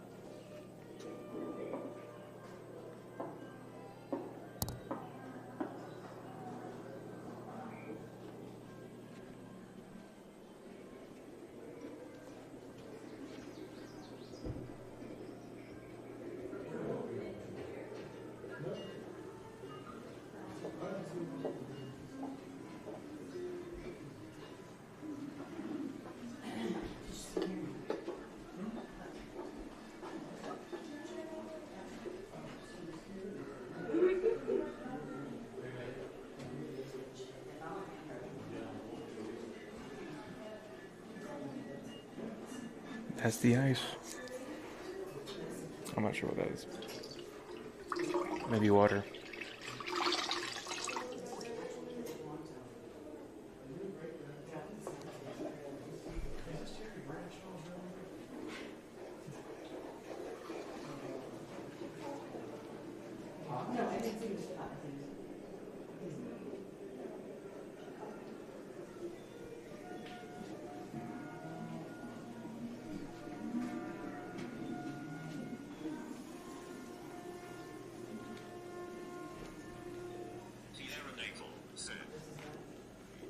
Doing laundry.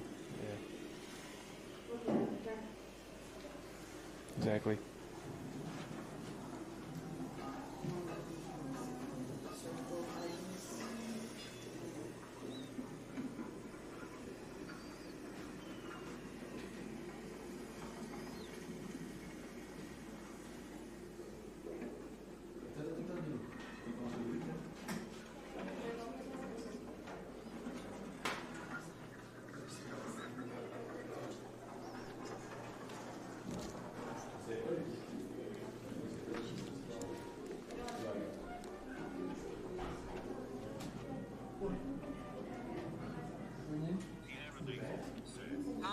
get so.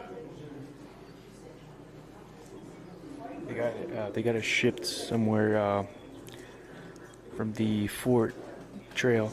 Said, what about shampoo? I was talking to you guys earlier until I got cut off. They shipped it.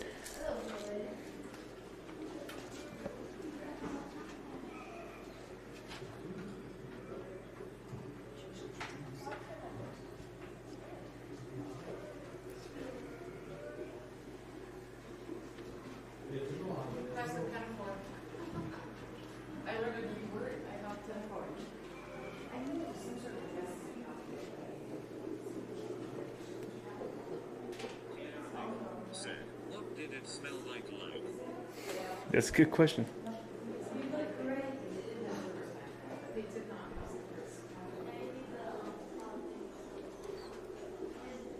Yeah, I'm not reading all that.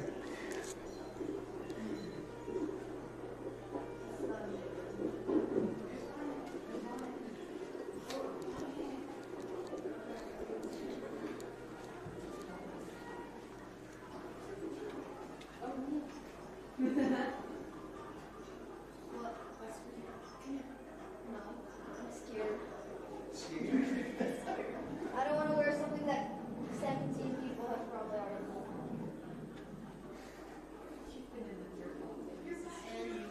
And dirt is. I am sure they didn't see have dowdy.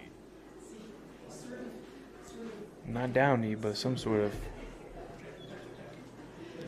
I'm just kidding. some sort of I already tried on the hat. I don't really want to try on. soap contraption.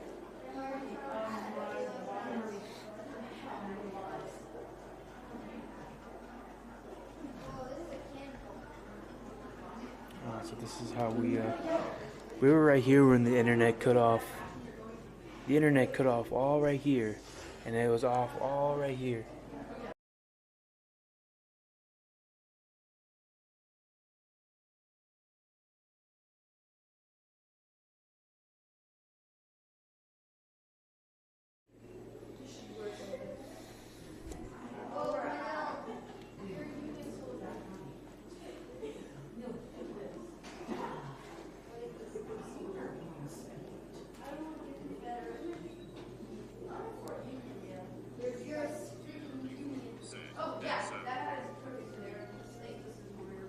Yep, dead zone.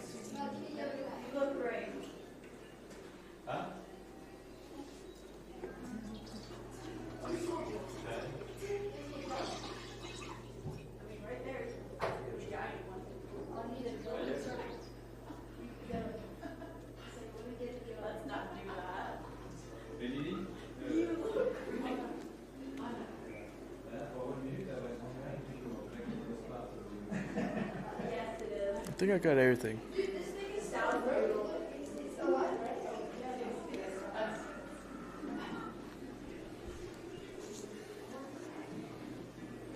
I think I got everything. I think I'm gonna get this souvenir and take off.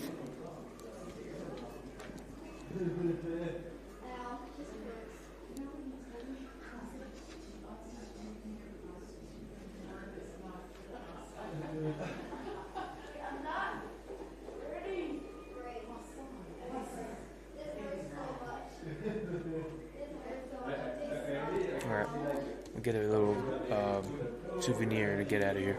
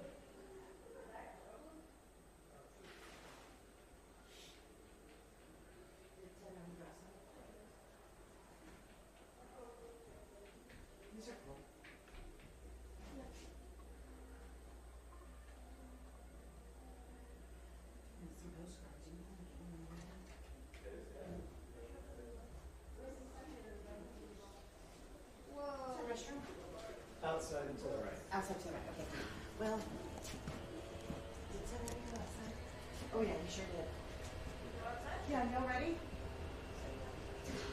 Let's explore for union.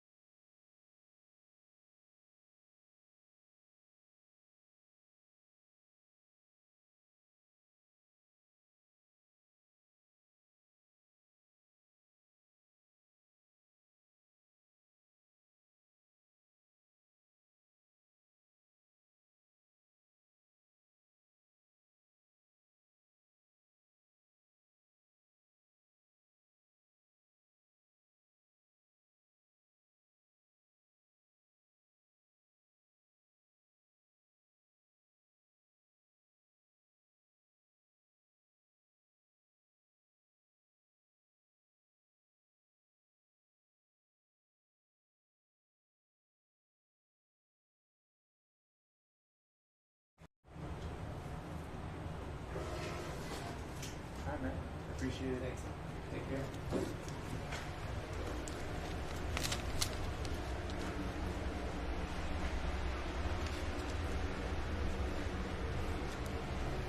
Hey, would you know Alex Sentinel Rainbow Electronics? Where are they? Santa Claus.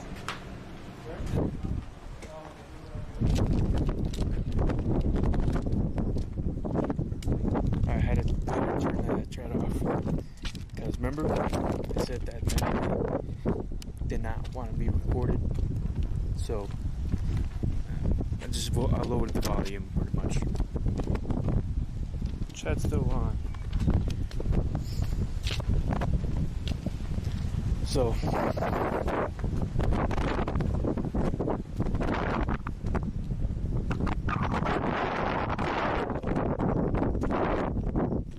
alright, we're pretty much done with this place.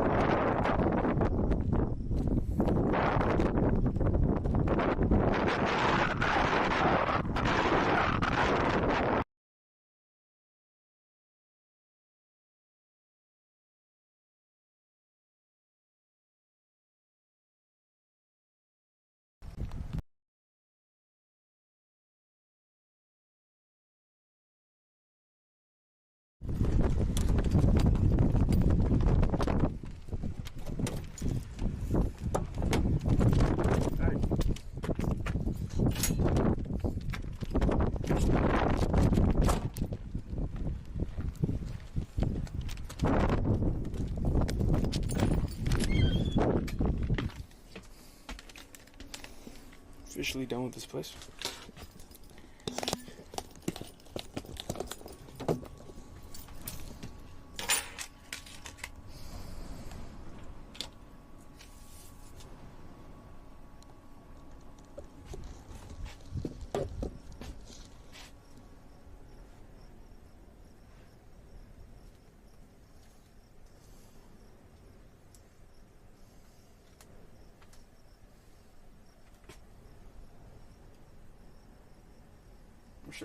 I think the circle ones go right here.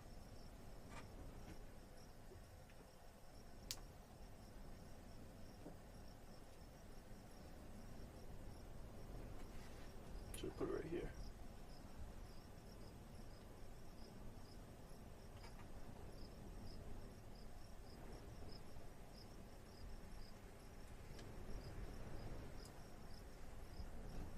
Where should I put it? Square ones, circle ones.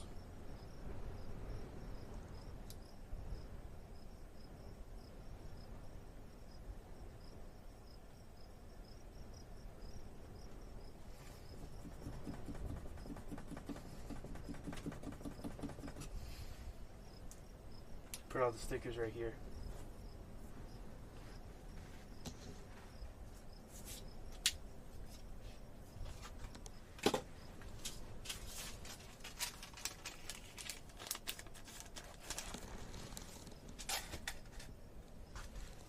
Okay. I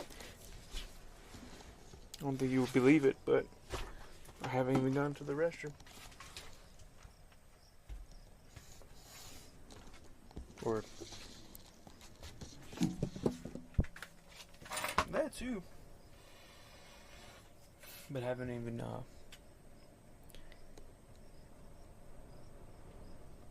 eaten anything.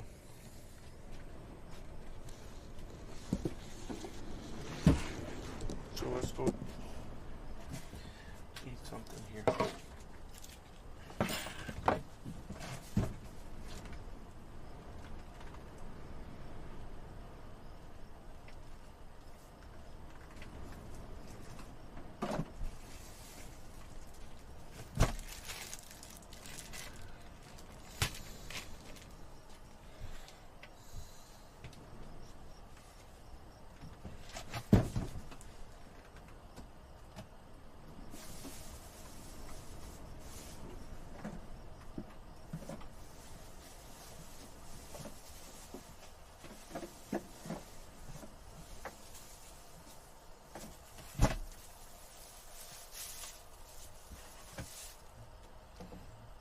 Throw this out in the wilderness.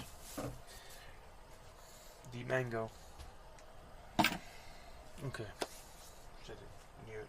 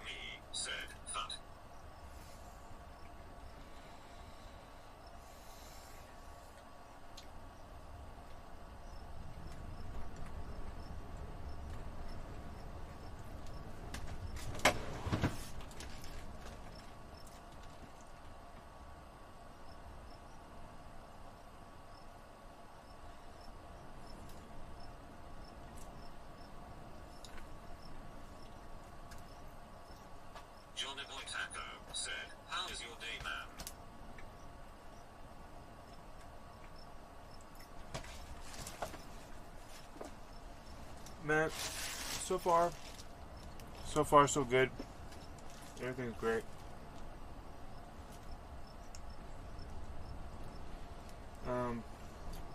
Can't complain at all. Pretty good. How's your day?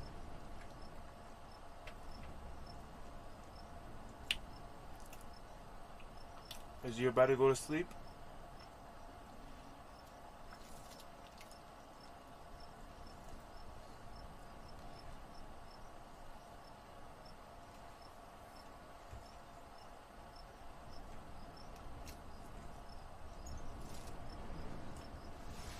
Johnny Boy Taco said, yes, it's late here. Johnny Boy Taco said, I had a good day.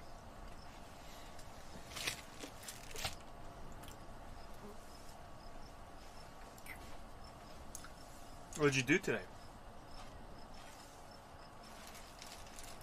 If you don't mind me asking.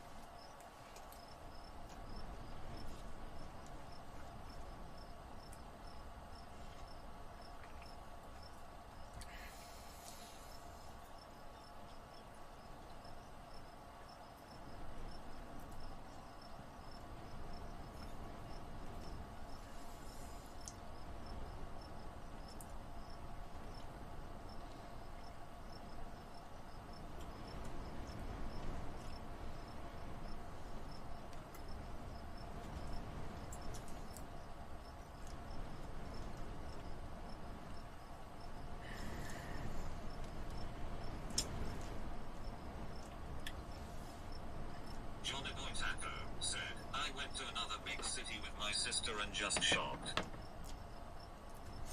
That's nice, man. Did you end up getting something? You bought some things or what?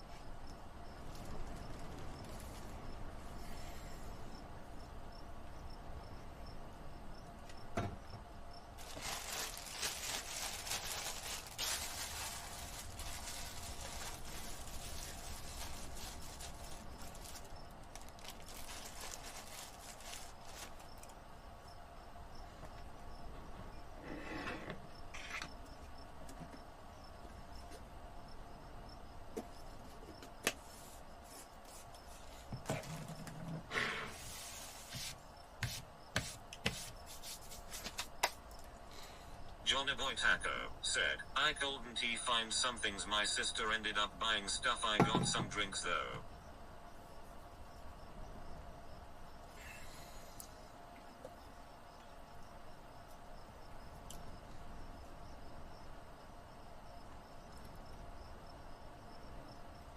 That's interesting. Well, that's cool, man. That's pretty much how things be all the Johnny time. Boy Taco said, I have a question, does it ever get lonely in there? Again, that's actually that's a great question. And, well, the answer is yes. But, I do have some, what do you call it? To, combat that loneliness, if you want to call it. That's why I live stream. It's kind of like the experience is more better with a friend or a family to go explore things around. Because if I was by myself here, it's really nice to go, exploring by yourself too. But like, I think it's a really good experience if you guys come along. But yeah, it gets lonely. But I think the live streaming helps, and keeping myself busy with projects and exploring places. I'm excited to go see new things. See, that keeps me kind of, not as lonely. But I could imagine it being more lonely if if I wasn't busy, keeping myself busy, or if I wasn't streaming. Probably would have had a pet with me, I would have probably had a dog or some sort of small animal. You know? So that's my answer.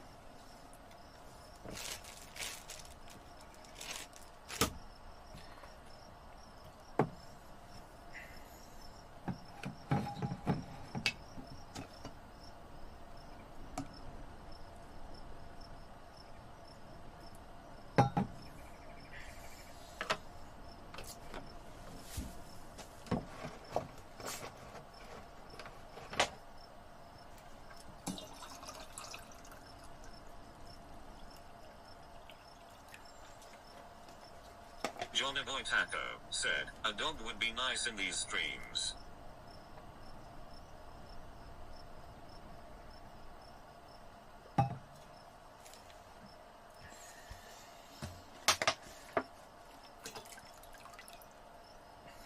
I just finished all my water. I only have 32 ounces left. You're right. Probably a dog would be nice. When I really think about it, it's kind of like in certain places I can't take my dog or take a dog or whatever. I have to be worried about that. Yeah, I'm already trying to focus on the live stream, trying to increase the quality for you guys.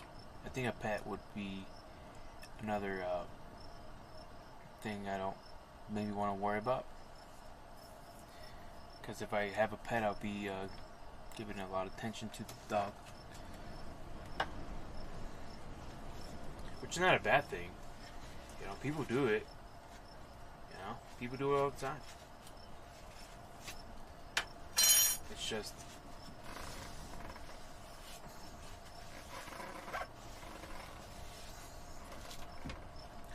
I don't know. What's an easy pet to take care of, to leave in the van? You know, originally, you know, we came from Texas, so leaving a pet in a vehicle would be very concerning sometimes. And can't trust people enough to leave my windows open. So that's another question. You know.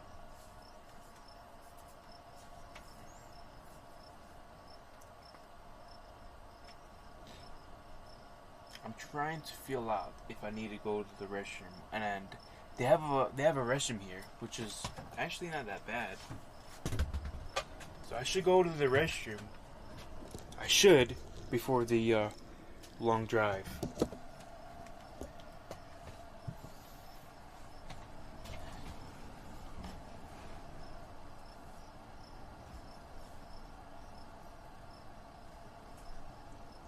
You know what I'm saying? Johnny Boy Taco said, where are you headed next?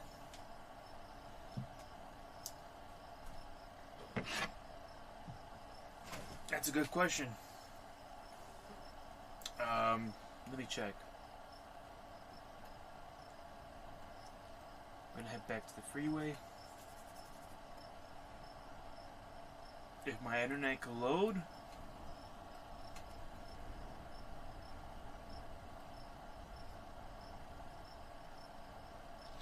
I think we're gonna head to that city right before you enter Colorado. I forgot what that city's called.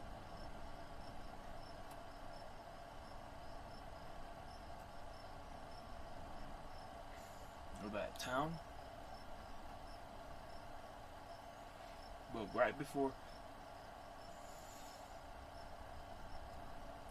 you enter Colorado, Trinidad, that town before it. I'm going to that town. Trying to see if I could pop it up in the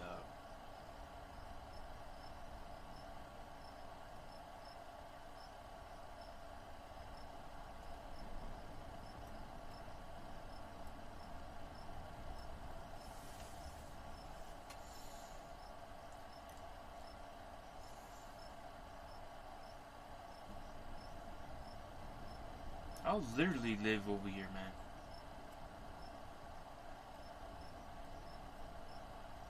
Let me check it out. I think the internet's loading.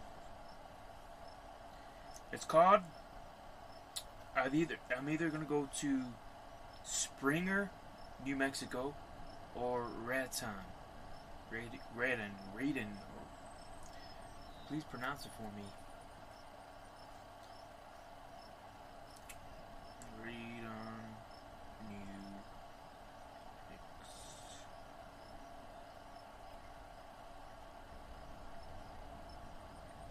Me, said, Raton, New Mexico.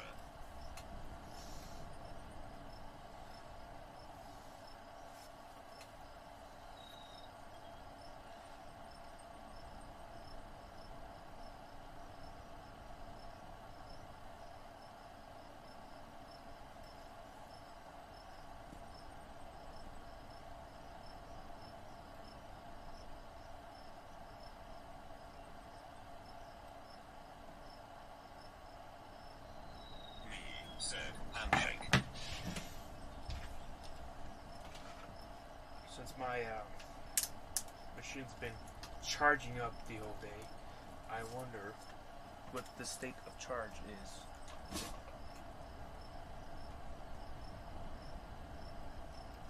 It's been kind of cloudy, so I'm not expecting too much here.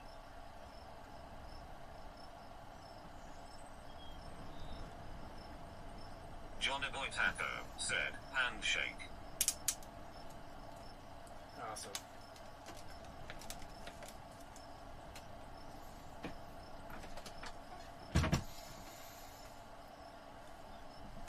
So, I'm thinking I want to go to the restroom before I leave. So, I know you're going to go to sleep real soon. Maybe even right now.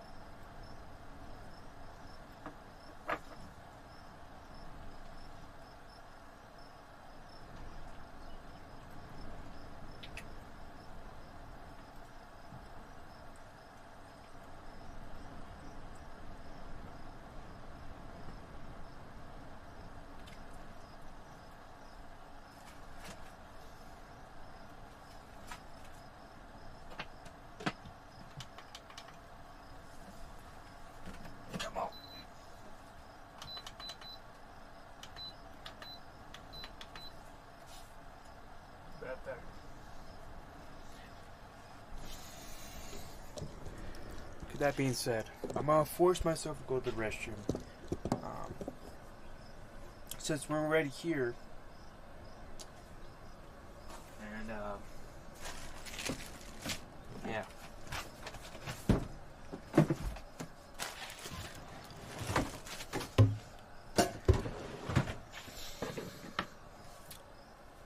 So, I'm gonna leave you guys here. So please look out for me to see if there's any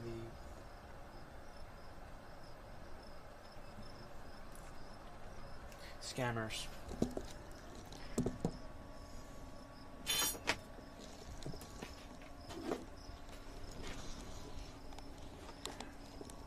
And I would like to say, before I go to the restroom,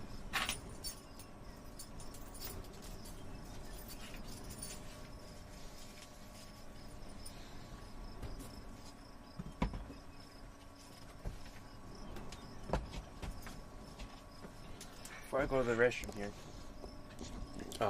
good night to you. If you do end up going to sleep right now, good night to you, Johnny Boyd.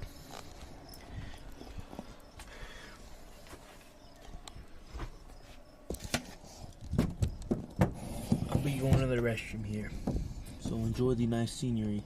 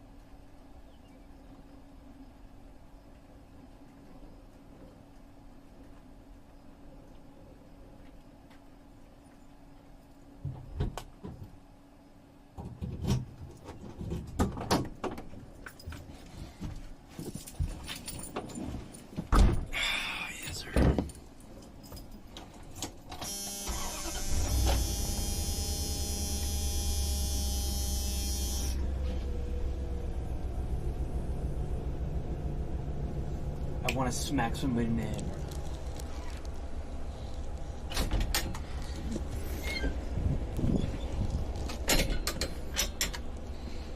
You know why?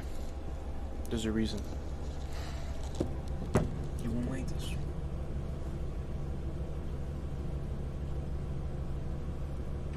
Okay, they're closing. They're literally closing right now.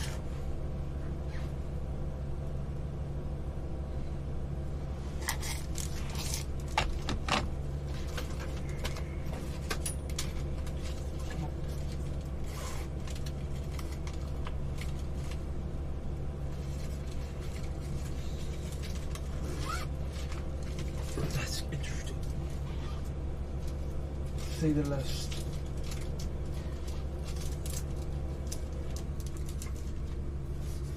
Do we understand what's sitting here?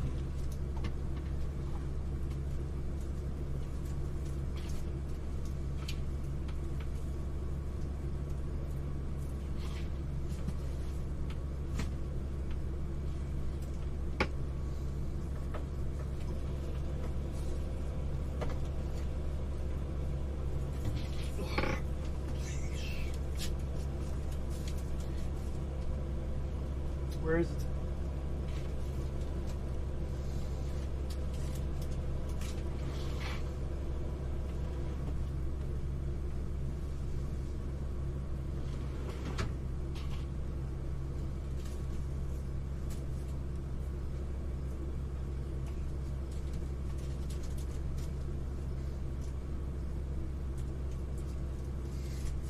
This is so great.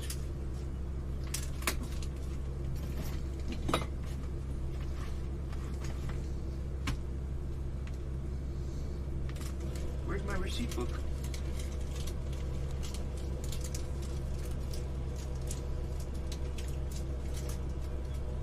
Where is it?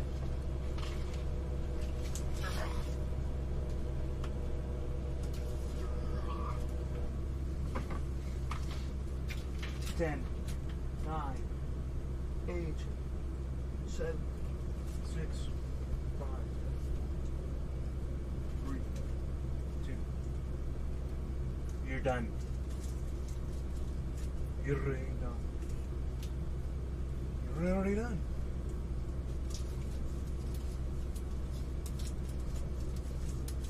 Why don't you take it? Take it.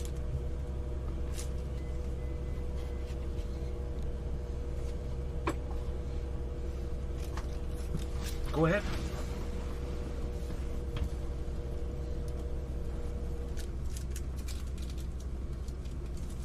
I can't find my receipt.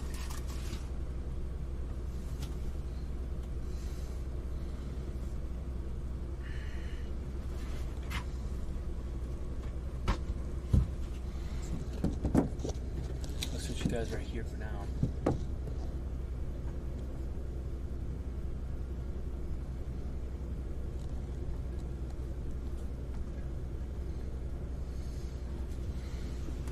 If I could set you guys somewhere like right here or something.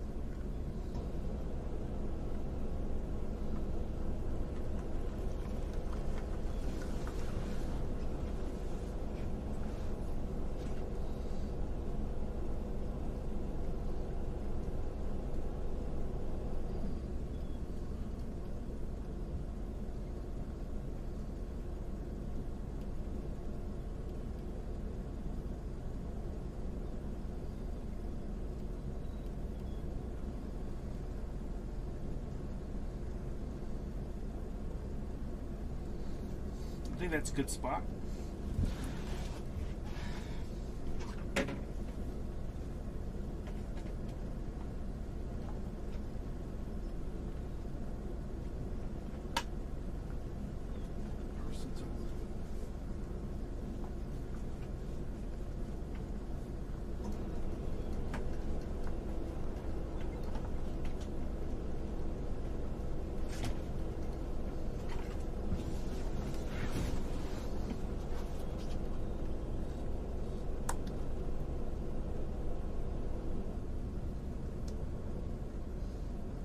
I better have this on because it's gonna get loud for you guys.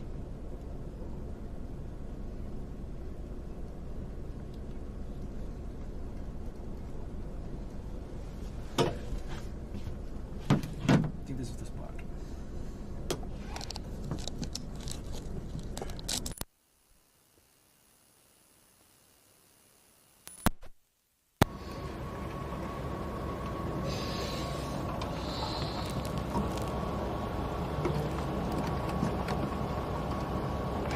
There we go.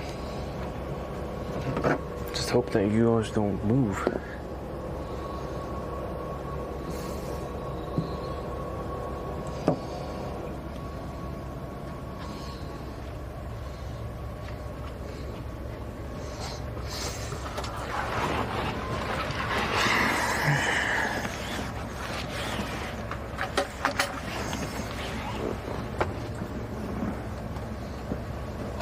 One more thing we're missing.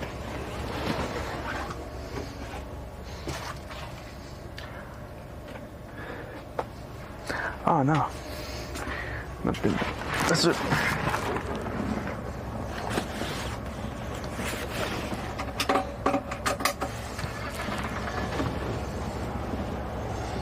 What the heck?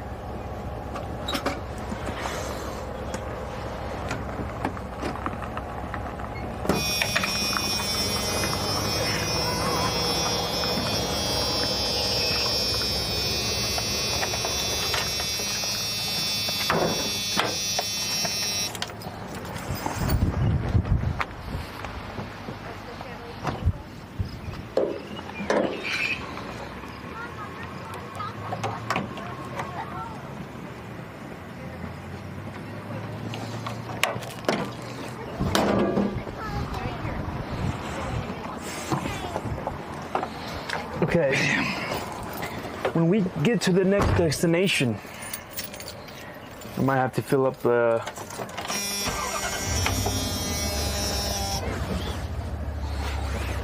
we might have to fill it up again. Fill up the coolant.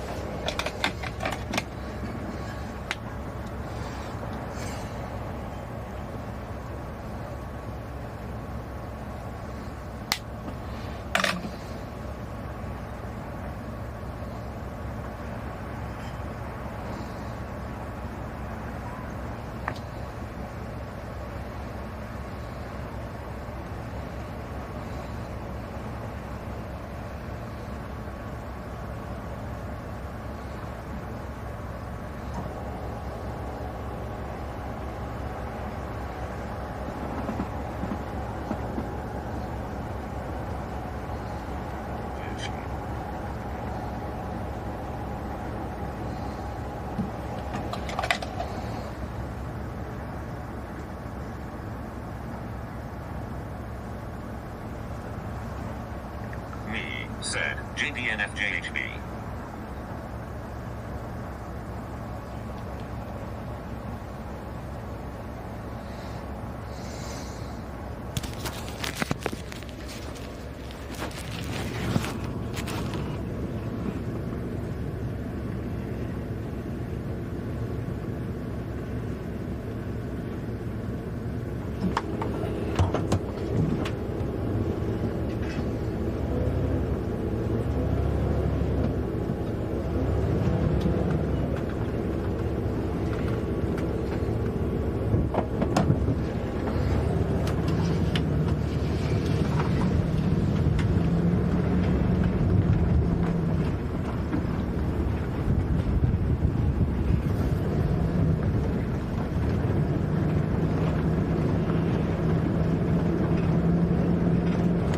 feels great outside.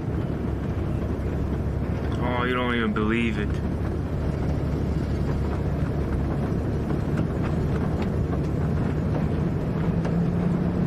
Feels freaking amazing outside, by the way.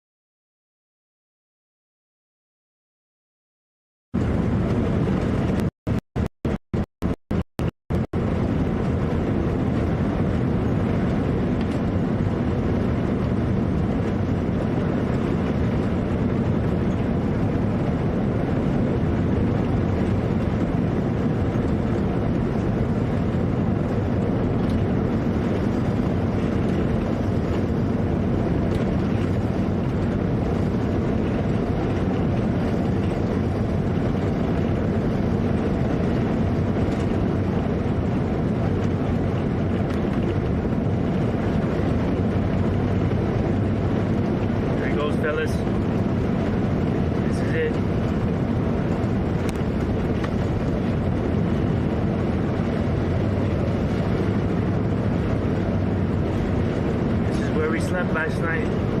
We're coming up.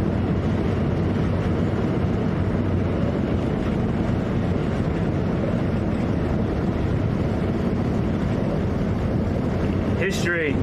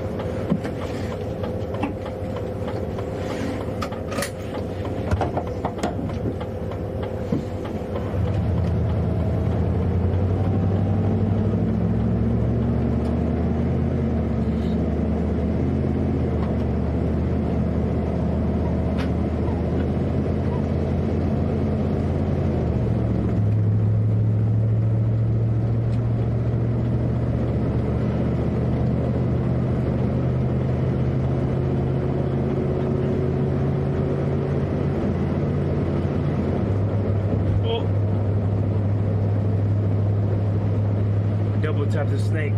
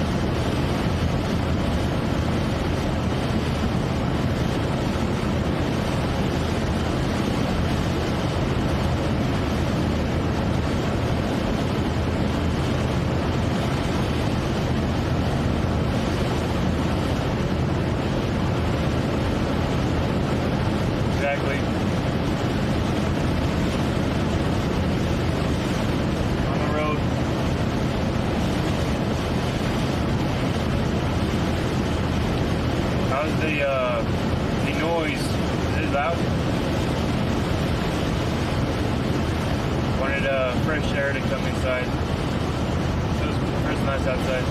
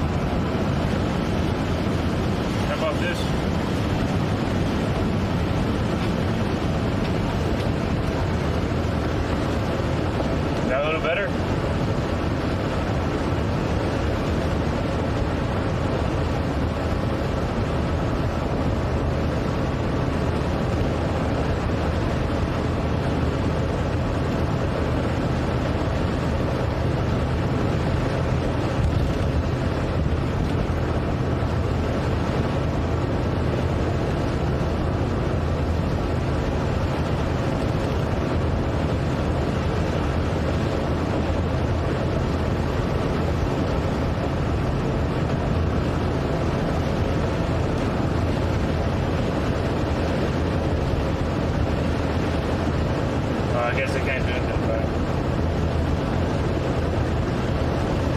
not right now, I guess, until I get my better system. That's, well, got an idea, but I'll explain later.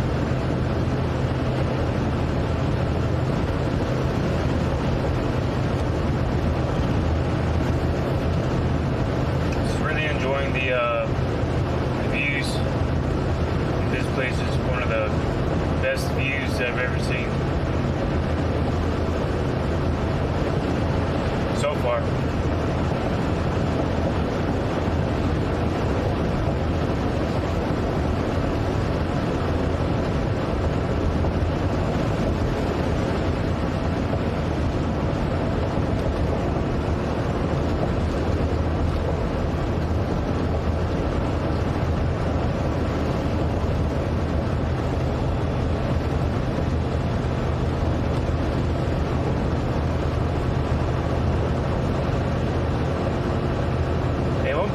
So quick. It's actually too quick.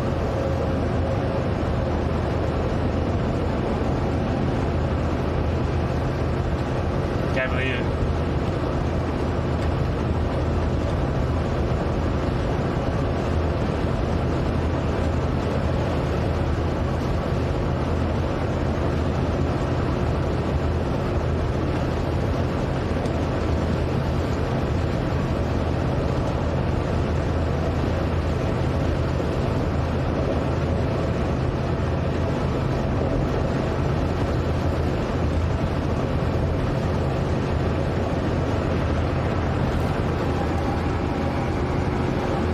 I think it's about to rain, or it is raining over there.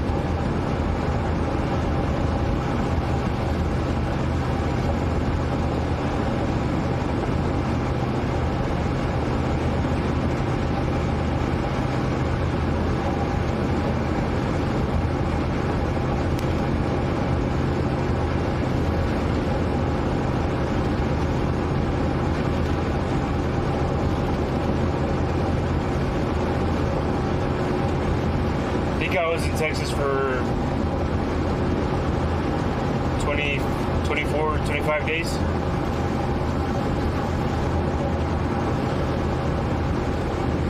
Yeah, Texas is way bigger. I'm about to get out of New Mexico.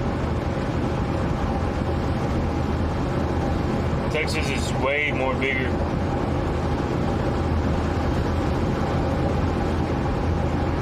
Seems like, or I'm not sure. It has a lot of more small towns.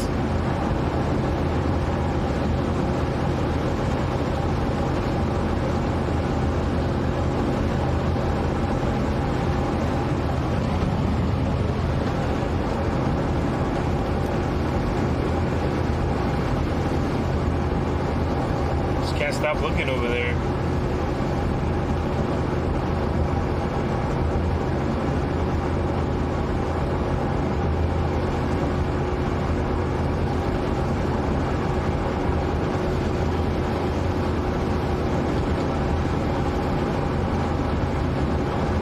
If I remember, it was around 25 days when I crossed over.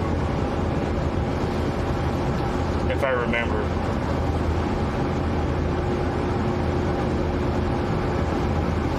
Correctly.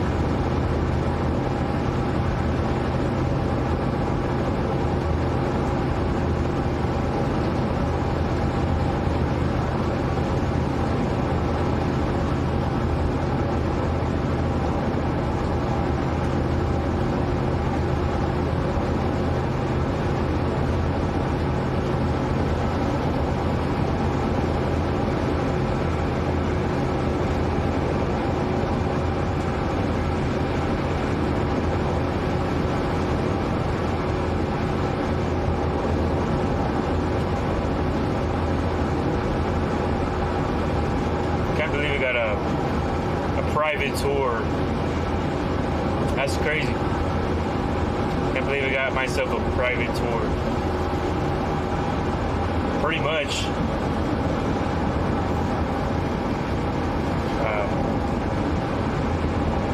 One lady was like, "Oh, you're gonna go to the tour?" I'm like, "What tour?" The lady didn't tell me about a tour.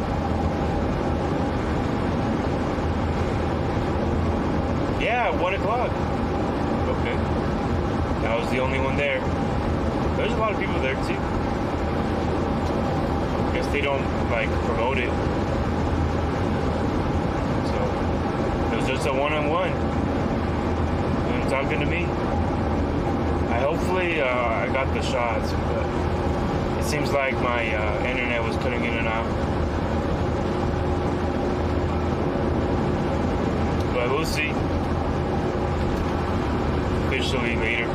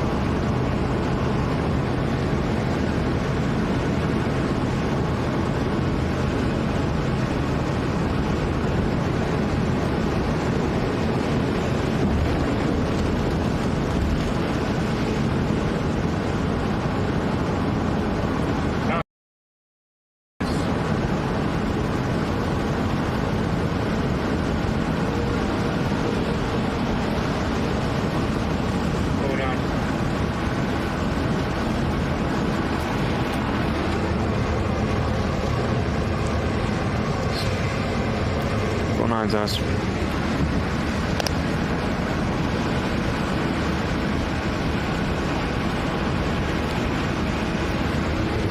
It's raining now. Raining. I'm gonna let it just let the sound go on.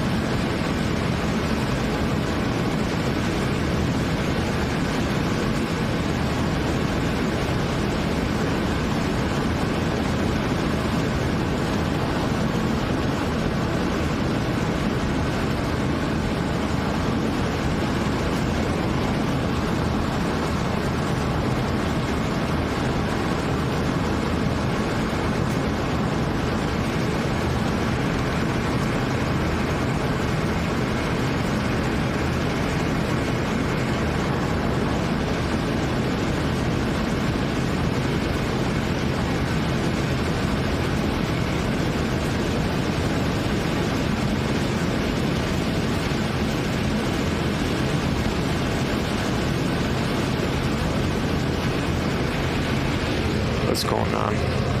Kayaking. Looks really nice. Beautiful outside.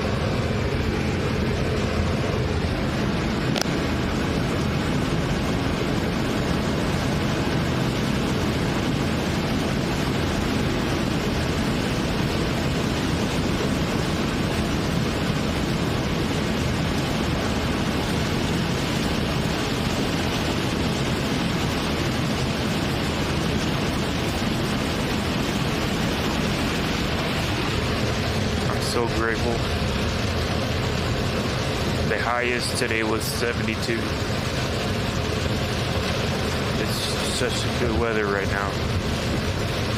So grateful. It's really amazing. Like,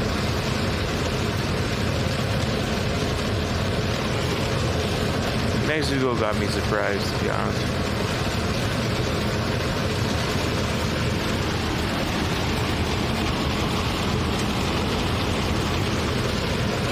Whip it. Whip it. Damn.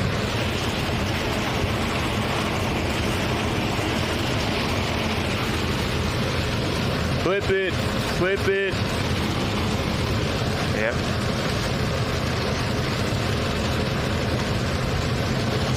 Damn. This type of weather, I'm gonna let you know, this is where you sleep the best in the van right here. This is where it's so amazing.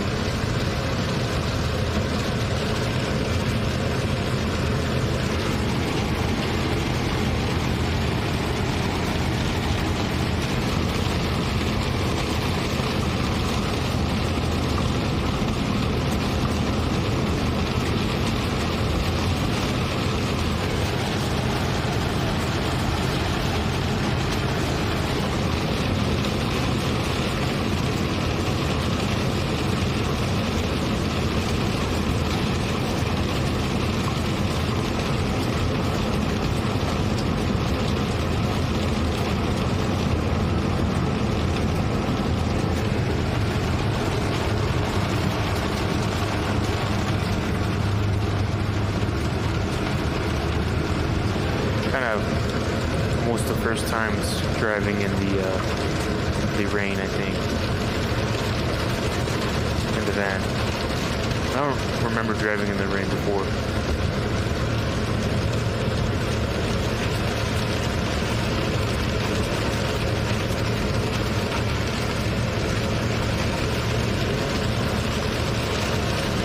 That's interesting.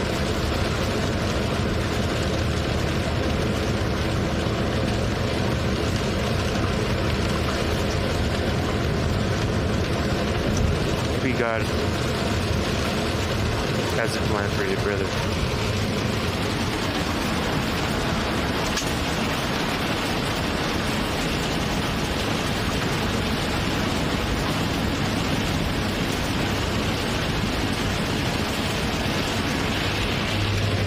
I didn't know that was a thing. I wonder if you guys could hear it without me talking, or is the event taking over? Let me know.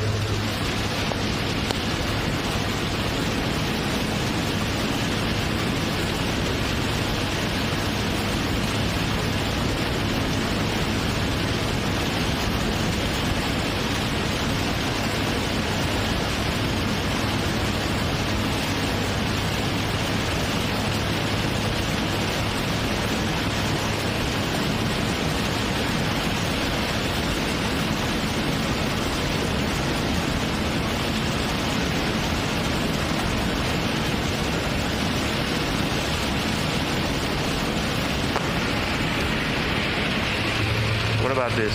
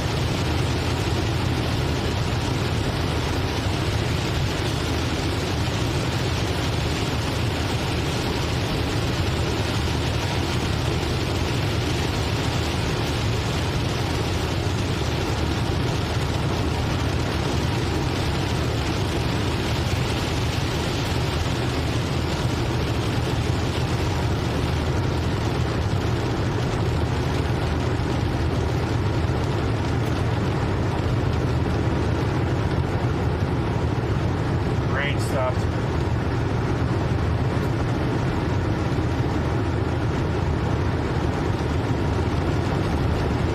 Kind of.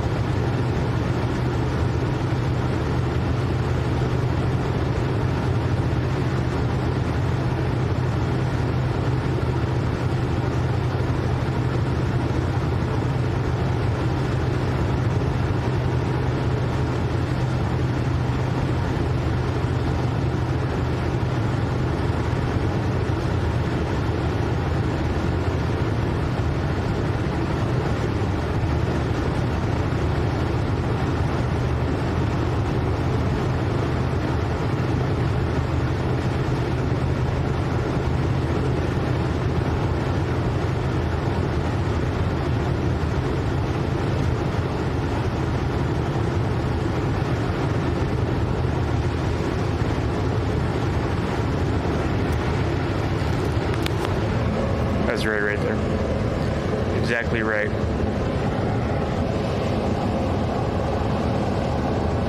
I can't believe New Mexico really has some good views.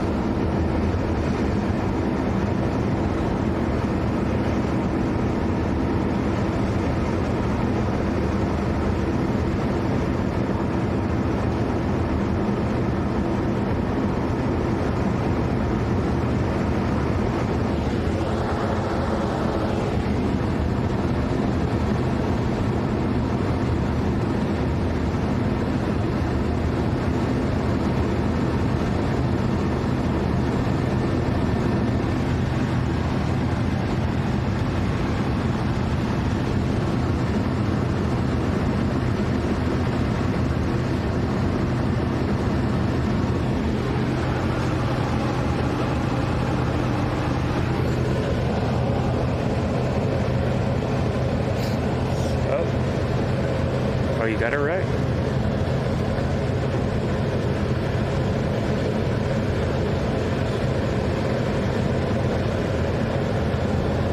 I am legit very close to Colorado.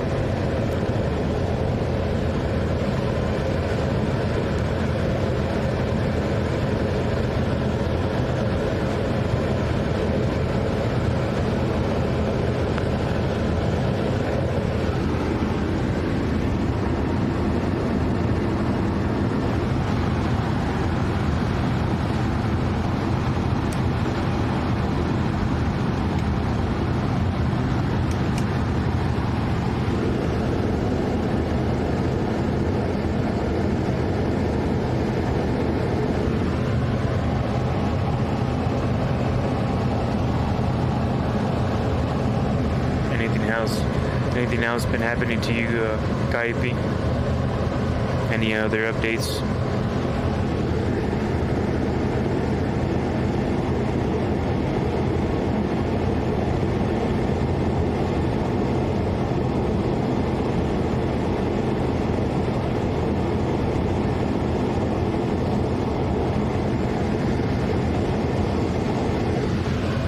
I really honestly think that, like,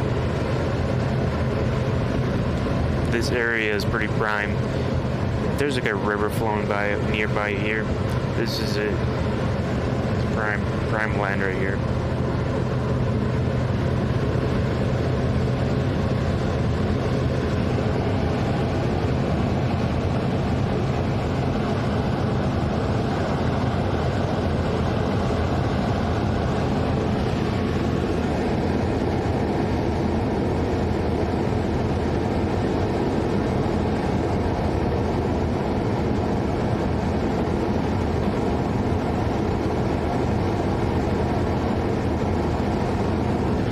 Damn.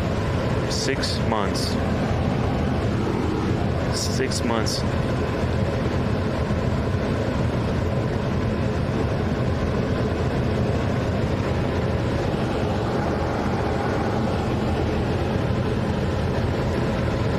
Gotcha.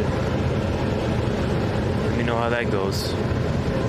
I'm not sure how that works out, but hopefully everything works out well for you.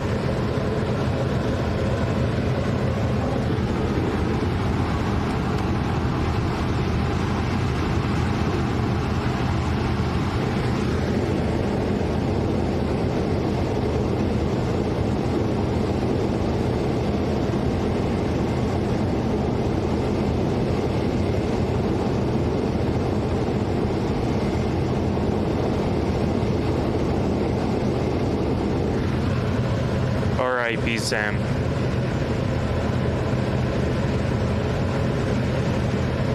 Yes, we could talk about Sam's remembrance.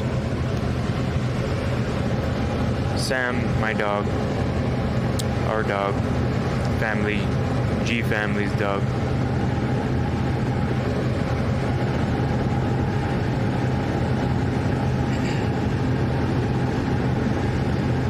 Gotta go reach out for those loans. lenders, or I'm not sure who does those type of loans, but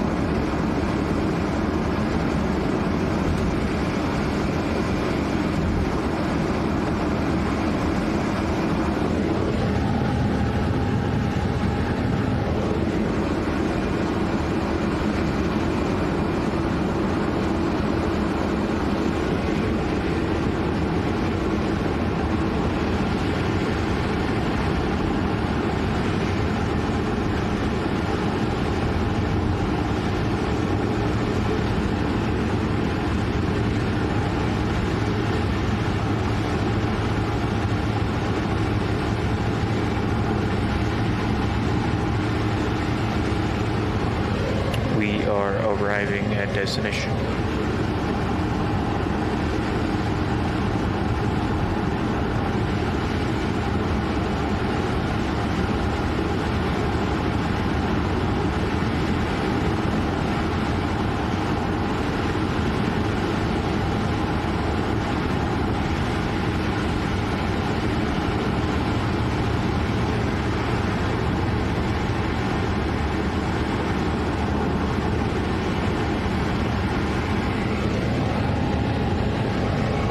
We are arriving right now.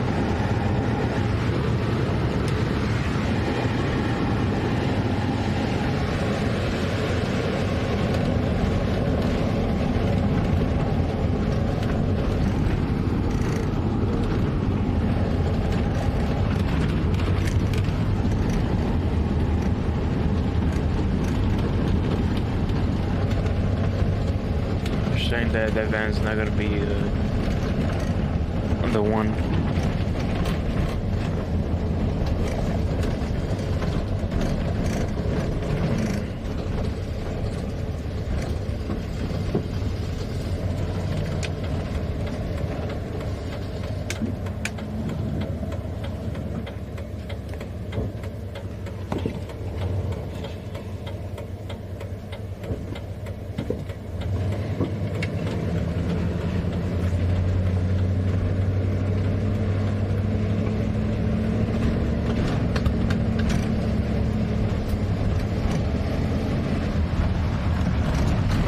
Park somewhere, and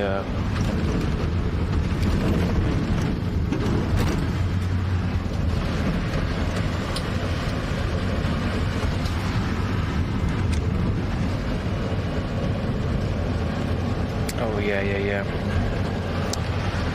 I understand.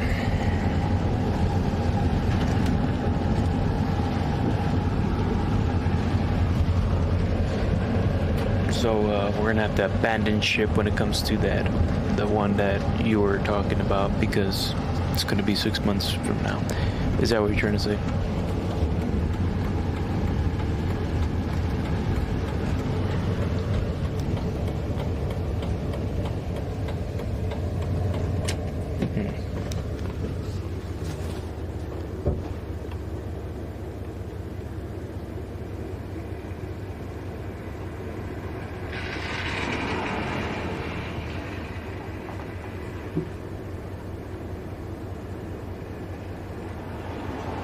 No. There's no Walmart here?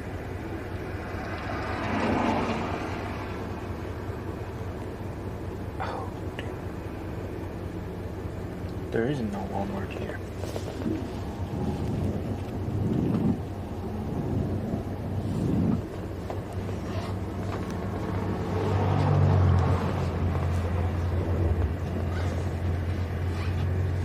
I'm gonna park somewhere and look up on the maps.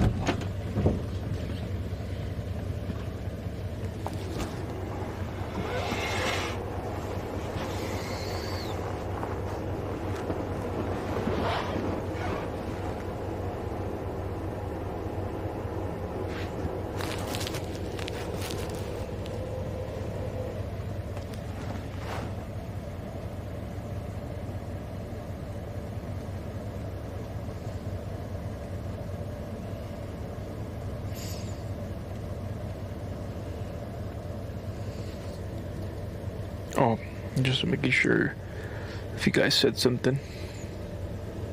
I don't have anything. Let's check YouTube.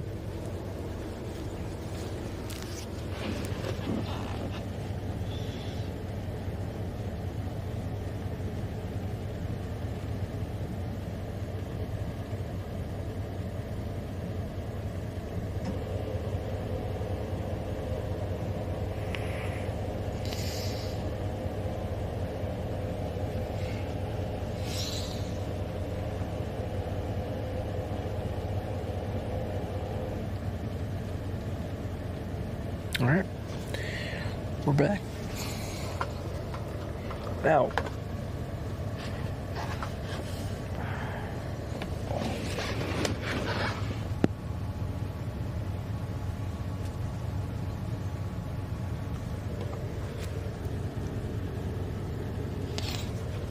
I'll say, especially the end of the Christmas, because everybody wants to buy gifts.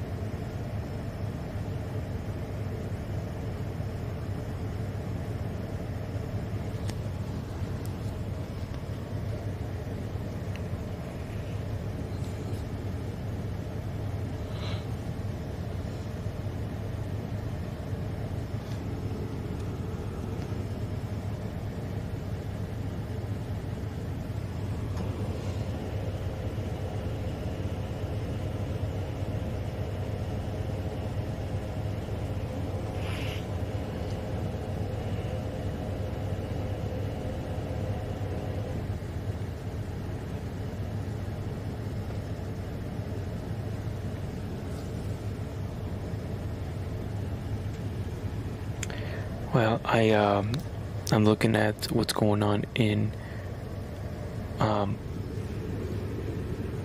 Raton, I think that's what it's called. This place right here. Let's see what's going on around here.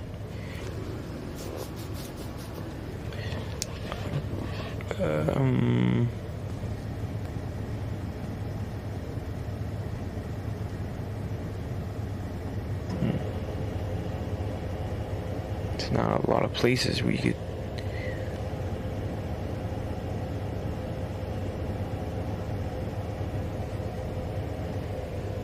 Looking at the places here, so I probably can't hear right now.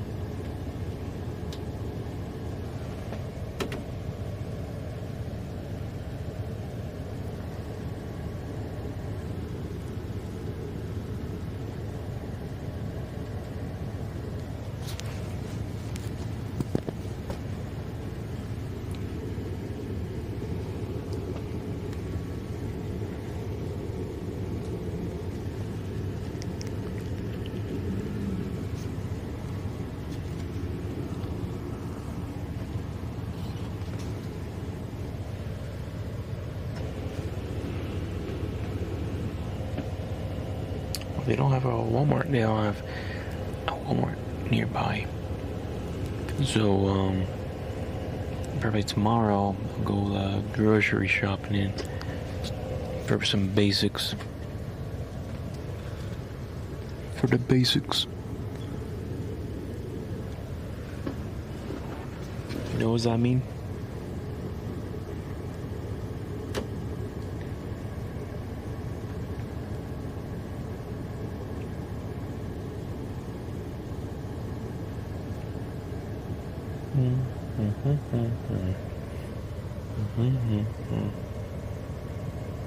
What time is it? It's gonna be 6 o'clock.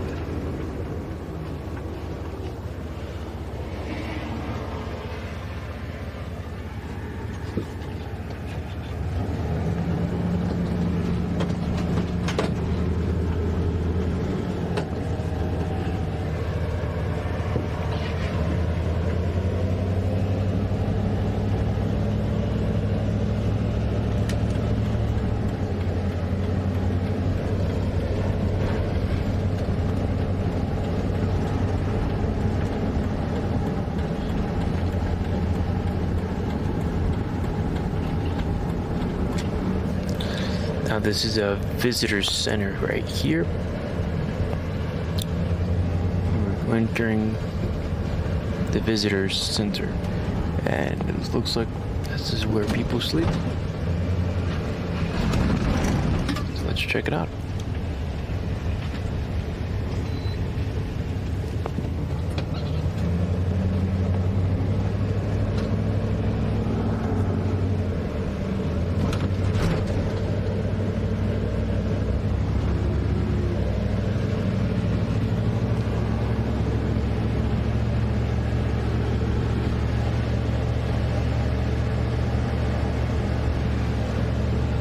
I'm not getting your messages right now. I will look in like 1 minute. I'll be parking in 1 minute.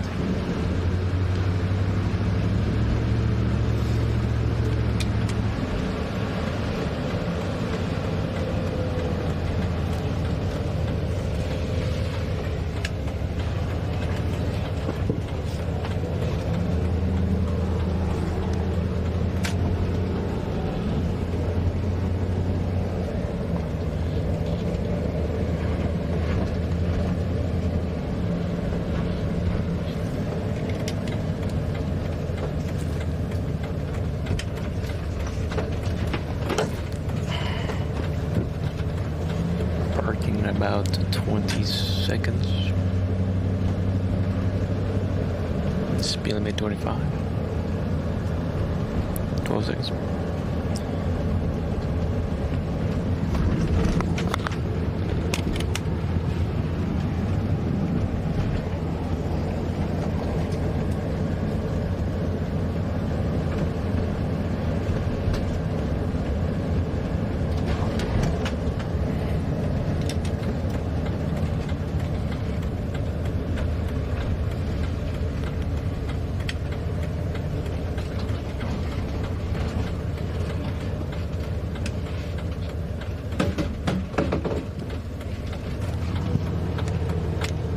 Oh, there's a water spigot here. You're staying. Oh, it's locked. Well, I'm in the spot. Visitor center spot.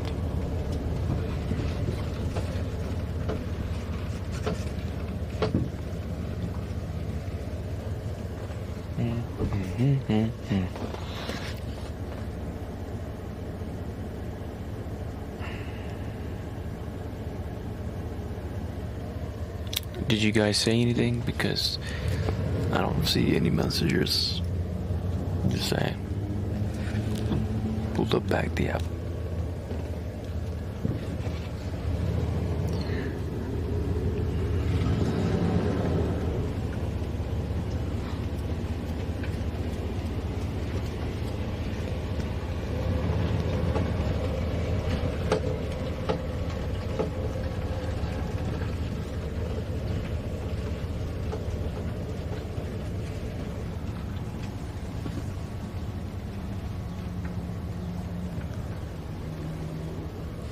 Looks like a good chill spot, you know. I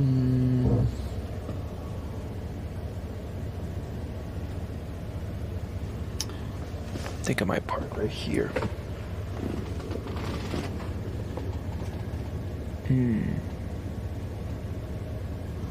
Yeah. I think I found the parking spot.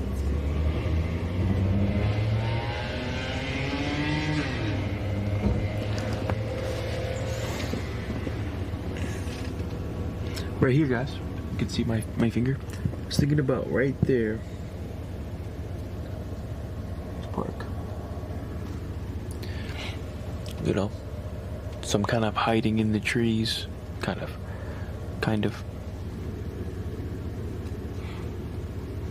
You know, we're low key hiding in the trees. I could park right here in the right side, right in front of the building. Nah, not really. Or park right here in front of the street. Nah, not really. I don't want to park in front of the street. People are going to drive by there. I think we picked our spot. Do I want to go face in or back up to it? Let me know. Anybody? Back up into it or face inside?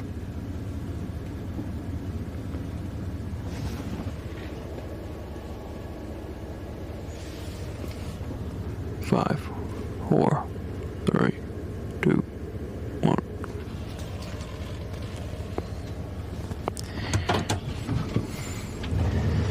Alright, you said it. You said it.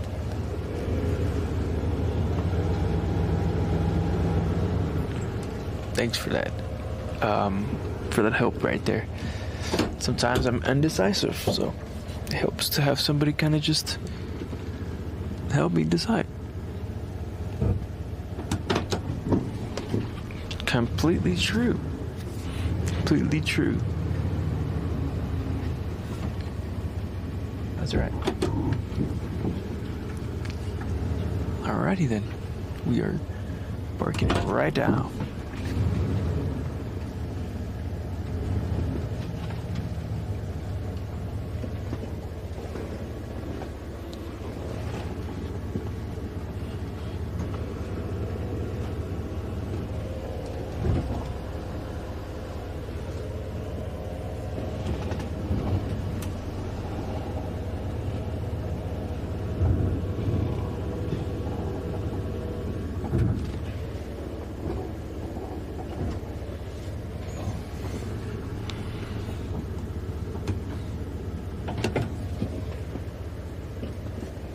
Alright, let's check out where we parked tonight. Gonna be parking tonight. It's around 6. It's 6 p.m. right now. So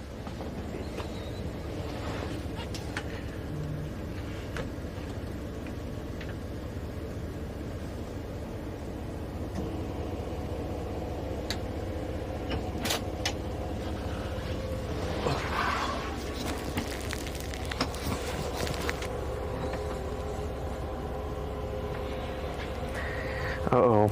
That's not good. That's not good. It's getting to scare yourself. I shouldn't. But you know what? You know what I should do? Kind of watch, have a little series of watching something like that, you know. All right, let me show you guys where we're parking tonight.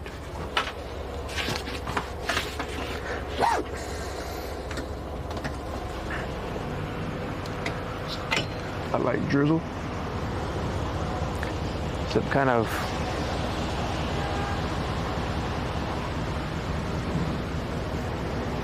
it's kind of drizzling right now.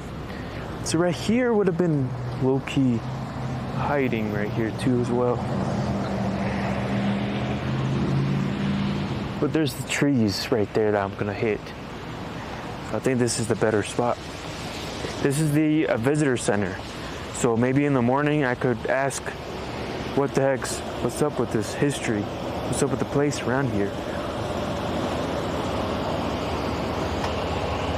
Oh yeah, I always be looking for that all the time. So they have water, which they locked. Seems like it's locked. Let me see, let me check it out. Oh yeah, they locked it. Damn it. I could have used it, I could have refilled that real quick. And that would have been nice to use.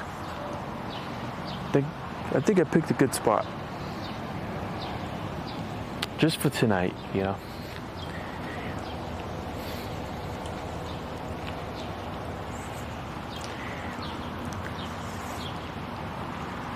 No soliciting.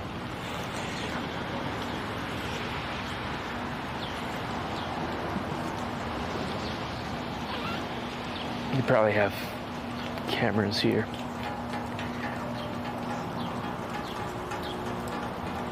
After these people leave, then they have an outlet right here. They legit have an outlet right there.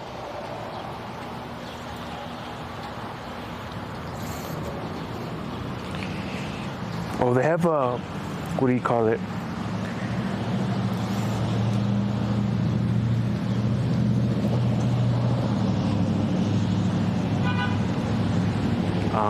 Those door cameras.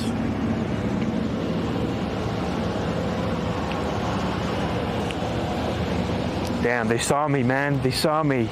They're gonna send a cop on their way.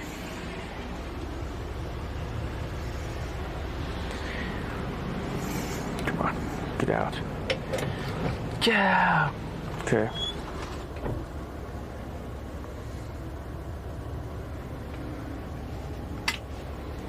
I hope not.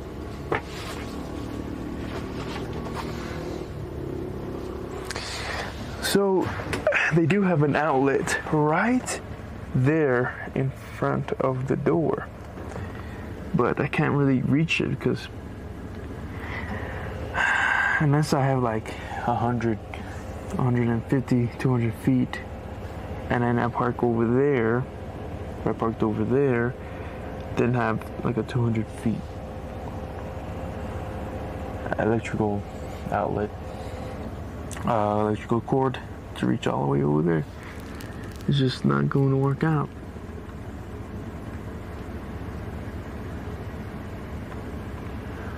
I wonder if they have like a restroom around here.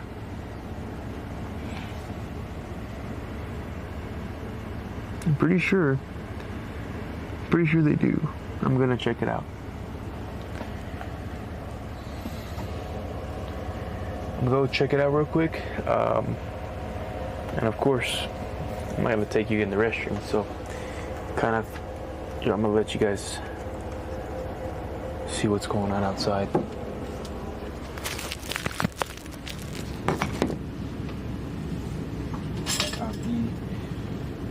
We'll be back in a jiff.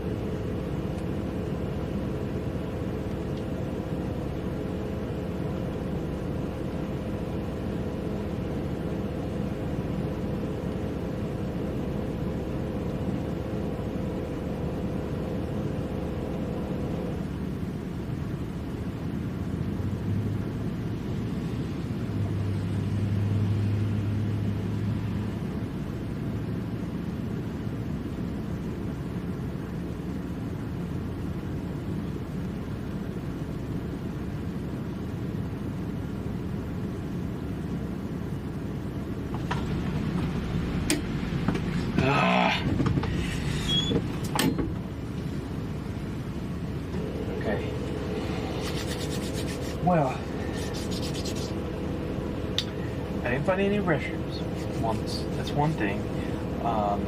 Second thing, only one outlet, and that's kind of right there behind the door. So I would have to kind of park near it.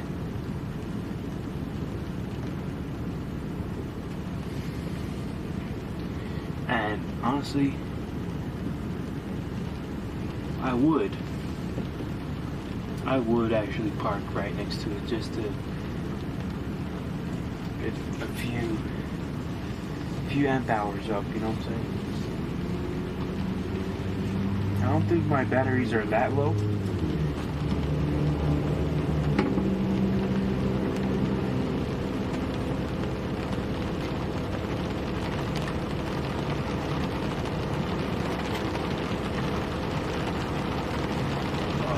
Yeah.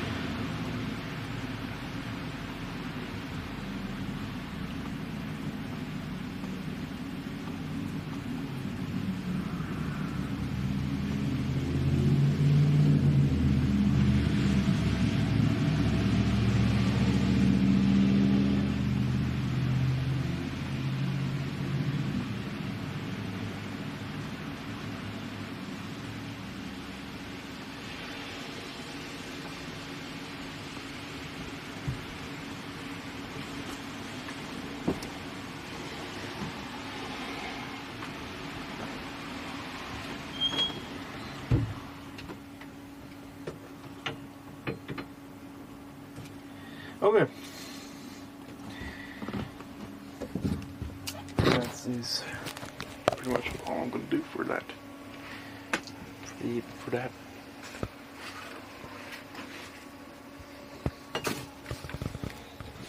Now, I gotta check the, I'm going to check the battery percentage again. Let me, do something real quick.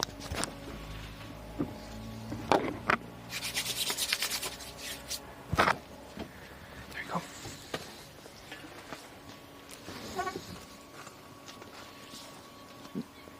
Let's go, check the battery percentage.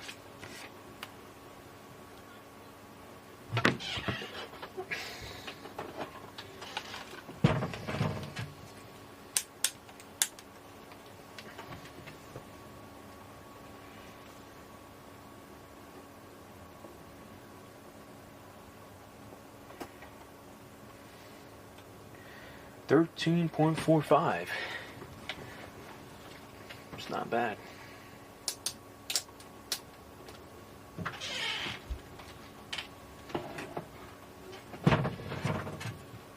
It's not bad.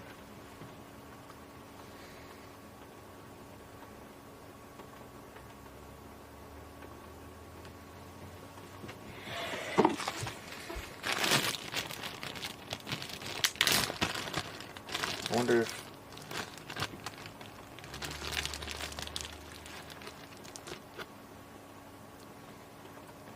I want to eat this like fufu, but it's not.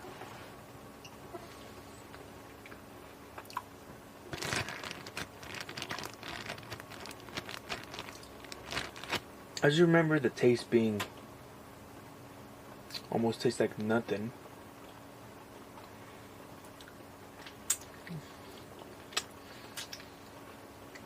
Maybe a slight hint of potato.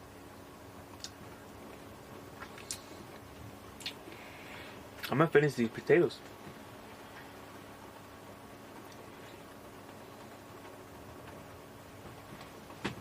What am I gonna eat tonight? I don't know. I don't know. Bing.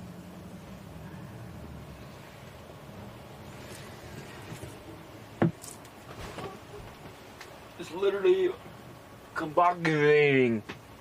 It's literally combobulating.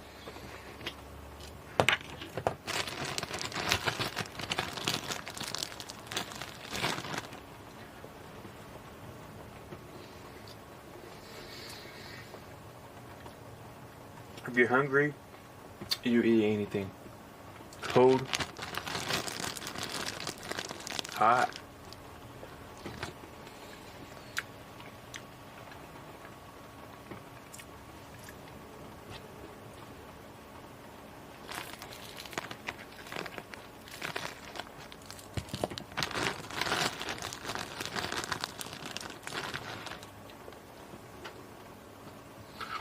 Yeah, it's too much.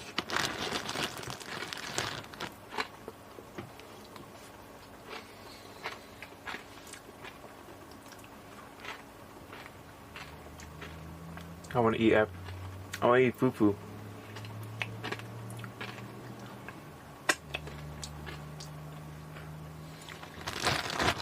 That's what I want to eat.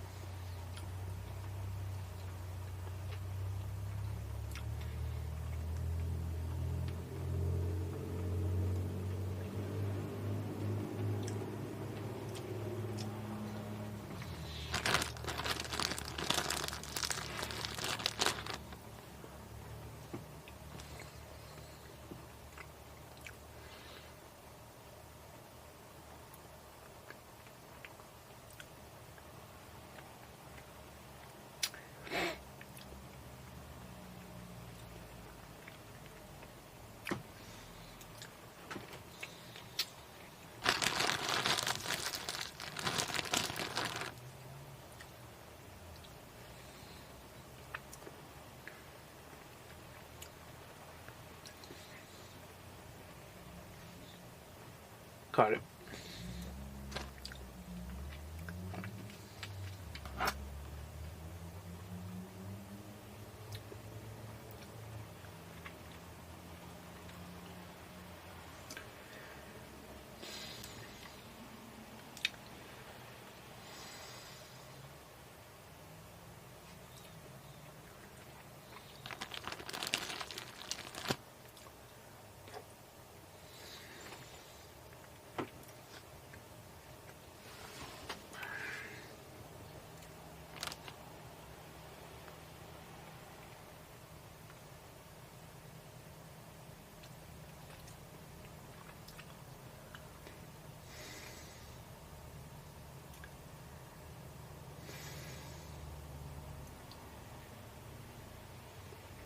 Once you get your setup, I'm wanting to go ghost hunting videos.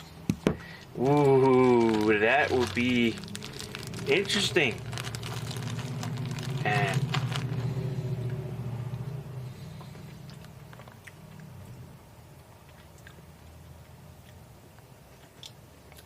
that's interesting.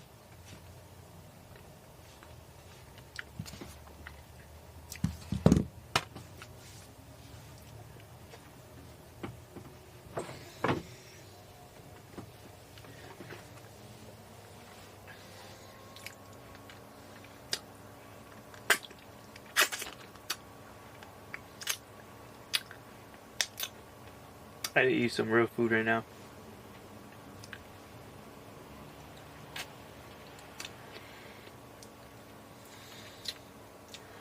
The only thing I have left is a bit of bread, beans, and rice. That's the only thing I have left. And a little bit of ingredients.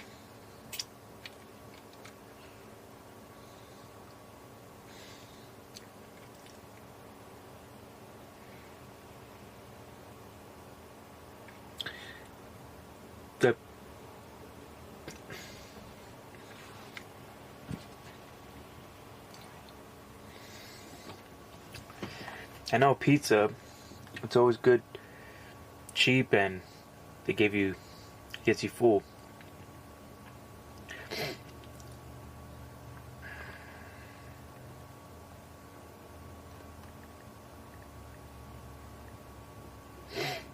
Let's see what's around here, by the way.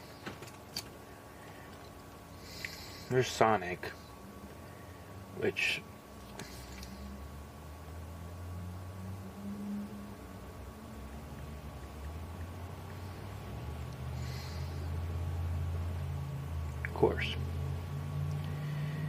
of course, Domino's expensive. Bruno's pizza, bet they're freaking expensive.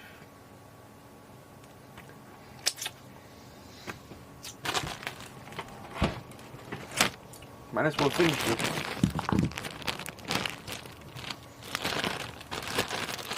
I'm gonna finish this potatoes.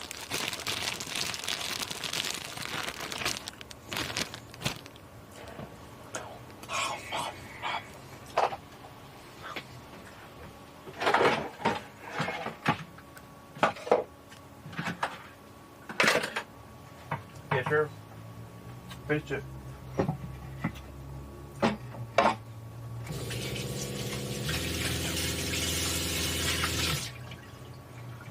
I mean, I did it. You know what I mean?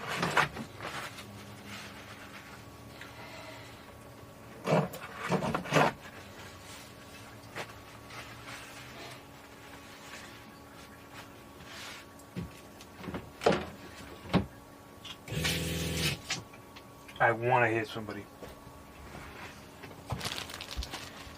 What the heck was that?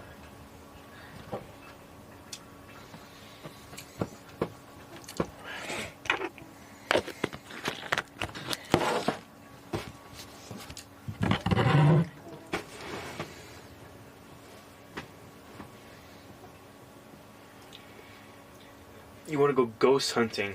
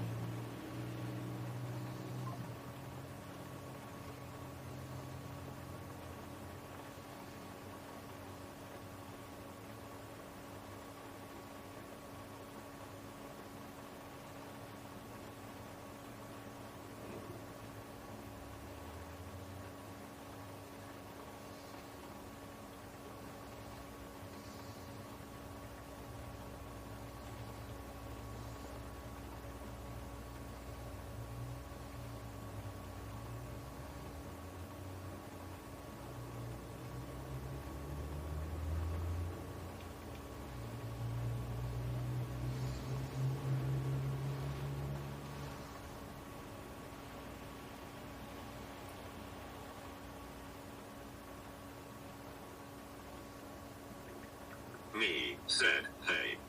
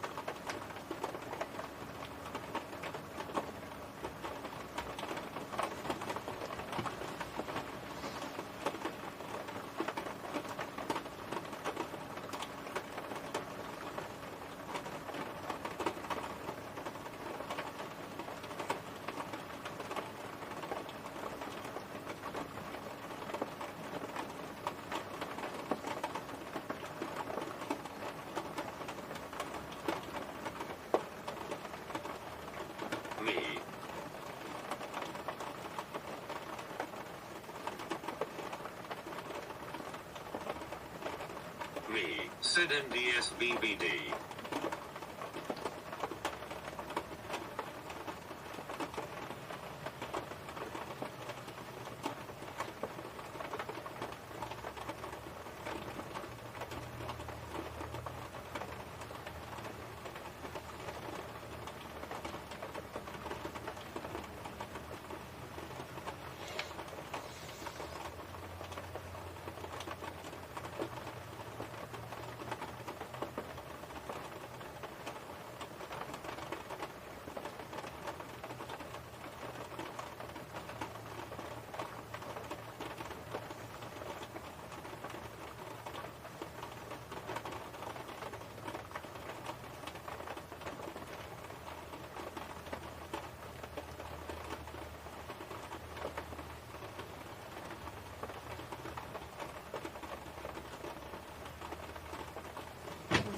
So, supposed to go to Denny's. IHOP, actually.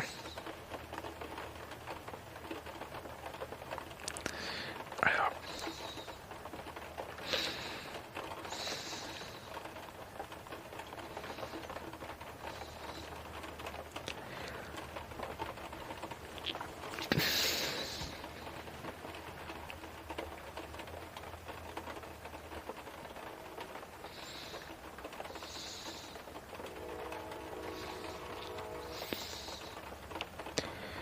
Train passing by. What do we do? Crazy.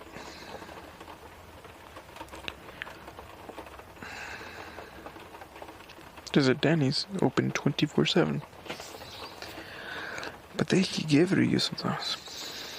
I think their coffee is probably the only thing that's cheap. I think their coffee is $2, which is normal.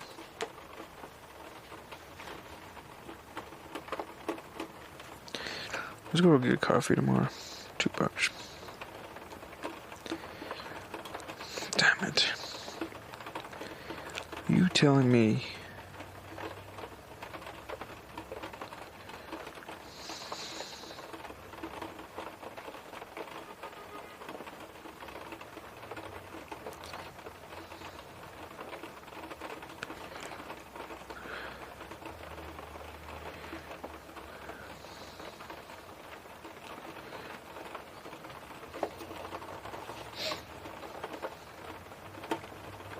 what's going on?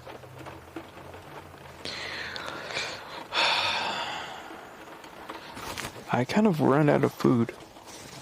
Well, technically what I could eat is rice and beans, which I'm not like tripping about it. Yeah.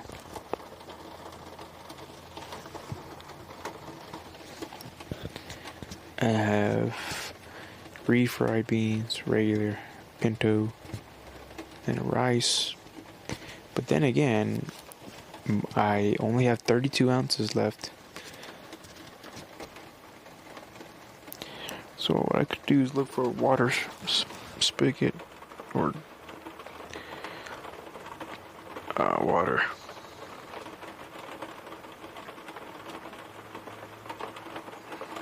Watermill.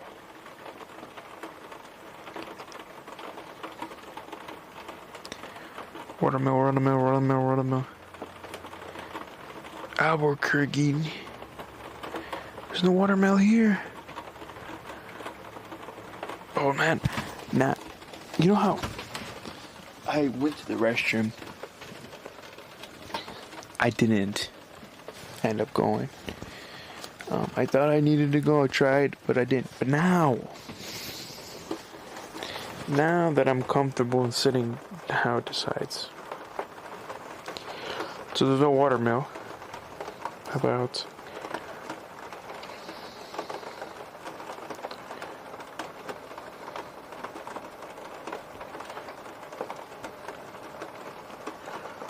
twice the ice?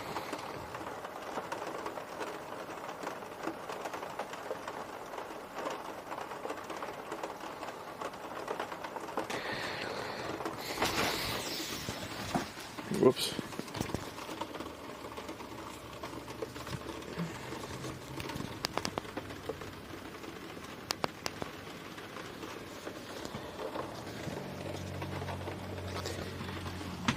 Damn it. Hey.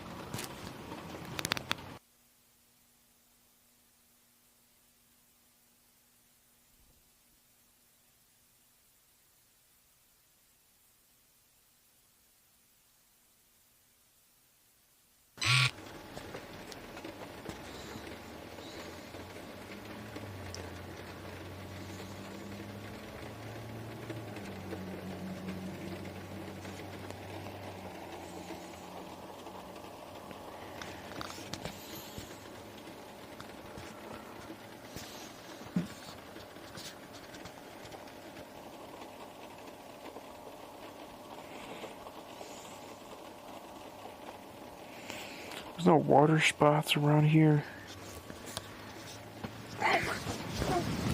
Ugh.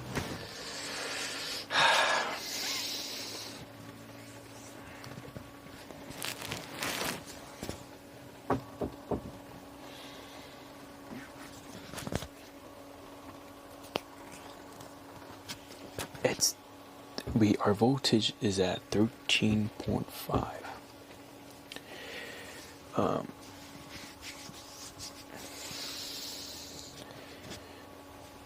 We don't want the voltage to go under what? 12.8.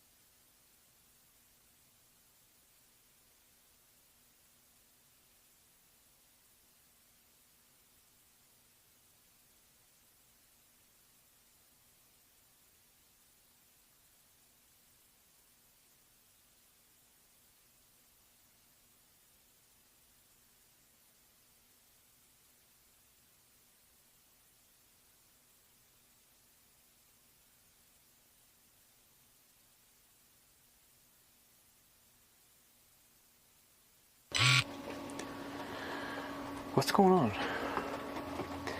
Okay. Mother trucker, dude.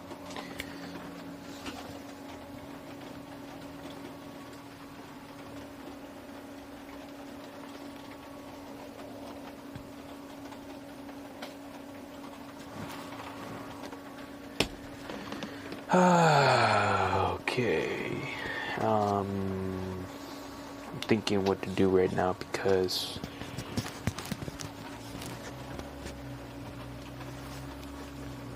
thinking.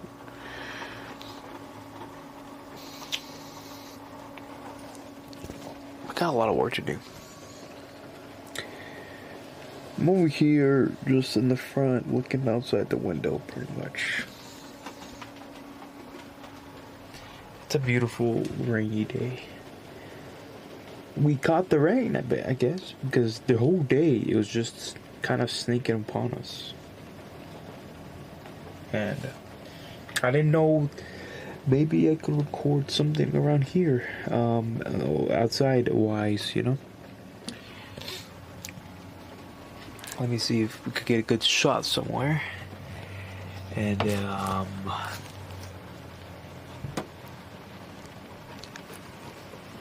maybe we can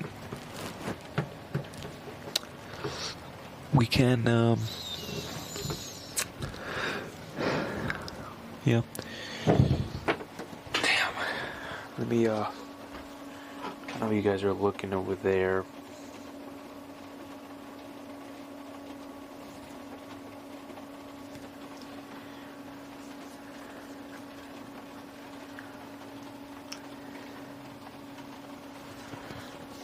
Tell me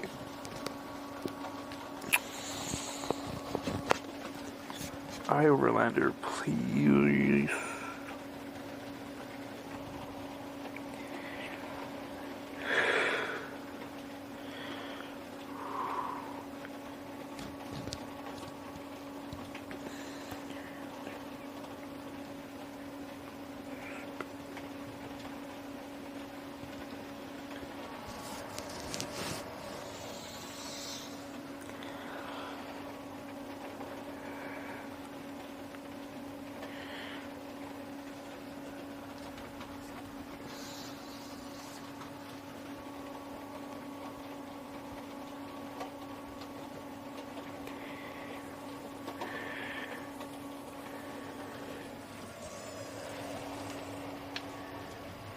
What the heck is that sound?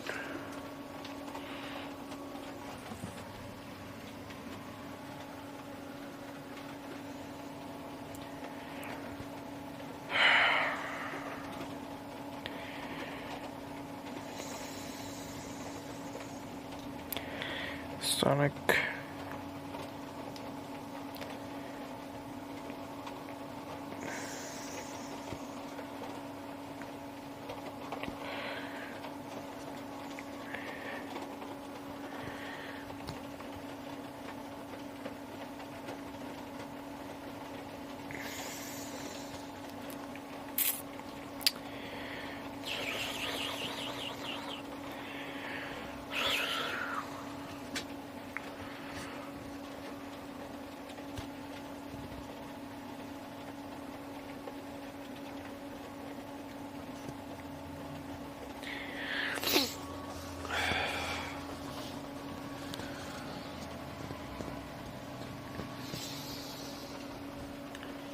Yo guys, it seems like, let me see, hold on.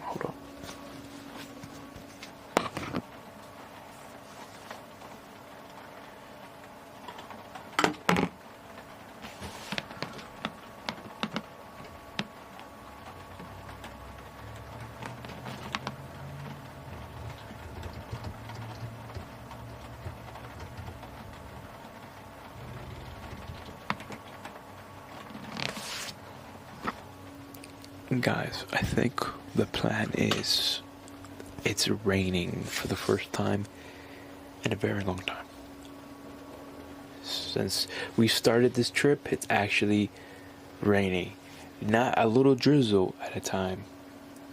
I'm thinking, well, it's a light rain, we've experienced some light rains over there when our travels, but now this is officially a consistent light rain, it seems like. So what does this mean? This means I kind of want to record at least 15 to 25 minutes 15 to 25 minutes of relaxing sounds. And the only thing is that there's cars coming by back and forth, and you know how that is.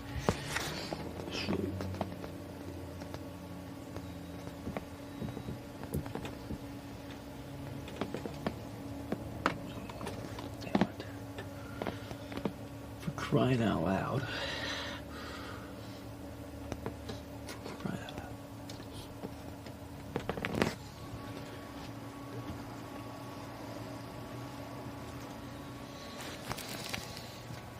Unfortunately, guys, we're gonna go to the restroom, and the only place that I know that has a restroom besides the gas station sometimes is a fast food restaurant, because they have to have a restroom, and the only fast food restaurant that I know that has one is McDonald's. I'm not trying to get anything from McDonald's, I just want to go to the restroom. So that is what's happening, and we're going to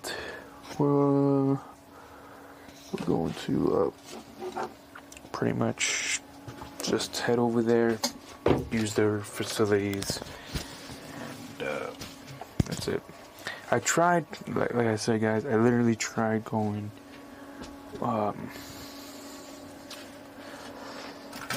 earlier, I did. When I even took off, I'm like, okay, I'll force myself. No. But I didn't tell you guys that because I didn't need to. And I think me telling you guys that I need to go, I mean, it's just life.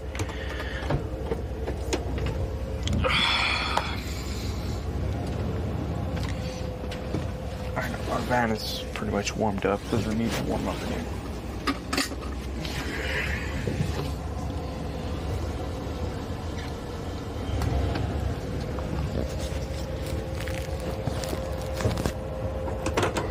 I was just wondering if, these, I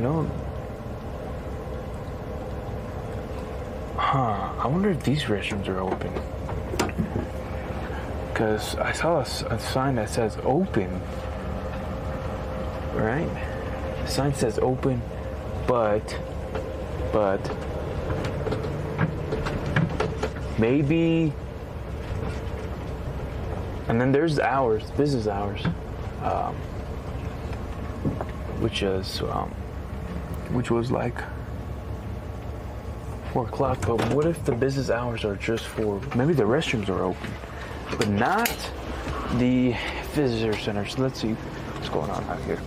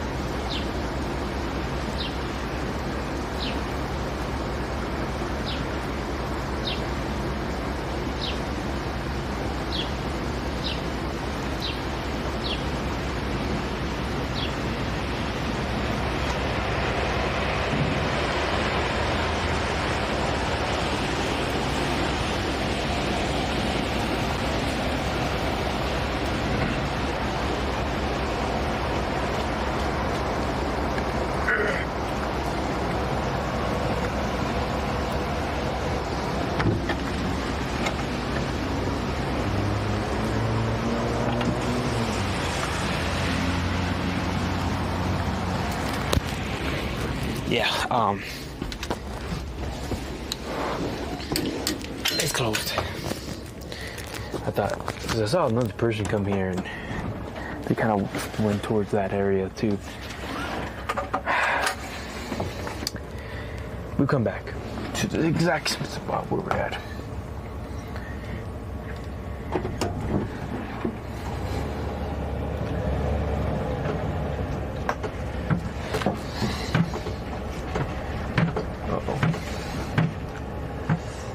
Always forgetting. Always forgetting. Like literally, if I don't close this right now, it's going to make a big mess. It's going to make a big mess if I do not close that. And I want to save enough time. Okay. McDonald's it is. I don't want to eat there, man. I don't like there.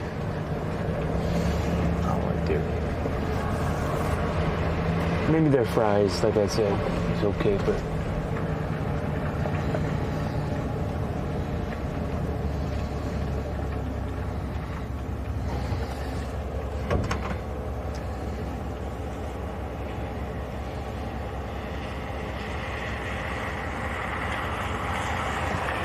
can't see nothing.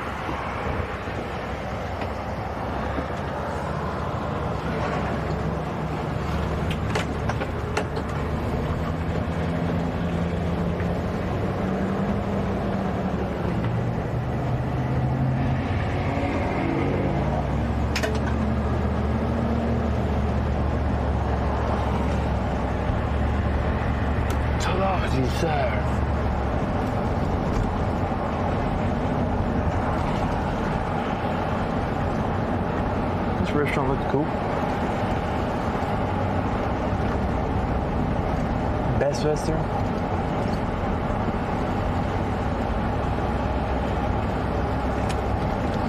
Now the gas price is just sky high now. Damn. Maybe we should have gassed up before we left.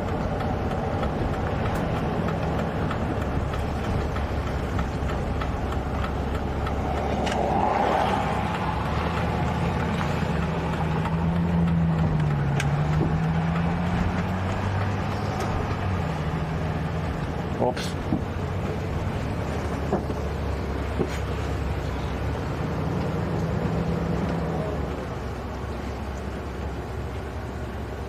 Just made it there.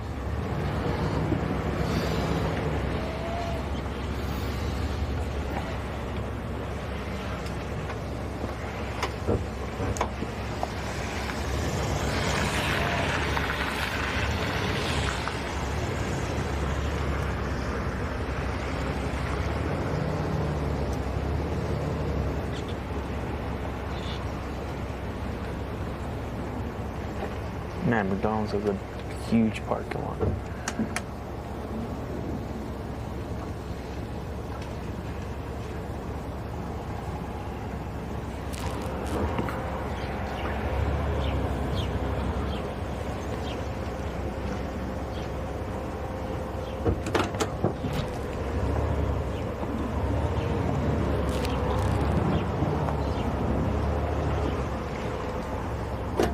Let me see real quick.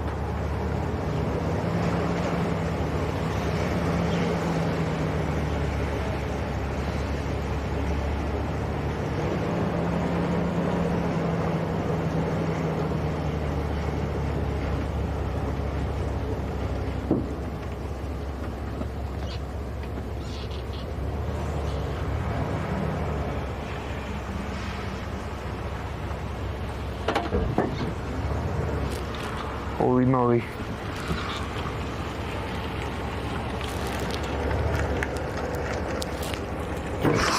Oh, fuck. I demolished that shit.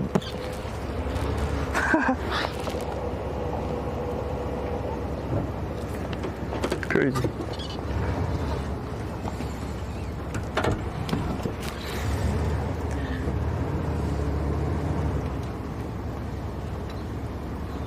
I hope nobody saw that.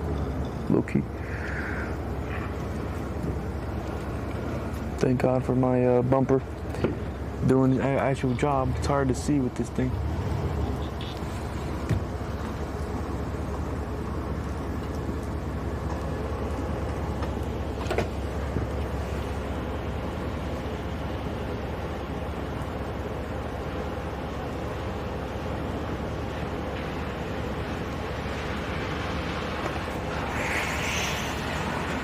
I honestly see an electrical plug. And I know exactly what to do if this works. Let's see if I could plug in something real quick that got me excited. I'll literally stay here. And I think this is a 24-hour McDonald's. Okay.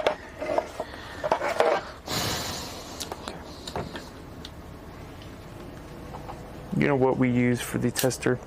Anchor. I like the light, but at the same time, I wish I could turn it off sometimes because at night it just...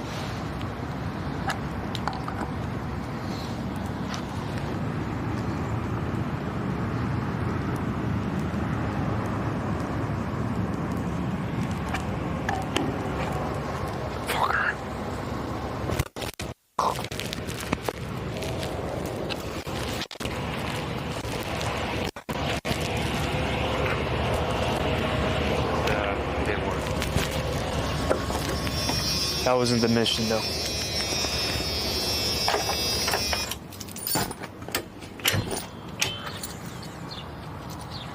I'm just gonna go to the restroom here.